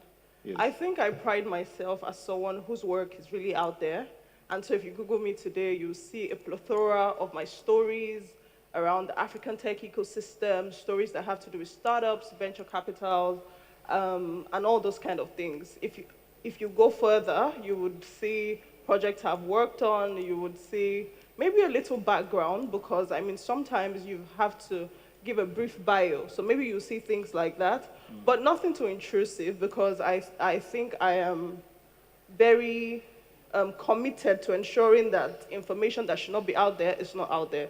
So I think you would see the things you want to see, but I think that's all about it. All right. The people that are joining us online, Gavin? Can you confirm Hi, that you're everyone. on? Yes, Yes, I'm on. Gavin. Are you hearing me? All right. So I think for me, Mhm. Mhm. Consultant that has worked in so many continents, Asia, Africa, Europe. So Gavin, if someone Googled you, what would they find? And maybe would they find you dancing on TikTok? No, no, fortunately, no. Fortunately, no. But I am surprised that when I Google my name, it's not flooded with a lot of other Gavin Dennis. So somehow I've been able to stand out from the crowd. So I think that's the thing that surprises me. Not necessarily that I have bad content, but that I have good content that's directly pointing to me and not say 15 other Gavin Dennises. So I think I feel really proud for the level of progress I've made since when I just started trying to put myself online. So, but I've always been very conscious of what I put online. So everything that's there, I try to limit the exposure to my personal life and try to keep it in the cybersecurity professional area. To just come clean, I Googled you, and I think what you've done around cybersecurity is some really impressive work. Chimezi, could you confirm that you're on? Yes, I am. Thank you very much. Yes.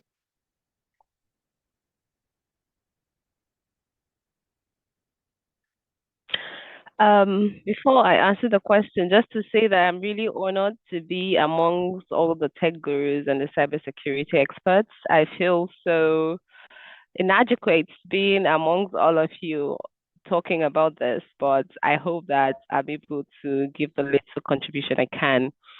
And when you Google me, a short story, someone was trying to find me very recently. He had a story he wanted to do. Like, he introduced me, I'm a journalist. I am an international journalist with the BBC. I'm not sure if you can still hear me. Can you hear me? Okay, great. Thank you. So someone was trying to do a story and was trying to get my contact online and went online and Googled me. And he found me on LinkedIn, found me on Instagram, found me on Facebook and all the social media platforms, and sent me email to my work email, my personal email, and all of my email addresses, because those emails are on LinkedIn and basically on LinkedIn.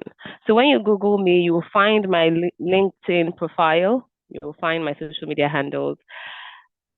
In those social media handles, you'll probably find my work and my other work, which is my other full-time job where I am a mother. And that's what you'll find about me. Nothing too embarrassing, I promise. But yeah, I am there online and I'm trying as much as possible to curtail the digital footprint that I make. Thank you. Yeah. Anyone from the audience, if we Googled you? Yes. Someone help her with the mic? Maybe before she gets the mic. So for me, it won't be much different. So you'll find my LinkedIn profile. You'll find some of the old videos or old posts I had so many years ago. And sometimes it's funny to see how you've grown, how you were looking very much younger then. So, but nothing embarrassing, nothing other than nothing not private. Typically, you find things public, professional life, but private life is always private to me. Yeah. Thank you. Thank you too. Yes.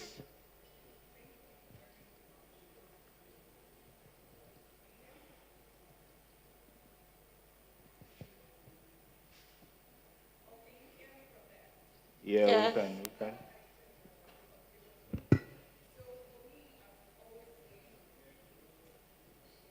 All right, much better. Good afternoon, everyone. The name is Olufumi Olaoshu. So, at the time I started building a personal brand for myself, even though not giving it much attention, I literally was Googling myself every other week. So for now, if you do Google me, you will find my work in youth development. You'll find that I do communications. But like most of what every other person has said, you'll find my social media handles. And I think the primary ones are the LinkedIn and Facebook, probably Instagram. My YouTube you will see, because I have quite a number of following there, which is actually what I want to cut out, because my YouTube channel focuses on a very different persona from my other platforms. So yeah, thank you.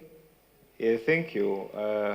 It's really amazing the input that we've gotten from our panelists and our audience.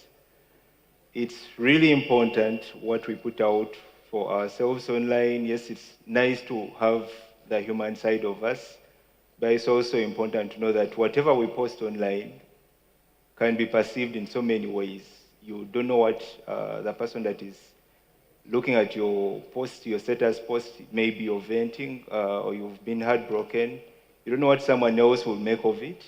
So it's really nice that you pay keen attention to what you post. But also, I think what she said, something like, you need to pay attention to your personal branding. What do you want people to know you for? And definitely, you need to clean up your digital footprint to actually reflect that. And now, jumping into the questions, I think I will start with Blessing, right? Just a minute.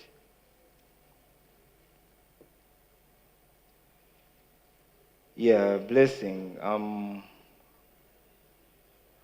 We've all heard about breaches and hacks in the news. What's a simple way for someone that's not so tech savvy to actually know that, maybe to figure out if their information is floating somewhere on the internet? Okay. Yeah, Can you guys hear me? we can. Okay. So as a cybersecurity analyst, mostly I handle threat intel.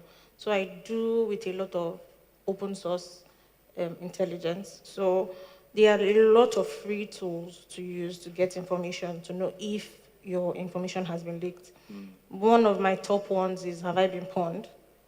It's easy, just put your email address and you would see all the websites that, maybe you've had a breaching.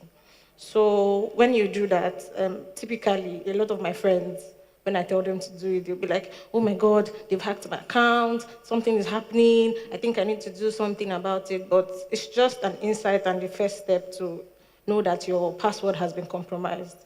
And most of us, we reuse our password. The password you use for your Facebook is what you use for your Instagram, it's easy to remember.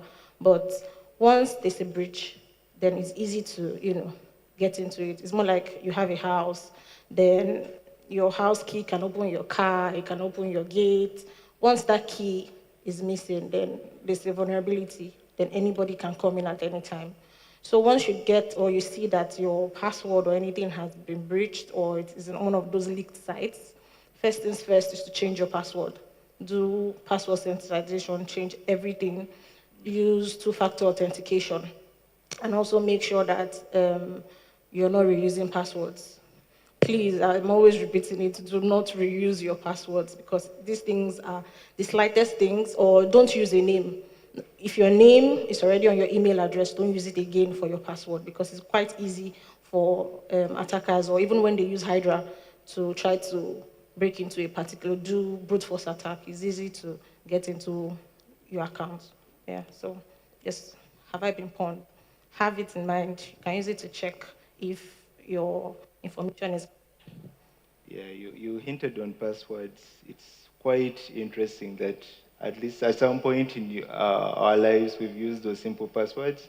Maybe your daughter's name, and then you added ABC or 123. Yeah.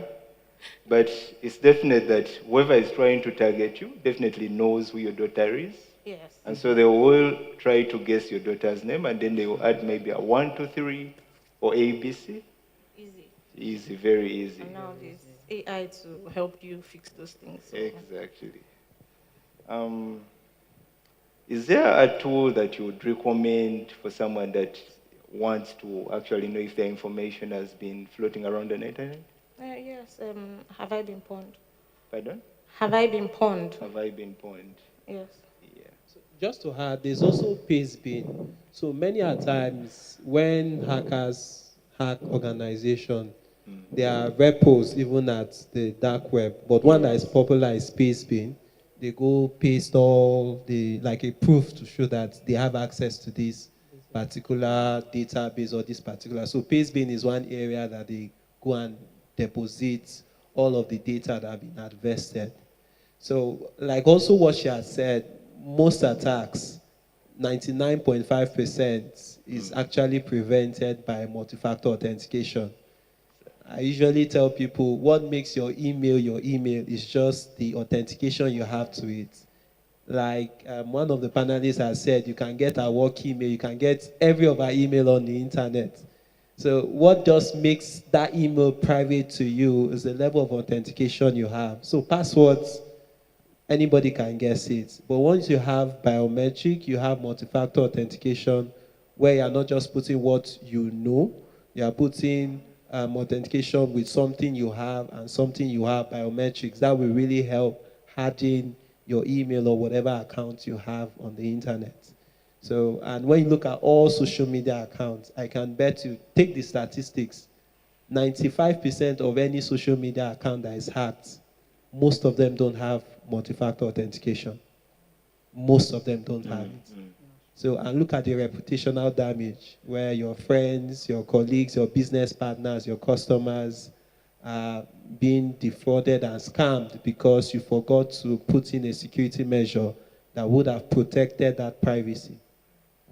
Thank you. Thank you. So basically, if someone accesses your account, since you don't have 2FA or MFA, they will easily just get in, right? Yeah. Okay. So Samuel, I'll just follow up with you quick. What are the practices that people can actually do with their favorite apps or websites to actually enable multi-factor authentication? And maybe could you expand on multi-factor authentication, because maybe not so many of us here know it? Yeah. So multi-factor authentication here is trying to verify if you are who you say you are. Anybody can claim your identity. There's what we call identity theft. Somebody with an AI can possibly use a deep fake where you look like the person, you sound like the person. So all of those things can be faked. But when we come to multi-factor authentication, you are moving beyond what you know, your passwords. Passwords, you put it in memory. Some people write their passwords down, which shouldn't be. And once you have that, anybody can get it. Even with AI now and a lot of quantum computing, you can actually decipher passwords. The next thing is what you have. That's why on the internet banking and every financial app, you always have maybe a token, a soft token, just to be able to ensure that you have another defense. Then you also look at your biometrics. For instance, your fingerprint, your face ID, it's only you that have it in the whole world. That cannot be faked. Your fingerprint cannot be faked. Your facial ID, because of a lot of the retina and the rest, it will be able to know that you are the one. So back to your question, when you look at your social media app, for instance, like WhatsApp, it's called two-step verification, where if you go to settings, you would see it under privacy or security settings, and you will find two-step verification. This two-step verification will ask you to put a PIN. In WhatsApp, it's a 6 digits that you put in twice or thrice, and it will store that as your two-factor authentication. In other social media accounts, once you go to settings or privacy, you will always find that. So I encourage everyone here, if you don't have two-factor authentication or multi-factor authentication across every of your internet accounts, your email, please enable it. Chances are you are sharing that account with somebody else. Somebody already has access to it. So all of these things are basic security practices, basic security settings that every social media application has. Almost every app, even phones, has that. So it's most times people not being aware, or people being ignorant, or being lackadaisical to enable such. So I encourage everyone to have that enabled. It will protect you from at least 99% you are safe from any attacker. Multi-factor authentication is very key. Thank you, Samuel. Moving on to Ruth. Welcome. So when you talk about online safety, we mostly think solely about passwords, 2FA. But what's one digital habit that most of us overlook that is putting our privacy at risk? Okay, thank you very much for that question. I'll pick out like 4 or 5 habits that we've picked up unknowingly. One habit, apart from password, everybody talks about passwords, but there are things that goes beyond password. Number one is leaving your devices unattended to. Let us say it's quite shocking when I see people that work in various organizations. I see them use their systems. While using their system, they're attending to a customer, and they're like, please give me 2 minutes. And they leave the place for like 10 minutes. And I'm like, your system is on. What if I was an attacker? Number one, you must never leave your system unattended to. Even your phones should not be left unattended to. The second one is, we're in a generation where lifestyle creation has become a source of income. While creating content, make sure what is private to you should be kept to yourself alone. Because I'm sure we've seen various stories of stalkers that have stalked people, killed them, armed them in one way or the other. So even though, yes, you are making money from this particular industry, content creation, make sure that what is private to you is private. Your address, your PII, that's your personal identifiable information, should be kept private. And the third one I would talk about is when it comes to antivirus. I know most people be like, oh, I have an antivirus on my system, but it's just there, that's expired. We must ensure that, number one, your antivirus should always be upgraded. Because an upgrade comes with patching. Before a company will tell you to upgrade, that means they've seen maybe one vulnerability or the other, and they've put that in place. So always make sure upgrades are always in check. Don't pause your antivirus. Do not pause your antivirus. Make sure your antivirus is running. Immediately you're on your system, your antivirus is working. And another thing I will talk about is when it comes to making use of Wi-Fi. Sometimes when we travel from one country to the other, maybe at the airport, you want to connect to the public Wi-Fi, make sure you are using VPN.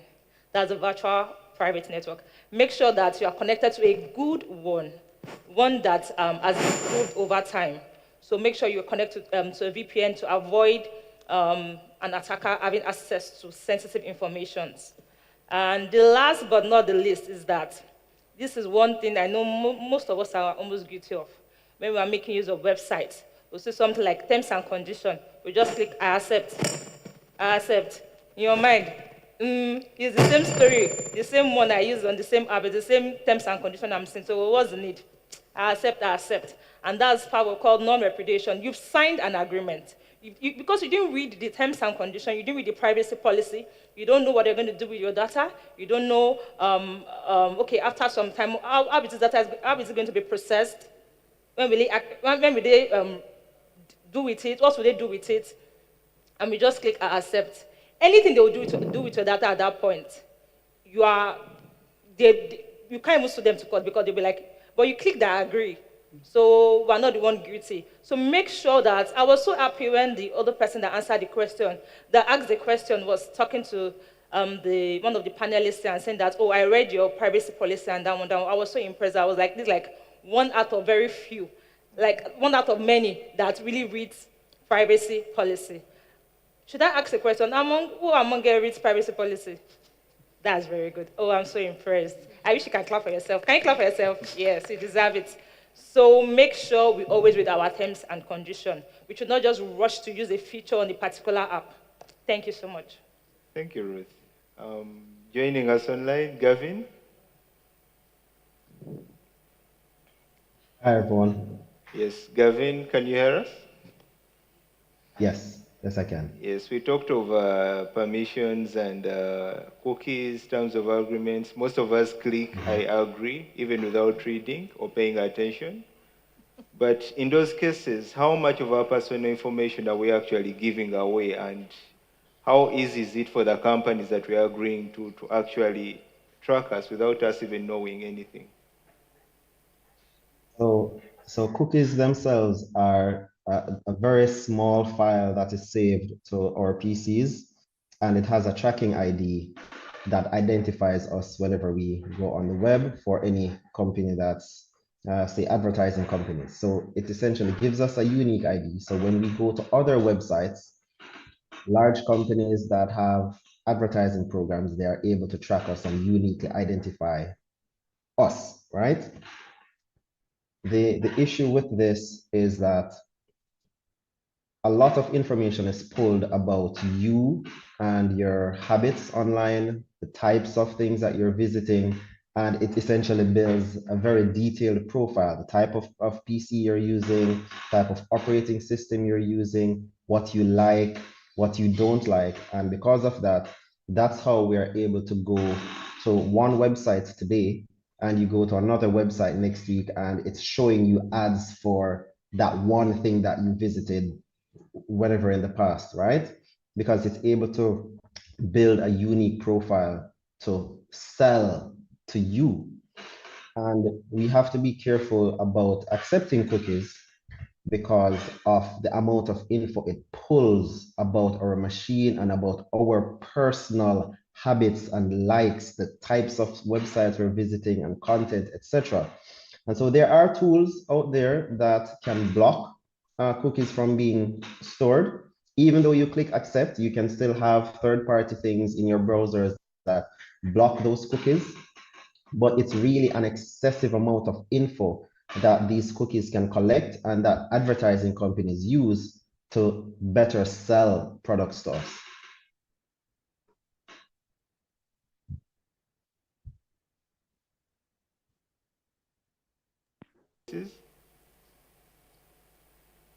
Sorry, could you repeat, please? I'm assuming you've read certain terms and conditions before you clicked agree. So here's what I do, right? So they want to give me cookies, right? What I do is I block them from my web browser from being downloaded. So some of those sites, they might not allow you to use them without you clicking accept, right? And that's why we have things like the GDPR that's pushing these very strong controls, because some websites are shady. They are not all being ethical about the type of giving you the option to opt out. So what I do is, despite whatever they have in their privacy policy, I use a plugin from my browser that blocks those cookies from being saved. So even if I click accept, my PC is still not accepting any cookies from their site. And I do try as best.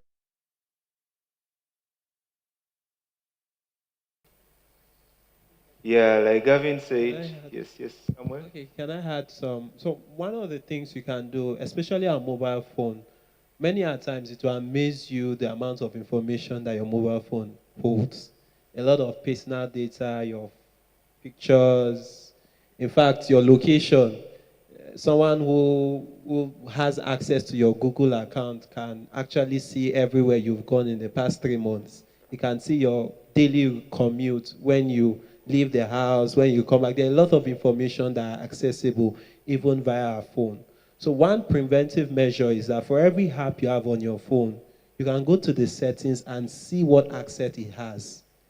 What's the business of having a Snapchat with location? Why? Why does it need my location privileges? So you will need to audit that so that you can actually disable some accesses that these applications have that are not needed or are not necessary. Some applications have access to your photos, your video, your camera. We've had many instances where an attacker is able to break Recording into an in app progress. and they will turn on your microphone, and whatever discussion you're having, somebody outside unknown to you is hearing that conversation. Some will even turn on your camera and you wouldn't know. So it's important that we all audit the permissions that the applications on our phone have so as to be able to avoid some of these privacy issues. Exactly, because why would the couch later want my camera settings? Definitely. Or a torch. What does it need from your gallery? So yeah, it's very important to pay attention to our permissions and regularly audit. You'll be surprised by what you actually find. Moving on to Chimezi, joining us online. Yeah. Hi. Ruth talked about sharing habits online. And yes, most of us share personal moments, our family moments online. But how do you decide what stays private and what can be public? Okay. Before I answer the question, a brief story. We were doing a story about, I can't remember what it was about now, but we're looking for someone to talk to. And we identified somebody we needed to talk to. And we started looking for the person. We didn't have their contact. We went on their social media and we traced this person right down to his ancestors' home. I mean, we were able to find out their village, exactly where they come from, the kind of house they live in their village, and everything about the person, majorly by the trails he was living on social media. He'll post this and there'll be a clue out of it. He'll post another thing, and then just with very simple open source investigation tools, you're able to add one or two together and find exactly where that person goes to on a Monday or on a Tuesday and just their lifestyle. And that kind of scared me. I received an email once where Google sent me the history, my location history for an entire month. And I looked at the history, and every single place I had been to was in that email. And I wondered to myself, what if this goes into somebody's hands? What becomes of me? And right there and then, I blocked Chrome from having my location. I blocked so many websites from having access to my location, my microphone, and all of those things. So before I post, I want to think about, let's say if I'm posting my child, I first of all pause and think about, can someone figure out my child's school from this single photograph? Can someone who is trying to find out about me or about who is related to me be able to figure out where maybe my son visits because of this photograph? And specifically, I remember an instance where there was a celebration in my children's school, and I went there. I was so excited. They were dressed so nicely, and I took a photo. And there's this gigantic, iconic building in his background.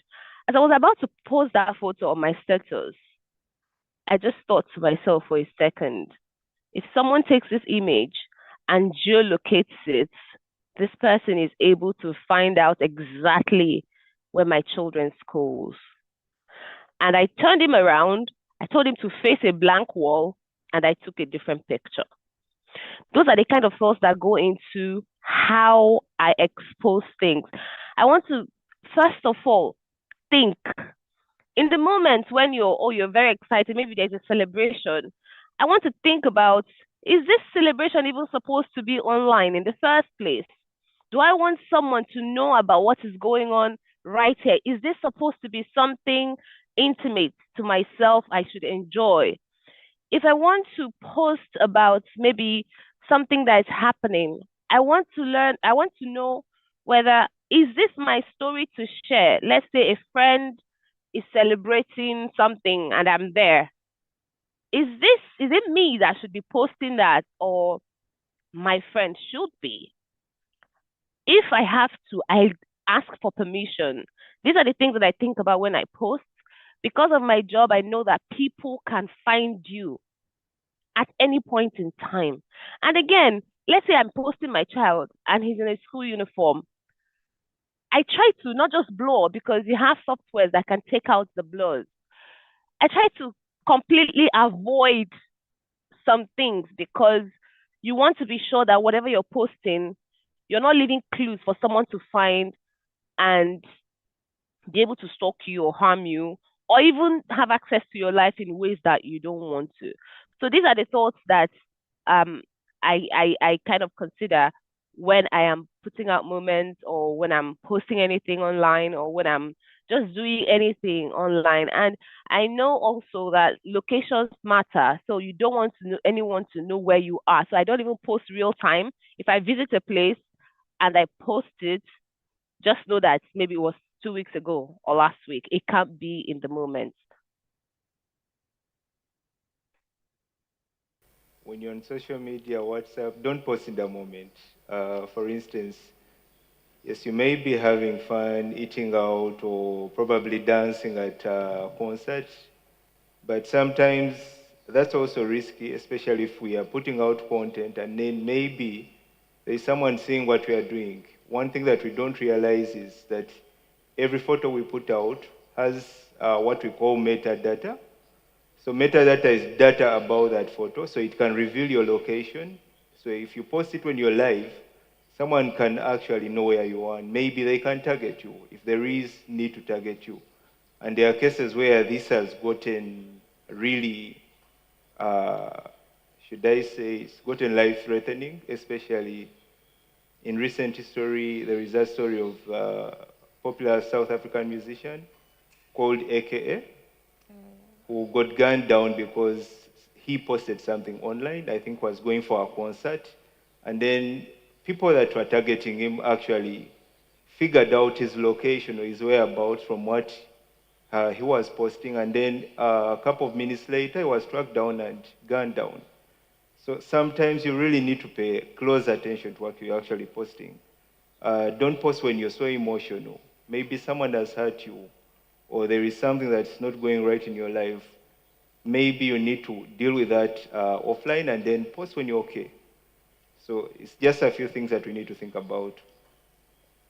Just Moving to on. add to that, Yes. I think posting is one of those things people say don't make financial decisions or romantic decisions when you're either too happy, too sad, or angry. I think that is very true again when it comes to posting. Don't post because you're so excited you want to show the world. You can actually make a mistake. Don't post when you're too sad, you're heartbroken, you want to tell the world what has happened to you. Take a moment. Don't post when you are upset or maybe you're in mourning. I even find it really ridiculous that people post things like very gory things when they are in very deep situation.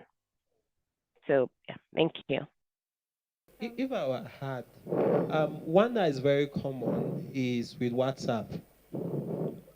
If you've noticed, there are some people on your timelines, you can tell their life story every day when they are happy, when they are sad, when something has happened to them. They always post, you hear somewhere, I'm bored, I'm not happy. You have a lot of people who post all of these personal things. And as you gave that illustration, you have some people who are not your friends who are also watching that. So when you post that I'm here, you're also telling the world where you are not. So if you are in the airport, it means you are not at. So a lot of information we post are also telling the world some unintentioned or intentional information. You're actually sharing some details. So it's very, very important.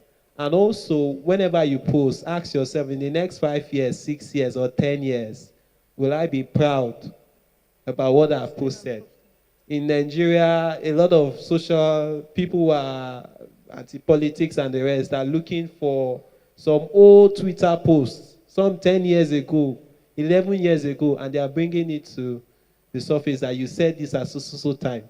And believe me, maybe at that point in time, the person was speaking based on the situation he is, but he cannot deny that post. So it's very important that we really think ahead about the posts that we make on social media.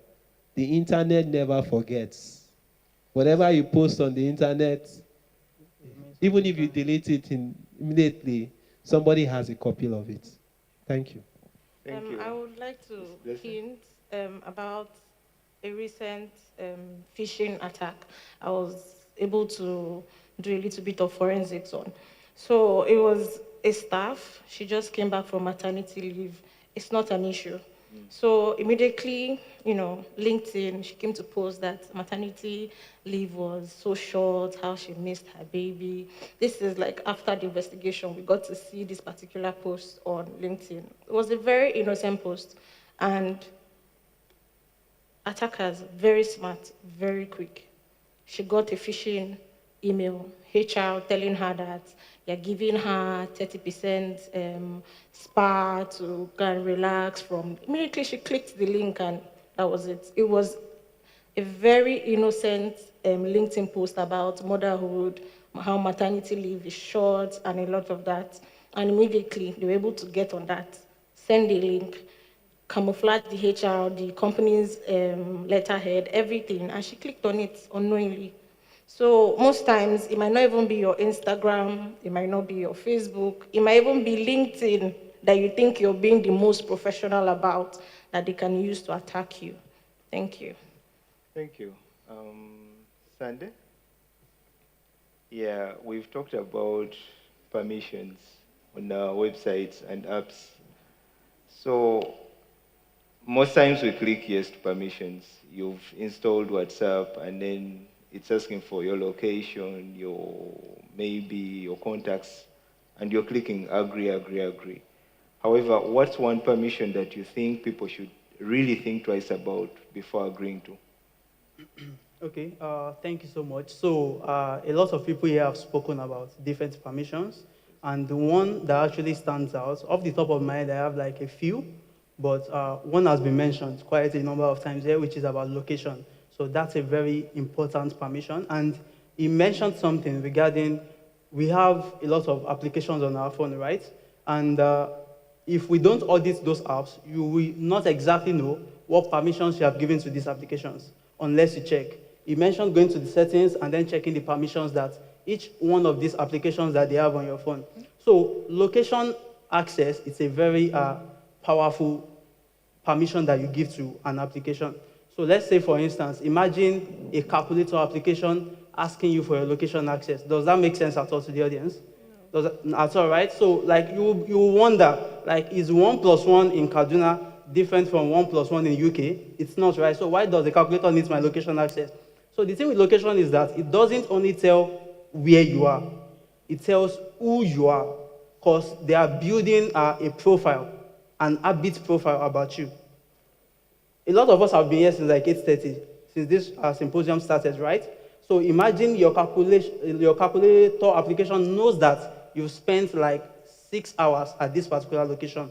And then when you leave here, it's going to know, right? Your calculator application will know that you've got into your house. So by that, like that permission is very important. And there's another one which also stands out, and is the accessibility permission. So what that does is that when you give an application your accessibility permission, you are actually giving that application an ultimate power.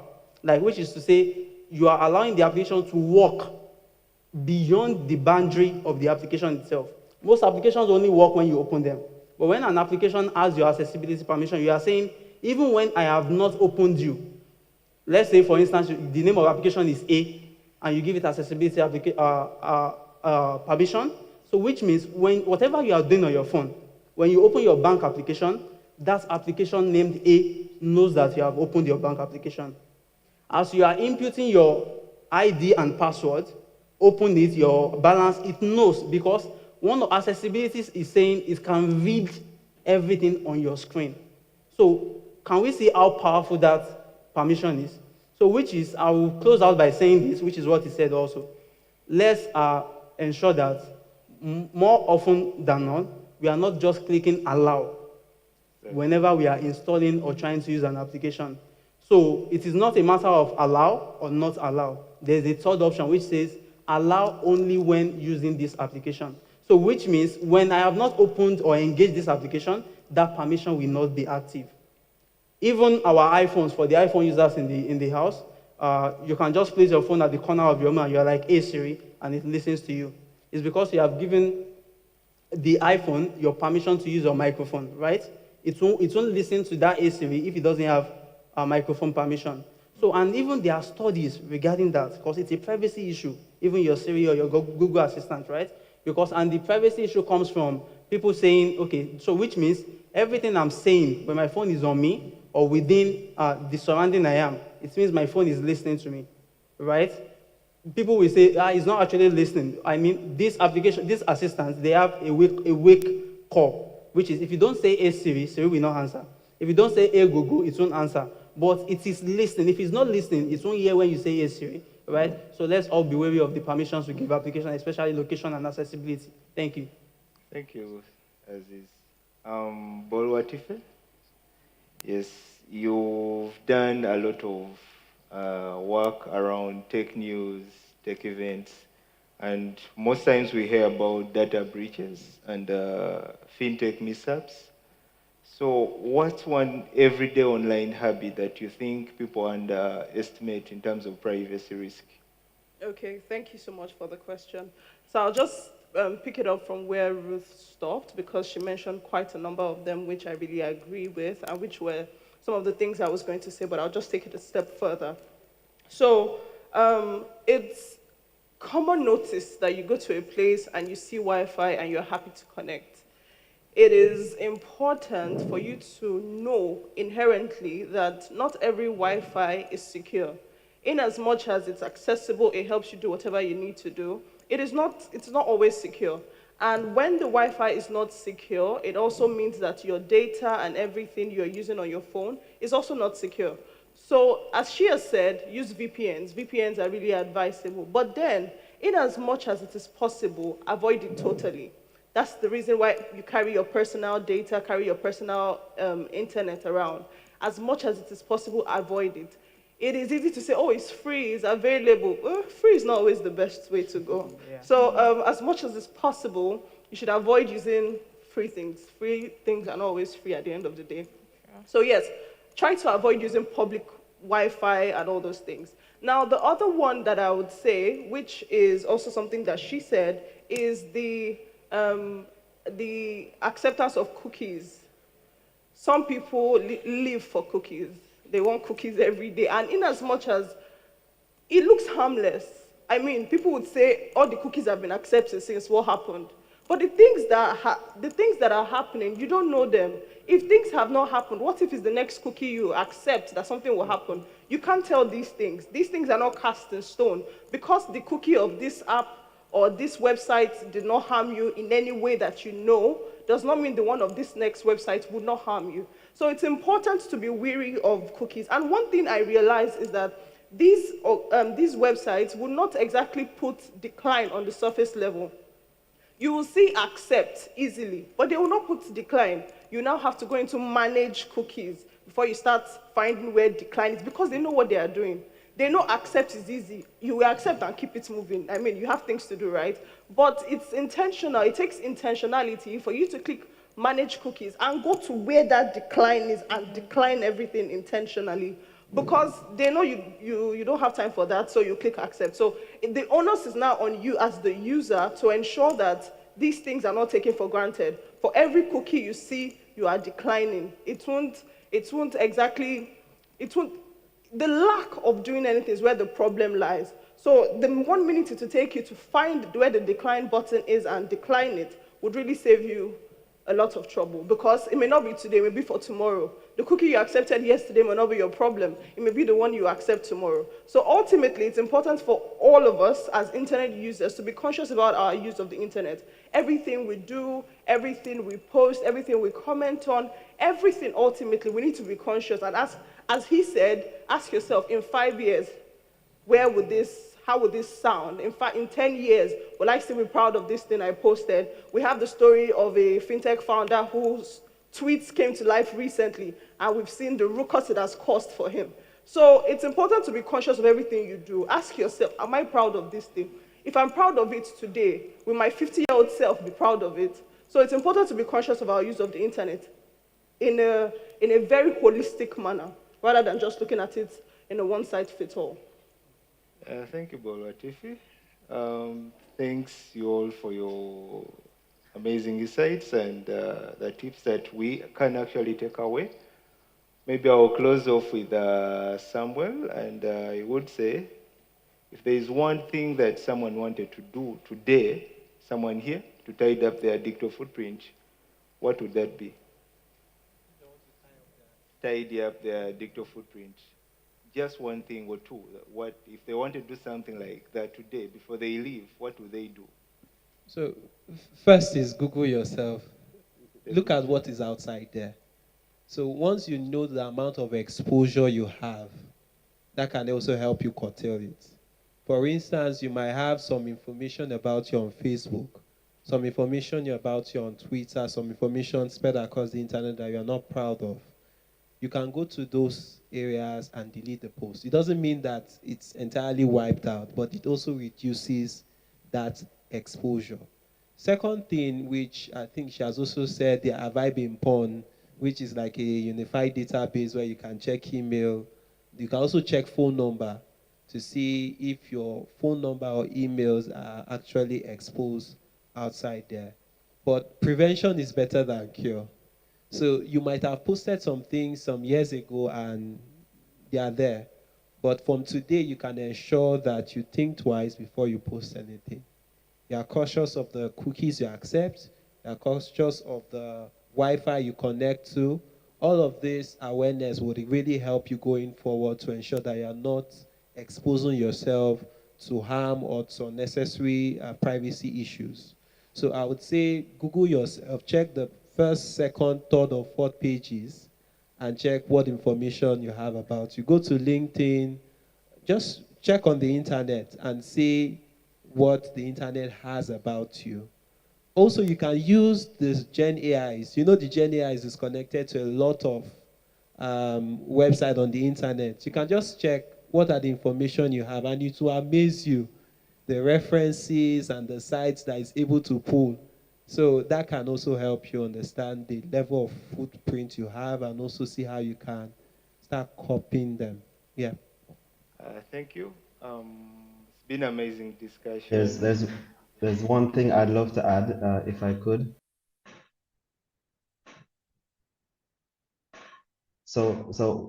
Yes. So one thing that I find works a lot with people is I say to them, if I walked up to you on the street and told you that I know this specific thing about you, would you feel comfortable with it?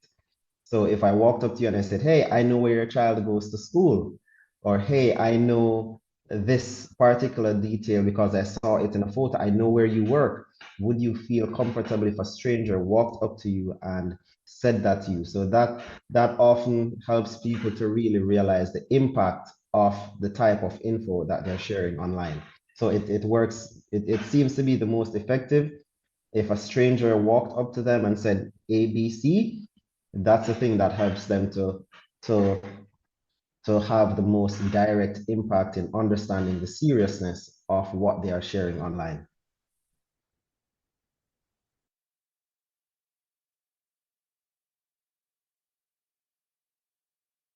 Time is up. Yeah. Um, so, so.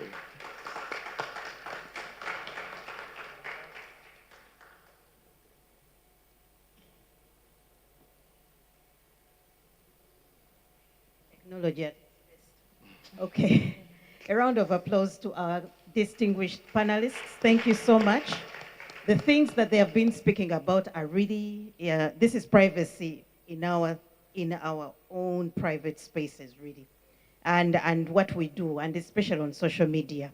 So I'm even not going to say anything more because they have been talking about the practical things that we keep doing negligently, knowingly, unknowingly, and we release this information. And the risks that come with releasing this information we only realize them after. So without wasting time, can we appreciate our panelists as they go back, please? We have a few tokens for you, and to just thank you so much for sharing with us some of those things that you have interfaced with in your personal lives. Thank you so much. You're welcome. Take your seats. Thank you. Our last panel, I want to thank you to our audience who are braving it, and I kindly request that we brave it once more, just for this last panel. And the discussions are going to be on the role of civil society in fostering accountability in the data protection ecosystem. I want to welcome our moderator. She's already on standby. And she will introduce the panelists. Please, I would like to indulge you. Let us give them in the next 30 minutes. We would have wrapped up this segment. You're most welcome. And thank you so much for your patience.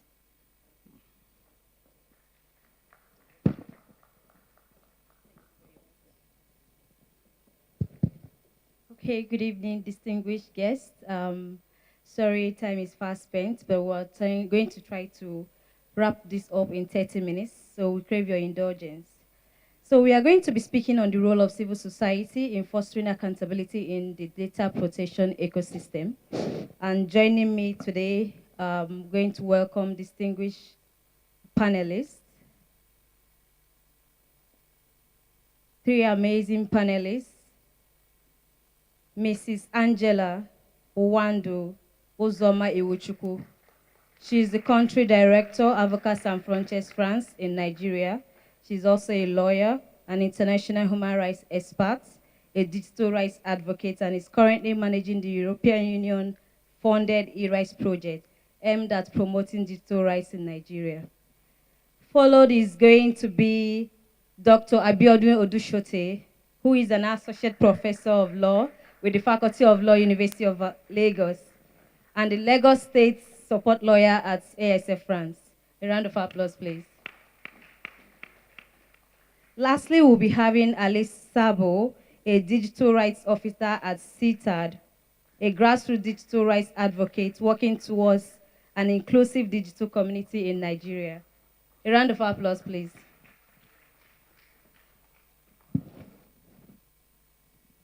Okay, as we all know, Nigeria or Africa as a whole is currently having rapid digital transformation. And so it comes with different issues like data breaches, privacy issues, etc. This is why we need to have the CSOs who are going to help us to ensure accountability and transparency with the regulators. So I'm going to be starting off our conversation with our first speaker, and this goes to you, Mrs. Angela. From your human rights perspective, how would you assess the current accountability landscape in Nigeria's data protection ecosystem, especially for vulnerable groups?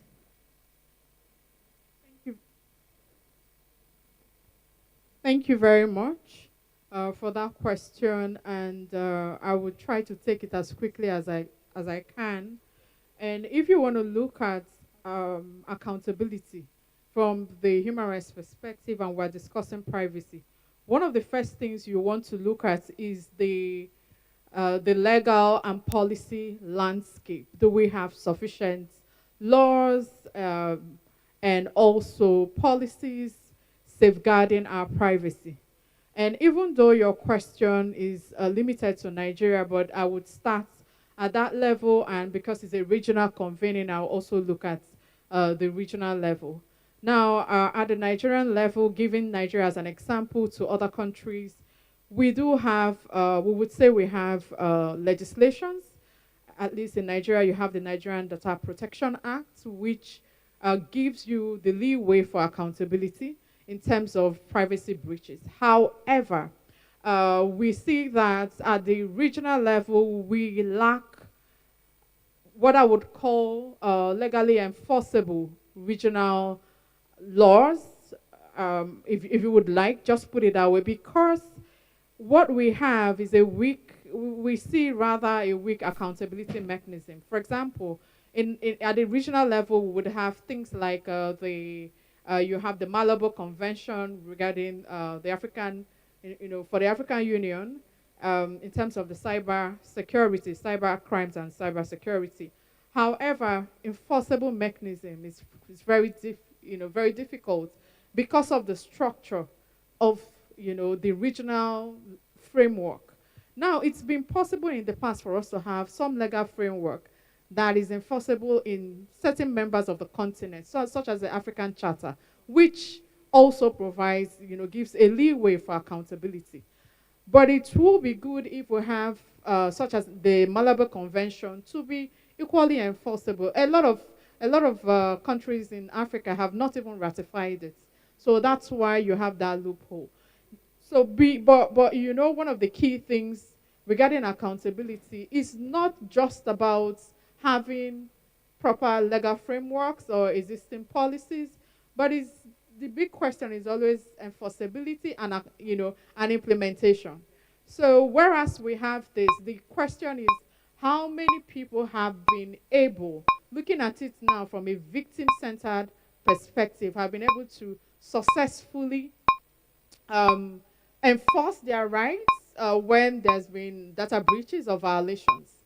And that's on one side. Then on the other side, you also want to look at it because you zeroed in on very vulnerable groups. And this would include women, and we are already in the week of 16 days of activism. And enough has not been said during the 2 days convening about technologically facilitated gender-based violence and privacy violations of women. On the tech platforms, it's going on. And we are happy that a lot of organizations, civil society, is actually leveraging also on this week to create a lot of awareness. But creating awareness is one, but how do victims actually get justice? How can they be sure that perpetrators are held accountable? So that's where you have to then rely back on having important legally binding frameworks, and a step further will be the mechanism. For some instance, it could be legal, it could be quasi-legal. Legal means that you have the leeway to go to court, litigation, but that takes a lot of resources, that takes time. A lot of victims do not have that, particularly the vulnerable groups, which also are talked about, women, but children, persons with disabilities, who are often excluded when these legislations are being drafted. And then to wrap up in the interest of time, you can also have quasi, legal avenues that you can explore, such as reporting to, in the Nigerian context, the Nigerian Data Protection Commission. But then if we had more time, I would have spoken about access, because it's one thing to have it, it's another to also be able to access that. Thank you. Thank you very much, Mrs. Angela. You emphasized a lot about not just having those policies, but the enforcement and also the implementation. And then you mentioned about the legal aspect of it, and that brings me to the next question to Dr. Odushote. Legally speaking, do you believe Nigerians' current data procession frameworks adequately embed accountability principles? Where do you see the strongest or the weakest? Yes, partially. Nigeria has statutory provisions to ensure transparency and accountability. Those statutory frameworks can be compared to any statutory frameworks in any emerging economy. We have duties, statutory duties imposed on data processing officers, imposed on companies that process sensitive information, imposed on fintechs, telecoms, and all of that. Beautiful. We have regulators, they have powers, they have administrative processes. When you have complaints, they have investigative powers, they have auditing powers. All of those are clearly stated in those laws, the Data Act and all other relevant laws, because we have lots of regulations in this field, over 40 regulations. However, the weakness lies in the fact that we have capacity issue. Like it's been repeated over and over again here today. Everybody uses internet. Everybody engages with data every day. And every day we have a lot of data abuse, data misuse, data theft, etc. We have about 230 million Nigerians using data in Nigeria. And how do you expect one or two regulators to deal with complaints that will emanate from this? So that is the weak point. And don't even tell me to go to court, because when you tell Nigerians to go to court, it has connotations. It means that you can be in court forever. It means that you don't have the capacity, the financial resources to source your going to court. So I'm talking about ordinary Nigerians now, that their data, look, even my very self, I bought things on a particular platform. The next thing I see is that other platforms that are supposed to be rivals, they are marketing the same product to me every day. I have my data at a particular place. I ask them to bring it down. They have not brought it down up to today.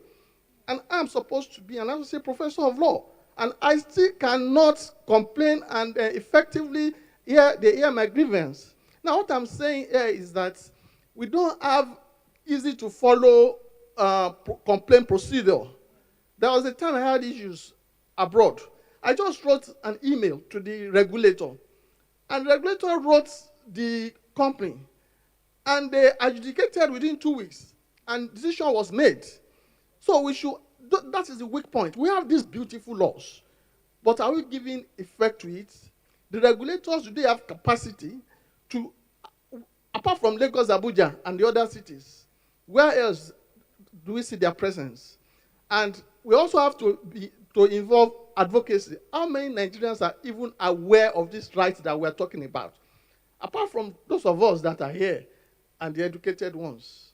The market women in Oyingbo, in Alaba, do they know anything about these rights? Do they know anything about this privacy? We are all witnesses to the issues with the loan apps and the abuse and all other stuff a while ago. If not for CSOs and all other advocacy groups that put pressure on them, and they had to now pipe low. Otherwise, we knew what they were doing with data, and some of them are still doing it. So that is the weakest point: enforcement, redress, awareness of rights. Thank you. Thank you very much, Doctor.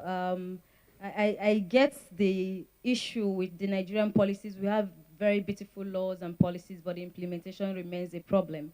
And that is also where CSOs come in place to ensure accountability from our regulators. But there is a point you mentioned, apart from the urban areas, what about the communities? And that's also going to bring me to my next question to you, Mr. Ali. At the community and grassroots level, what does accountability look like in practice, especially where digital literacy is low and awareness of data rights is very limited? Thank you so much, Juliana, for discussion, and also thanks to our participants. Actually, since the last 2 days, we have been discussing about issue of data privacy, internet penetrations, and also other issue of security. But forgetting that we have a chunk number of people who are not even connected to the internet. That's bringing me to the topic of 3S, the issue of accessibility, affordability, and availability. If you go to our rural communities, most of these communities, you can't even find the internet. And that is the issue of people cannot even access the internet, they cannot even use the internet, and also they can't even have the affordability to use the internet. So this is one of the biggest challenges we are facing, especially in Nigeria, where we have almost 62% of the Nigerian communities, especially at rural communities, they are not connected to the internet. So what are we doing as CSO? What are we doing as regulators, and also what are we doing as private sector to ensure that we connected this chunk number of communities to the internet?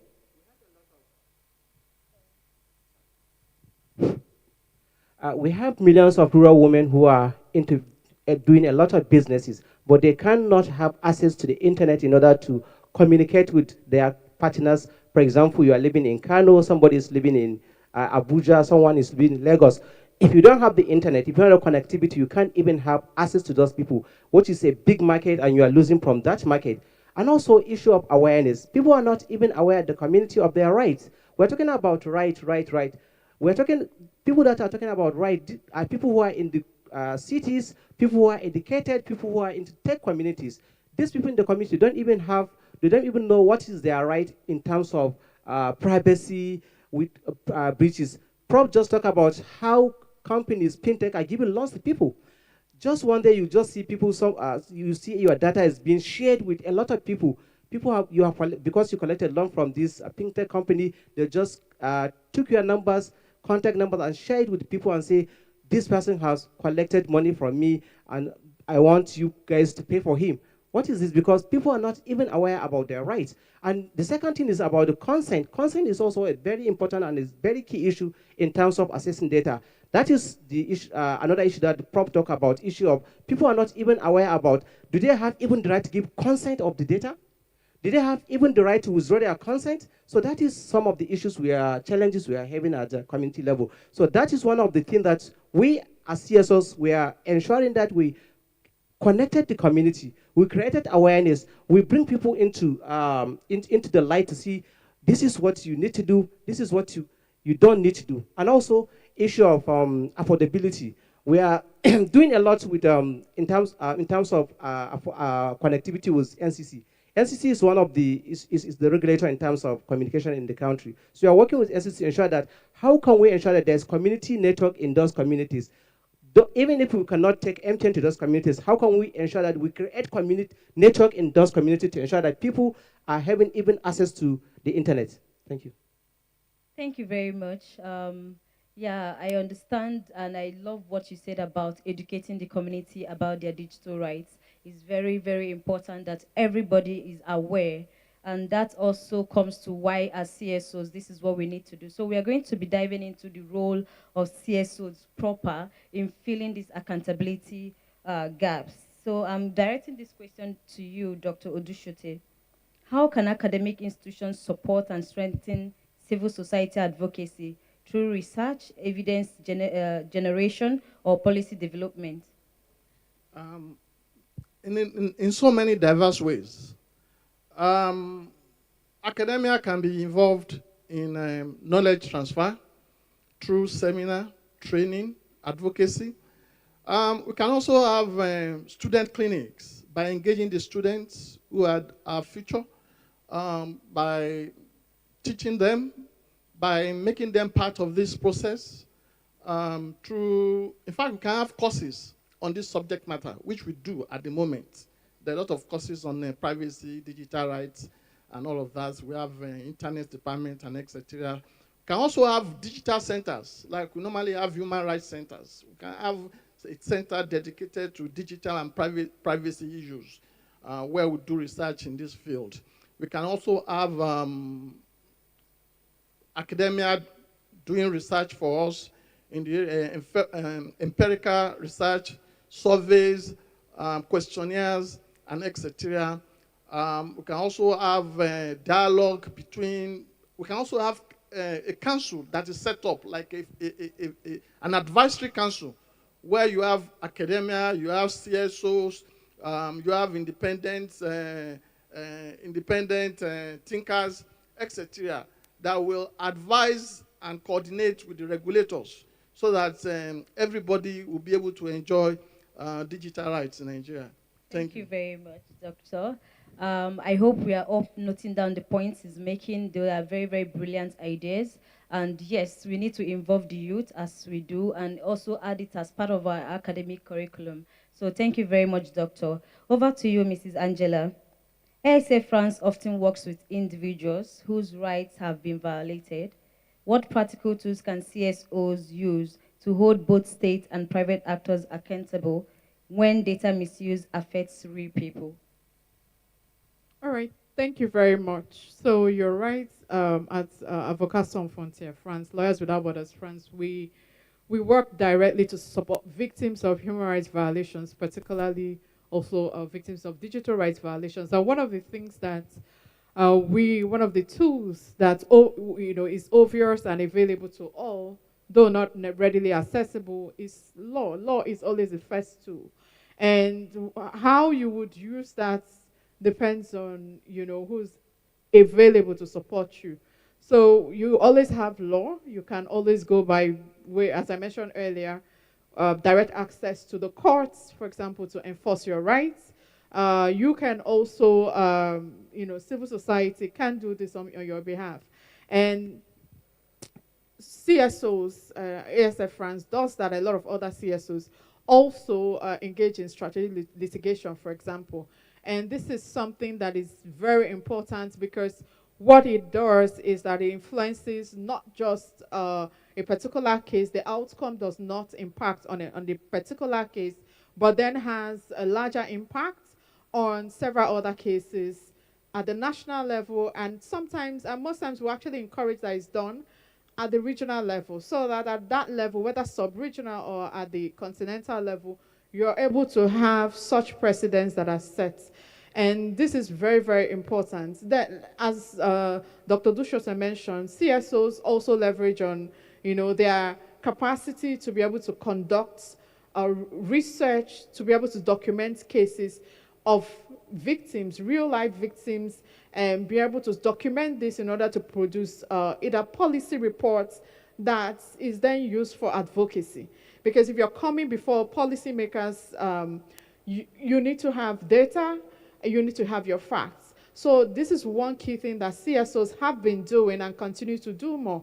And sometimes it's done in collaboration with the academia.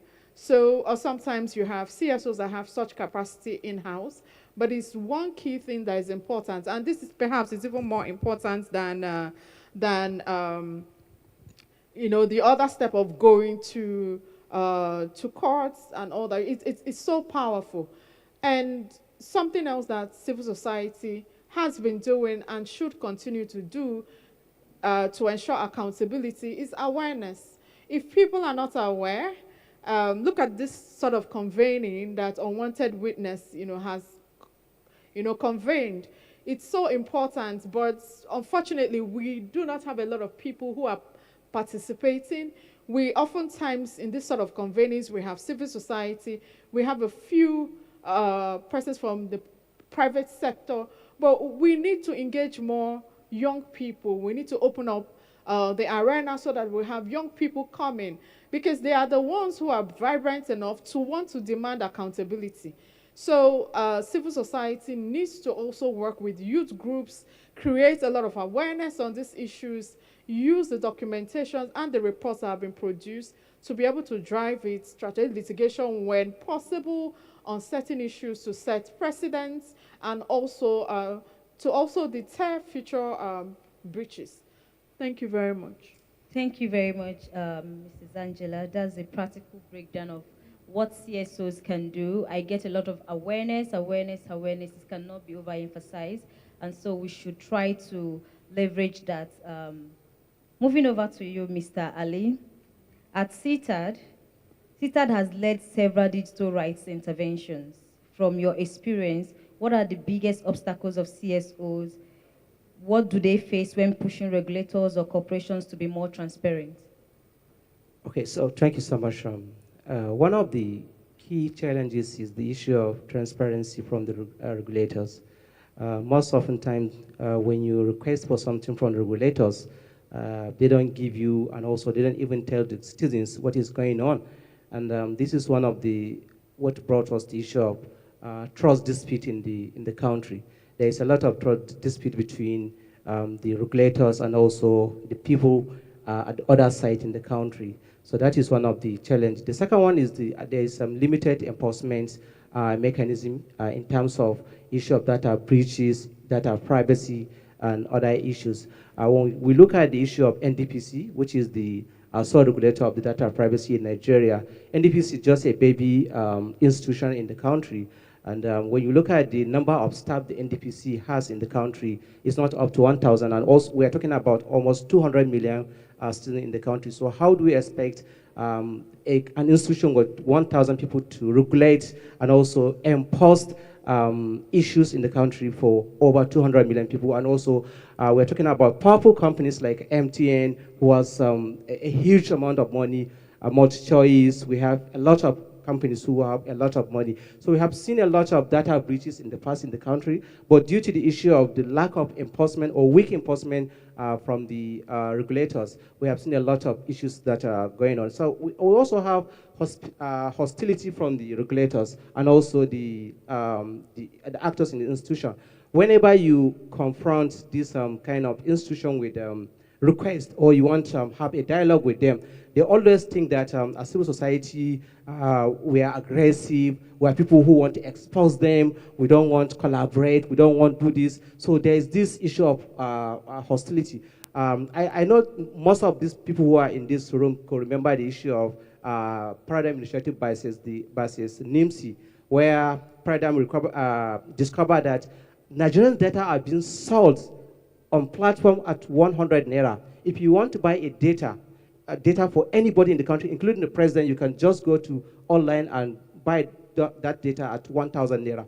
And the issue ended at the court because NIMSI said that what the Paradigm Initiative was saying is actually wrong. You just want to expose the government. Government is doing this, government is doing that, and all those CSOs, they do not see the good side of the government. So that is one of the key challenge civil society are facing. And in terms of coming to the table also, it's another issue. That is, if you look at this gathering, we are almost 100 here talking about issue of data privacy, data security, and other things. But when you look at the room, regulators are very few in this hall. I don't think we have like 5 of them here. It's only NDPC, I think, that is in this room. Apart from NDPC, we have NCC, we have NIDA, we have USIF, we have a lot of them, but they are not coming to the table when it comes to discussion to see how are we going to ensure that we have a collaborative document, a partnership document that we will see, we take it to the public. And also in terms of designing laws, even laws and regulation, they just sit down in their comfort zone and just decide what type of laws they will design for the country.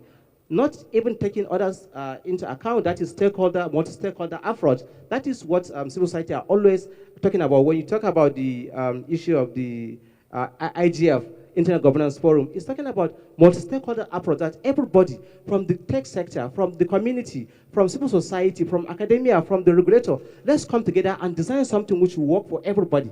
But if one person go and design something, it will not work for everybody. And also there is exclusion for the people with disability. I know there's a lot of people with disability, and we want to have an inclusive law, inclusive working document where everybody can actually say, yes, this document is for me and it worked for me. Thank you so much. Thank you very much. I love what you said about the regulators not even being in a room like this. And that mentions where we have to collaborate more with these regulators. It's not enough for us to talk about this as civil societies. If we talk and we don't create an avenue to collaborate with the regulators, we're going to just keep making the same statements and nothing is being done, nothing is being enforced. So yeah, that brings me to the collaboration aspect of it. How can civil societies collaborate with regulators as watchdogs? And I'm directing that question to you as your closing. Thank you. I thought we have had the last set of questions. I think, okay. So how can civil society collaborate with regulators? And I think first of all, we have to understand that civil society plays a key role in holding even regulators accountable. So once that is established, we know where we're working from. We have to collaborate, but at the same time, we have to hold them accountable. So, but it means that we just communicate clearly what our role is, and we do this by various means. We engage directly. I'm happy that NDPC was here. They acted as one of the co-hosts for the event. And that's an example of collaboration with regulators. But it doesn't also stop civil society from holding regulators accountable. One of the things that we have done in our project that worked was to have to create a multi-stakeholder coordinating group that then brought to the table civil society, media, academia, but also the government regulators and tech companies to have deliberations on issues of policy to see where the gaps were.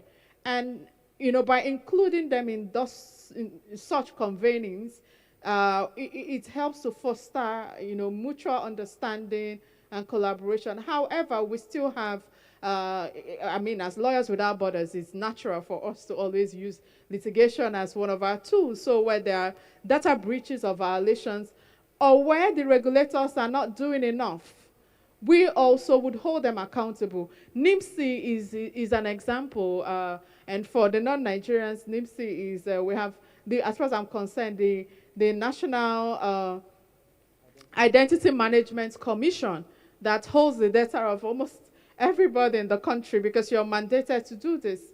But then what you find is that for NIMSI, when there's a data breach by government agencies, for example, the Nigerian immigration, they tend to handle it with a kid's glove.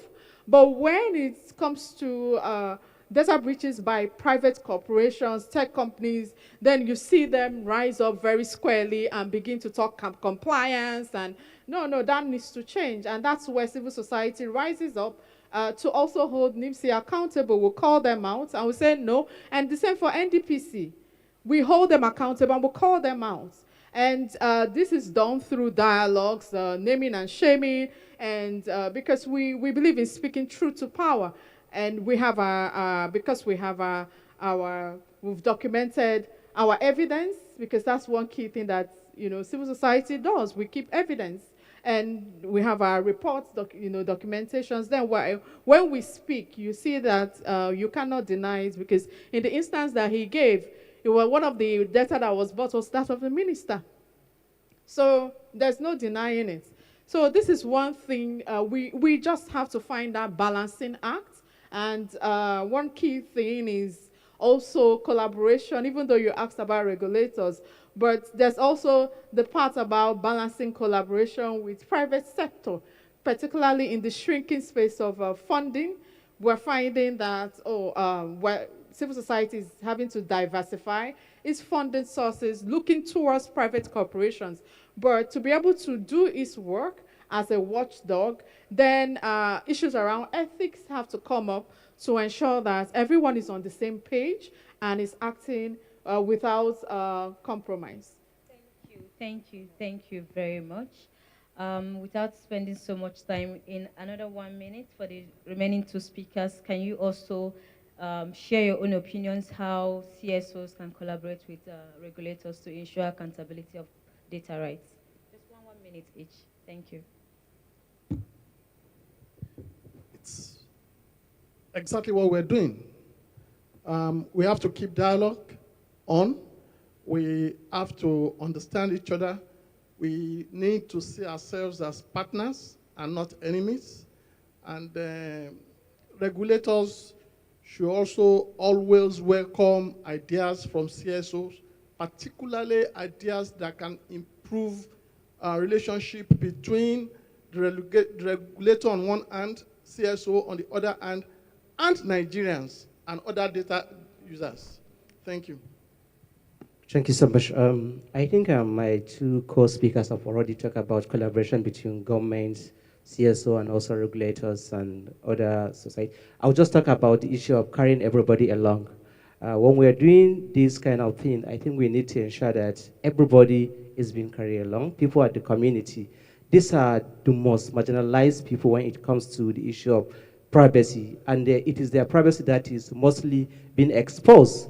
And also people with disability. We have been talking since morning, and people with disability are one of the category of people who have been victimized. And also, even when you go to the online platform, you see that a lot of people with disability have been victimized, have been marginalized in terms of access. They don't have, even the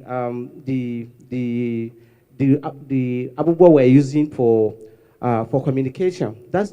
It is not all-encompassing, and also it is not designed for people with disability to use it. So I think awareness is one of the key. We need to create more awareness. We need to go to the communities and create awareness about the issue of privacy, data breaches, and also how they can use those kind of things to communicate. And also, we need to create accessibility also. Accessibility is very key and it's very important. If there is no access, we can't even talk about privacy. It is people that have access to the communication that will talk about the issue of privacy. And also affordability. We have to ensure that the things we are creating is affordable. The data in Nigeria is very expensive. People cannot even use the data, especially at the rural community. So we need to ensure that these three key areas are being provided in the country: access, affordability, and also affordability. Thank you so much. Thank you so much to our distinguished panelists and for sharing such wonderful insights, and also to our audience for listening.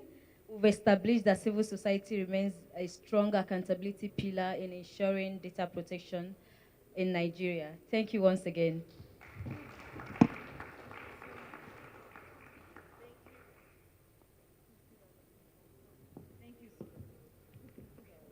It's okay.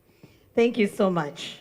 I want to appreciate our wonderful audience that has braved the discussions today, especially also for those who have been here since morning, since the masterclass.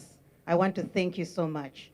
I want us to appreciate our last round of panelists who have braved and been patient because we did not start in time for their session, but thank you so much. Thank you so much. I like the fact that they were talking about collaboration with regulators. So I just want to assure you that tomorrow, one of the biggest platforms we are having tomorrow is a discussion with regulators.